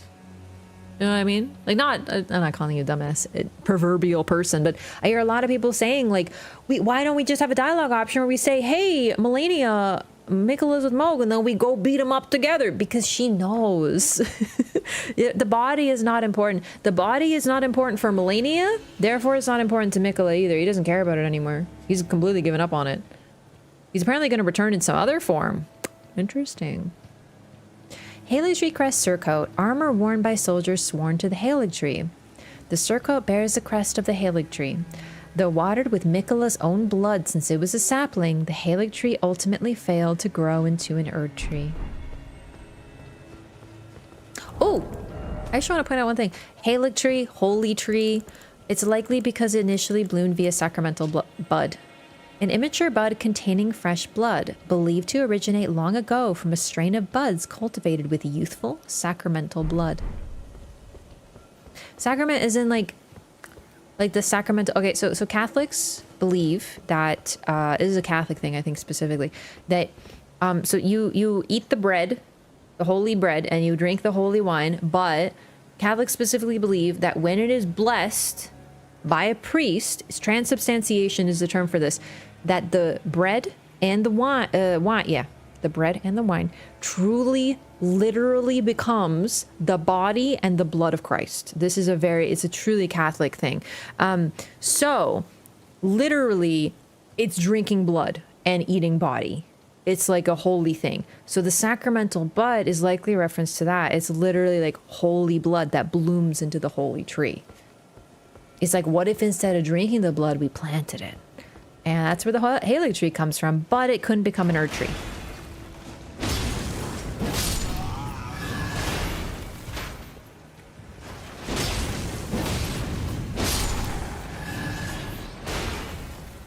Are you chilling?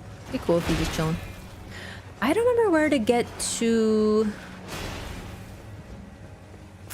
There's a way up. You can get to this place that leads to Dung Eaters, one of Dung Eaters thingies.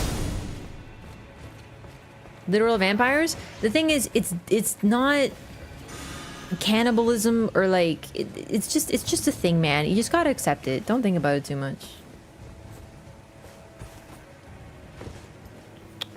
I never remember how to get to Dung Eaters until I find it, and then I'm like, oh yeah. You're fine. You don't lead anywhere. Oh, we should go down there actually, before we continue. Oops. Well, like I wasn't trying to slip, but I freaking lost my footing. It's symbolic, but it's very telling. Oh, Elphael. Okay, I don't know if Elphael has a meaning. I'm not gonna lie to you. I do not know what meaning Elphael could be, but this city is the brace of the Halig Tree.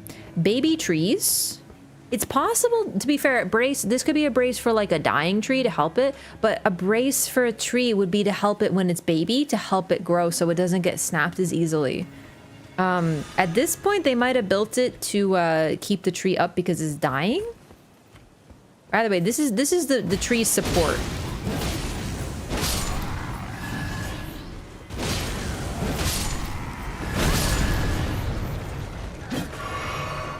Objects have physical properties and essential properties, and the bread and wine retain their physical properties, but their essential properties get changed to the literal body and blood of Christ. That's interesting. I didn't get that description. They never taught me that.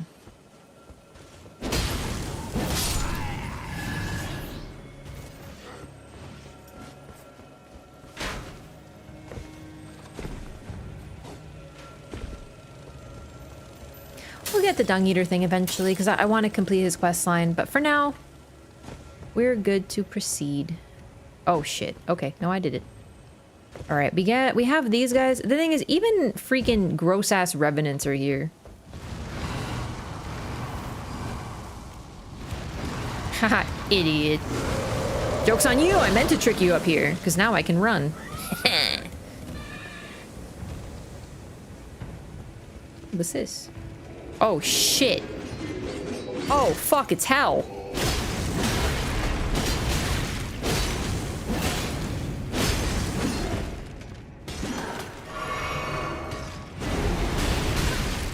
I didn't even see the discus. I didn't see the discus, gamers. That was awful.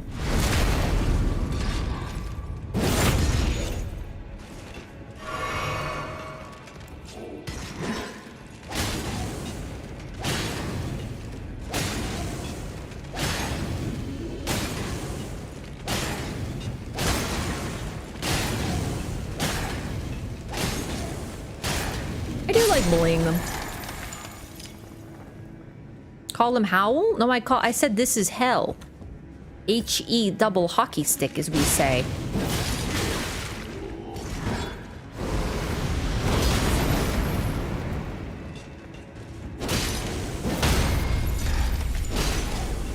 Did other people in other nations say H-E double hockey stick to spell hell, or is that a Canadian specialty?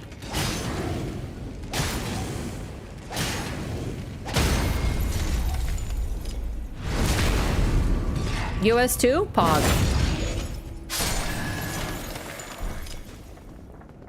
You can't have the kids saying hell after all.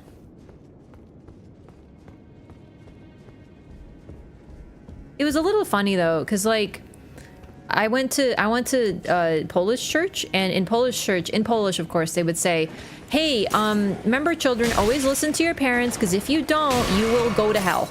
And you will burn for all eternity. So make sure to listen to your parents, right? And then I'd go to freaking elementary school, and it was Canadian, of course. And I said that, yeah, like, you know, hell, like they say. And then someone told on me because I said hell. And I was like, bitch, I heard this in church. Like, what do you mean? You can't tell on me for saying hell. It's not a swear word. It's from church. And a teacher came over and they're like, did you say a swear, Raph? And I was like, no, I said hell. And the teacher's like, Raph, we don't use that word in school. And I was like, this is a Catholic church, or this is a Catholic school. This is a Catholic elementary school. I heard this word in church. And she was like, no, honey, we don't say that word. I wasn't even telling him to go to hell, but after that, I should've. I tell you what. Context is everything. But the problem is, we were talking about the freaking Bible. I wasn't saying, ha ha hell. I was literally going like, yeah, like you go to hell if you're bad. And he was like, oh, you can't say that, that's a swear. And I'm like, what? Ridiculous behavior, I tell you. All that effort in this dorm room to get a pickled turtleneck? Yeah, this is the worst timeline.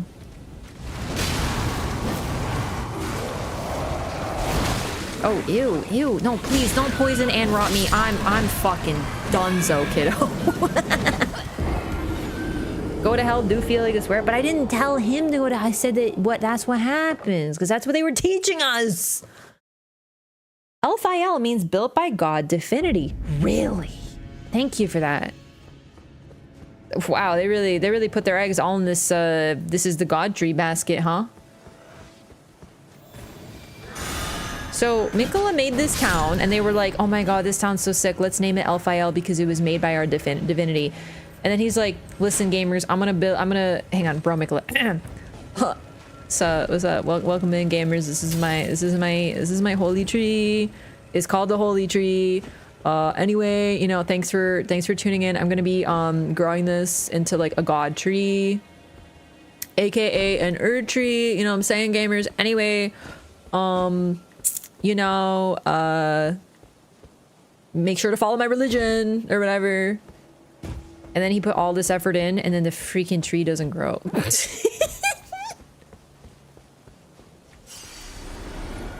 Hypocrisy in the Catholic Church? No, you're misunderstanding. This isn't hypocrisy in the Catholic Church. This is the Canadian schools were soft baby schools, and the Polish church was mean as hell.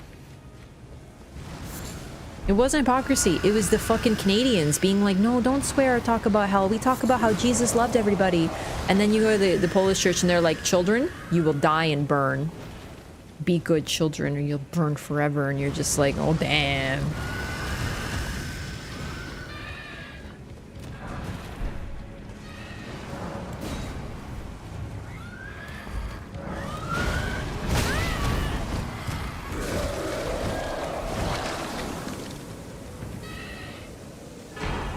Marika Sourceal.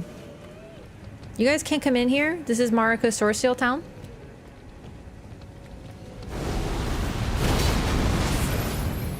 Which teaching is more effective? I mean, at Polish school, I learned that story that I told you all about how your feet you get burnt because you didn't lock the door because you didn't listen to your parents, so you should always lock the door.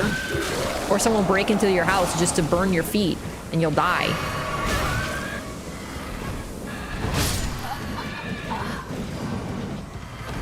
I hate Revenants so much, said everybody. You're a Sekiro-ass enemy who doesn't belong in this game. For this guy's over, you have a heal miracle. I do want to see what happens if you do that, but like, I don't know. Man, I forget how big Alpha Hell is. Like, you gotta run all the way through. Oh, I should read the Sourceal.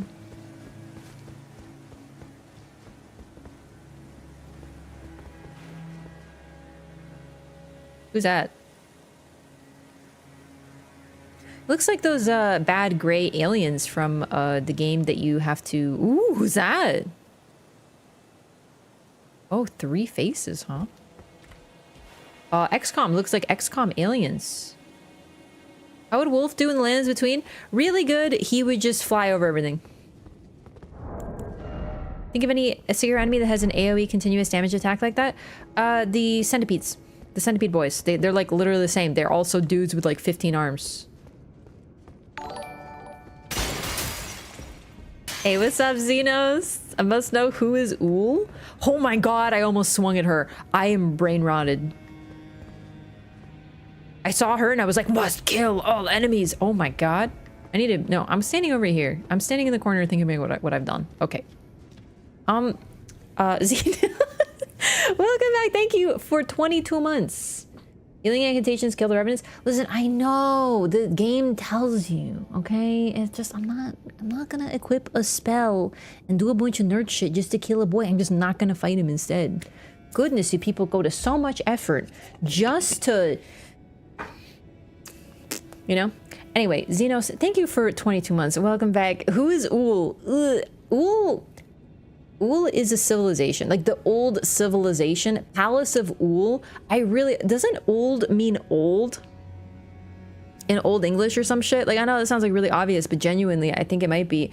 It probably just means like an old civilization. I don't even know if that's the name that they use themselves. It could be a name that they were given, like the old civilization used to live here. They're the old, right? So Ool, it could be similar. Or maybe the nation was named after the ruler. That's possible too. Maybe Ool was a dude. Palace of Ool. That's where Ool lived. That's his address. Unless the civilization was named after him. I don't know. Ool are really mysterious. They are very ancient. We have pretty much no idea about anything to do with them. We have a ton of their ruins. But the only people who still live in the vicinity and likely lived as long as they did are the ancestral followers. And they have no interest in teaching and sharing anything. And... they're basically squatting in territory that used to belong to the old. Nerd? Yeah.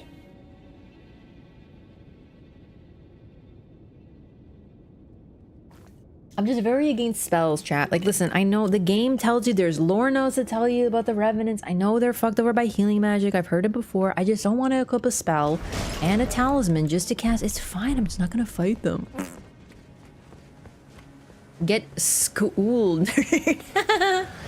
Aren't claiming the old people devolved? Right, the claimant could be them, but we don't see much about them. Like, we don't know where they came from. They just seek oracles. We don't know if they're people who follow the old. That's really all that remains of them is bubbles. And bubbles are super temporary, super transient. It's pretty interesting. I forgot to read the source sale. I got so distracted. Let's look at this though, because yeah, this is incredibly late in the game. Marika's sword seal, and in fact, looking at it, so this is Radagon's rune. This is the Elden rune of King Consort Radagon.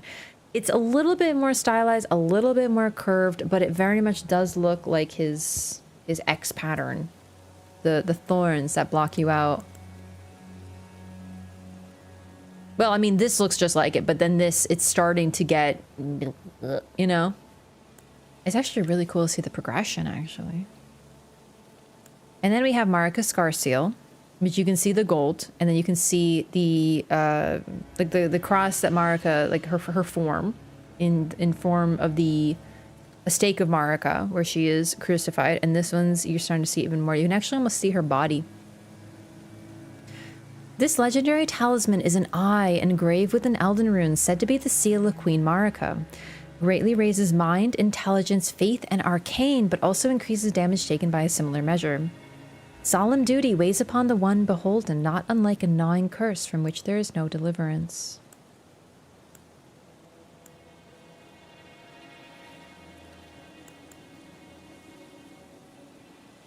I don't know if Hugh has this in his eye, but I wouldn't be surprised if he has a similar concept going on. But he doesn't have it in his eye, so he's not forced or beholden, but he does have a duty. What's the thing surrounding the eyes? It looks like something to hold them in, like a little baggie. Because the eye is no longer within the wielder's eyes. Like, we don't know. There's one, the Radagon's scar seal. Okay. All of these are not, we don't take them from someone except for Radagon's scar seal. Actually, where do we get Marika's scar seal from? I actually don't remember anymore. This one, though, we get from A Heroes and More. It could be implied that we literally like fish it out of his eye, but it's a drop. So we get it from him, but what if he's wielding it? What if he's holding it, right? These are likely symbols that have been taken out of someone's eye, but it's for the rune that maintains. Strung up on a rune become her symbol when her imprisonment is basically not known about. I know. Yeah, it's pretty interesting, especially since even before she was crucified, even the most ancient depictions of her still have her with her arms out as if she is. Shifra, the dragonkin. Ah, interesting. Oh, hi.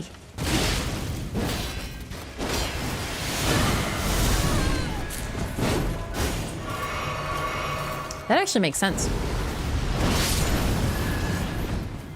Hello. You're out here? What?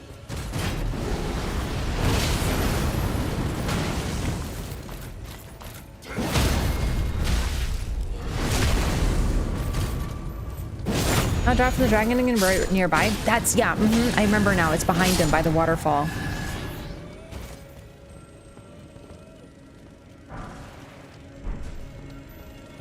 Alberto, what's up? You're the one to scoop out the scar seal, and you'd be the one who makes the pendant to hold a Spirit Flame arrow. Hang on. Spirit Flame arrow? That the one I'm thinking of? Used by the Company of the Fallen Hawk. Oh, Jesus. Once ordered to explore the Eternal City. Interesting. So these are nobles. The beetle's gonna drive us crazy. I'm sorry. These are nobles who maintain... They're still their desk. This is like the admin room, I guess, of the Halig tree. Alright. This is something I know about Berserk because folks have told me. The Band of the Hawk is a thing from Berserk, and they were... I don't know if they were slaves, but in this lore, the equivalent to them, the... What do you call it? These dinguses, the Company of the Fallen Hawk, were slaves who were ordered to explore the Eternal City. Sword Seal and Scar Seal actual eyes? Are they Radagon and Marika's eyes? I don't know if they're their eyes directly, but they could be servants of Marika and Radagon. Connection between Shibuya grapes and the Sword Seal? Maybe Shibuya is somehow related to Marika? I mean, he's a follower. The frenzy exists in the eyes. Who you serve exists in your eyes based on eye color. The gold means you're affiliated with the greater will. The frenzy means your frenzied flame. The like the eyes and what they look like are important, yes. So if you were a servant of Marika or Radigan, you would get a boon, but it would also be a curse that sits upon your eye, effectively, is what we're sort of learning. They were mercenaries in Berserk, yeah. So in this game, they're slaves. They work for Griffith in Berserk. A lot of people say the Miquella's like Griffith. This guy has, you know, arrows. Yeah, this is... So basically, it looks like maybe the Band of the Fallen Hawk, or not the Band of the Fallen Hawk, that's Berserk. What's it called? I keep forgetting. I get them confused. They're so similar. The Company of the Fallen Hawk were slaves controlled by Miquella? Which is weird. I don't want to assume, though, because they could have been sent down there a long time prior. But it's also possible that they were Miquella's slaves. Fallen Hawk is a reference to Berserk? Near definitely. I'm just not familiar with Berserk, so I'm only talking about what I know. But we don't know who sent them, but they've been down there for a long time. It's possible they just have the arrows too, because the ghost flame, this is the interesting part. The ghost flame was a result of the band, the Company of Fallen Hawk running out of fire while underground. Here's my torch.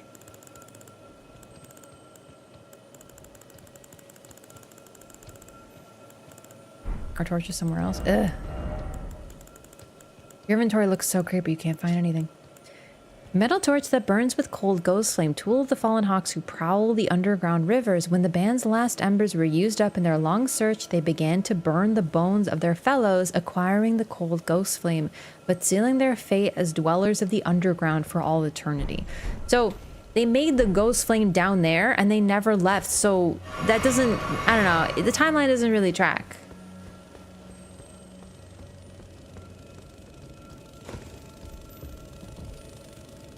This means that to get those Spirit Flame arrows, they would have had to take them from below. I don't know, it could be like a hint though, because folks who know Berserk will probably get it as a slight nod. I don't know. Castle Souls, presumably under Miquella's control, they were still kept in cages? Yeah, the Albinarchs. That's a good point, yeah.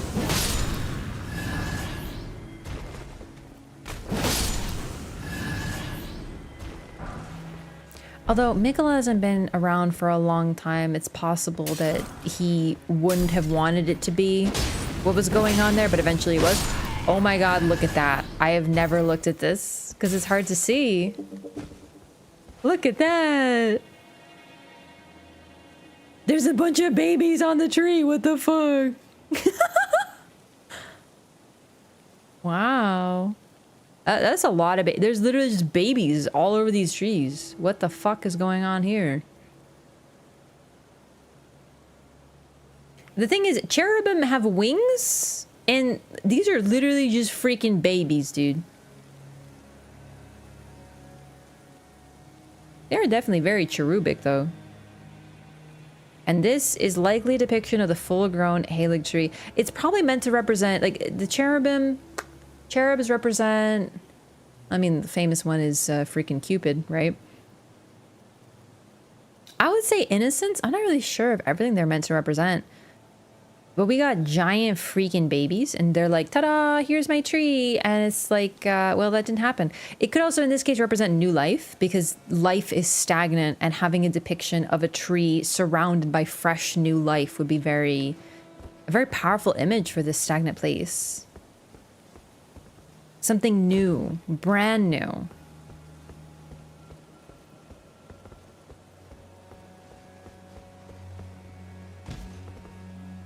Let me in. I've actually never noticed that. I don't come here very often. I never looked out over there, but yeah. Cool. Cherub means to bless, but it's like a dude. It's like it's a type of angel. But the cherub, I think, has its origins in probably Greek myth, if it's Cupid. Cupid, I think, isn't Cupid one of the children of Aphrodite?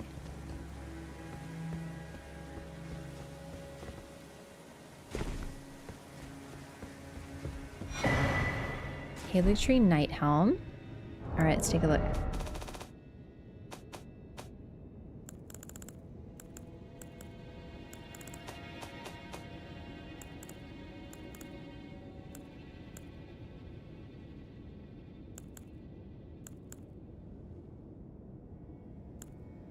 there it is. Helm worn by knights sworn to the Halig tree, graced by a crown of unalloyed gold, increases faith. So basically all of Miquella's soldiers have that crown. You'll notice even the basic ones is a representation of him. It's very pretty. It's very nicely coiled. It looks a little chain adjacent, I will say, but mainly it's just coiled. And then I got... Did I get something else? Oh no. Different kinds of procreation, birth by Erdtree and Erdtree burial? I don't know. I will say though, I think that's the only depiction of babies and really young. Like, I'm not saying they need to be babies. They could represent like innocence or something, but fresh new life would be an incredibly hopeful image for a place like this, beyond any other. Cherub is a type of angel from Judaism. Ah, okay.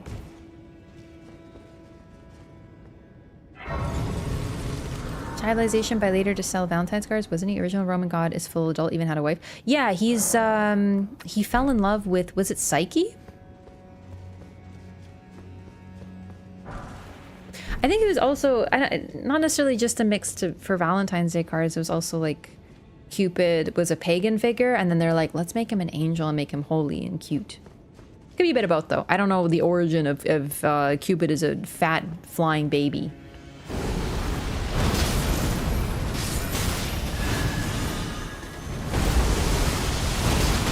I did not know that one still did rot, actually. Oh, this is fun.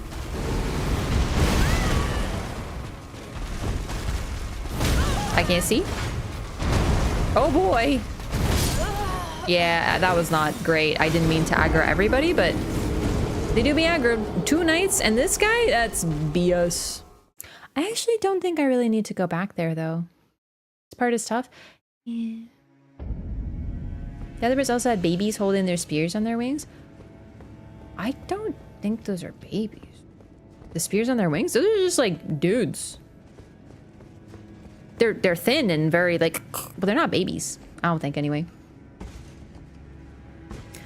I think I'm gonna take these guys out. It's not gonna be easy, but I should be able to slowly whittle them. Okay. Okay. Okay. All right. Love it here.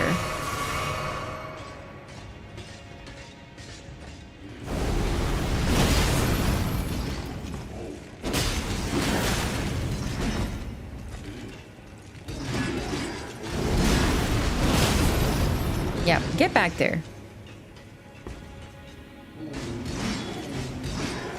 Aggro them one at a time? It's fine.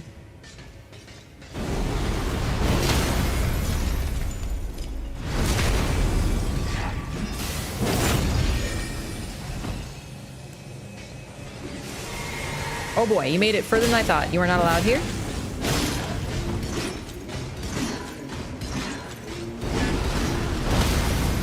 There we go. What did I miss on? Okay, hang on. With the Blasphemous Blade, this is actually somewhat doable.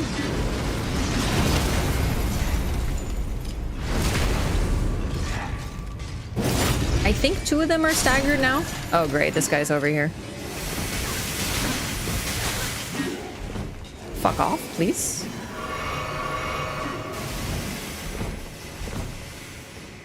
Oh boy. Yeah, come here. Are you staggered? Yep.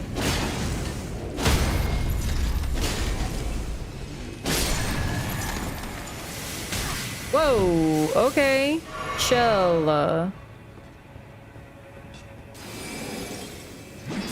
No, absolutely not.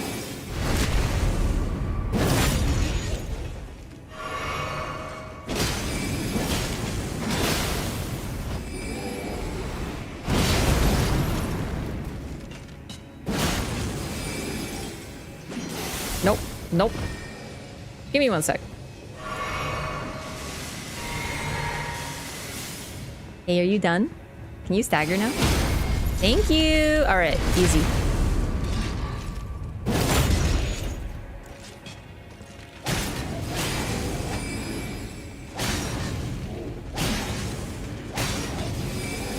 Honestly, not too bad with the Blasphemous Blade. Computer avatar, you have to fight for Millicent. Hey, that you can't summon. Yeah, it's not the funnest putrid avatar. Or not putrid avatar, putrid tree spirit. But with the power of stubbornness, I love that you get nothing for those three.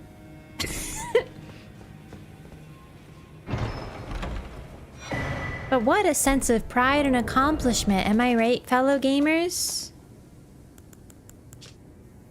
Sword fashioned from pure crystal, a deed impossible for a human.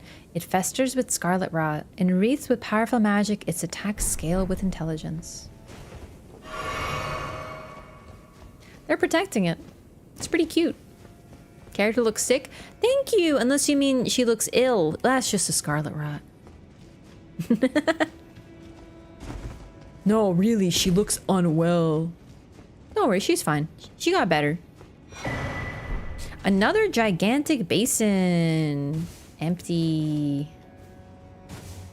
It's interesting. These guys do cocoon, but they never emerge as far as we know. Maybe they need more time, or maybe they will never emerge. Maybe they enter the form. Maybe if Mikola returns, as is his goal, according to Melania, if he returns, all these cocoons will bloom. Not bloom, but become butterflies. I love this area. Honestly, one of my favorite thumbnails from my first playthrough was this, where I just looked out and I was like, oh my god, you could tell me this was in the DLC and I'd believe you. I barely remember this. It's gorgeous. Were you here before? Not this playthrough. Tree. Held up by, I don't know what the fuck that is, little nerds. The same guy with the spear. Very important figure in this tree imagery. And it's literally like, boy, tree, boy, some nonsense, tree. More boys. These ones are a little bit more blatantly like holding their stick out like this. Oh shit. I meant to do that. I did not accidentally click the back button. The back step button. Yeah, what can I say? It's falling with style. Look like the Ool boys? Which ones? These ones? The Ool boys are very bearded versus these ones are holding... They almost look like they're wearing masks. That is really interesting too, though. Looks like burial. Like, in Farum Azula, we see similar iconography with the beasts. This one's actually cool too, because you can see the figure around those like corpse-like beings that look like they're buried. Here, same thing, but they look spirity, like they're like faded. Then we have these butterflies, pink ones, beautiful. Can't interact with them. And the lilies I mentioned before, basically peace lilies, white with a hint of pink. One of my favorite areas in the game, even though it's like another rot swamp. But it's really cool because the water comes down here. And then at the bottom, we can get a peek at Melania's arena at a certain vantage point. It's pure. Also, side note, on a previous playthrough, we tested via some really fun science what the material is in Melania's arena. If you walk around, there's like white stuff everywhere. Could be ash, could be snow. Either way, it evokes purity. But it's not snow. We tested it. We traveled to the consecrated snowfield and we traveled to Ashton Lane Dell back and forth and walked and listened to the sound effect. We know it's not snow, so it's probably ash down there. And what's really weird about this is where would ash be coming from? It could be something else, to be fair. It could be mold. Some people suggested mold. Drink flask, you gonna die? What are you on about? Another substance, we weren't sure what it was, and maybe white mold. But yeah, people, you're talking about this. Some people were thinking it might be mold. Salt. Could be salt, absolutely. But it's not snow. Also, it would make sense, but the thing is, like, you literally see a rotted waterfall falling down there with no real way to drain as far as we can tell. And then the area down there has very little water and is pure clean. So, you know, sense is relative.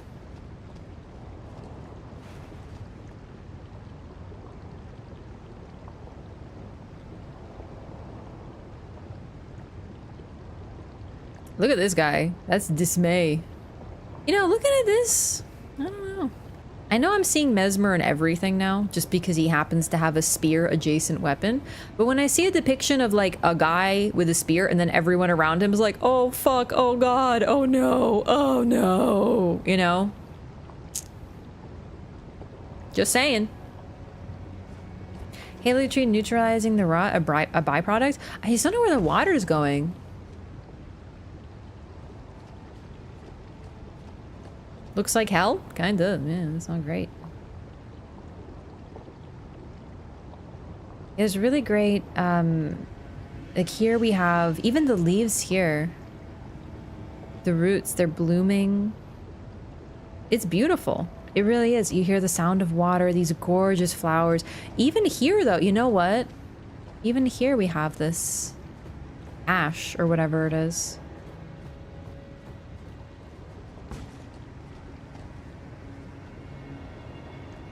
Yeah, it's gorgeous. Like everything looks so pristine and stunning.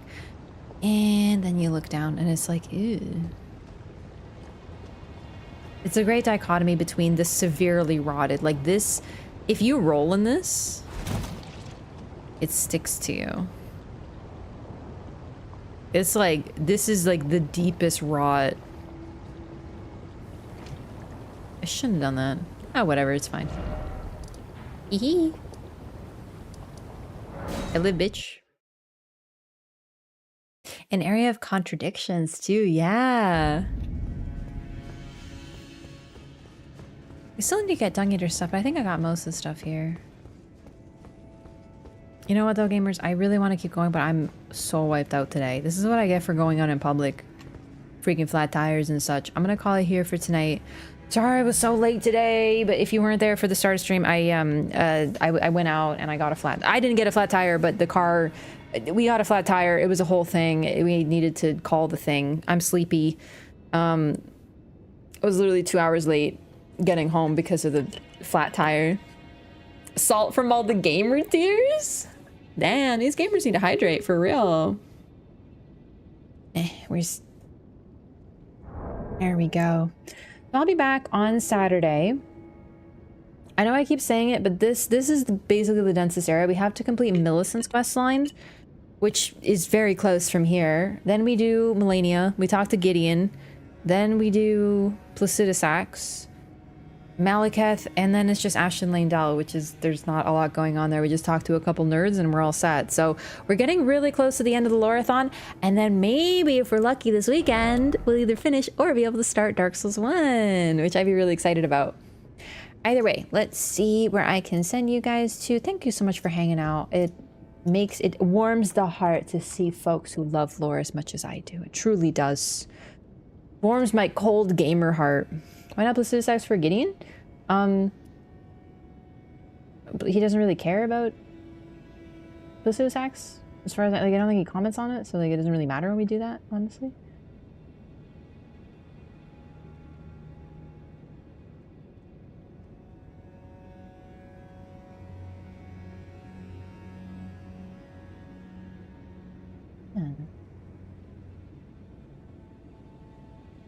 I'll send you over to Oro today.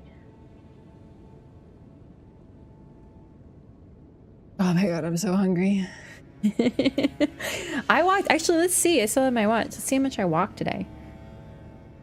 Oh, it's past midnight. So it says I walked nothing. I walked a lot today. Go tell the car I said how dare. It will know what I mean. Thank you. I will. Either I'm gonna send you over to Oro. I think he's doing some PvP, no, theory crafting new rune level 90 belts. That sounds pretty poggy to me. Let's get a flat. I mean, okay, to be fair, we went out and like had a fun day with the squad and it was fun. But then,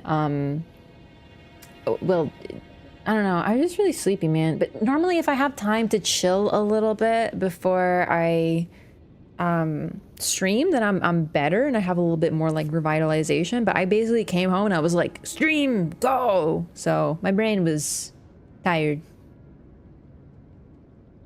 Either way, thank you so much for hanging out, everybody. I'll see you on Saturday. More lore. Ending the game? Question mark? Not clickbait in quotation marks.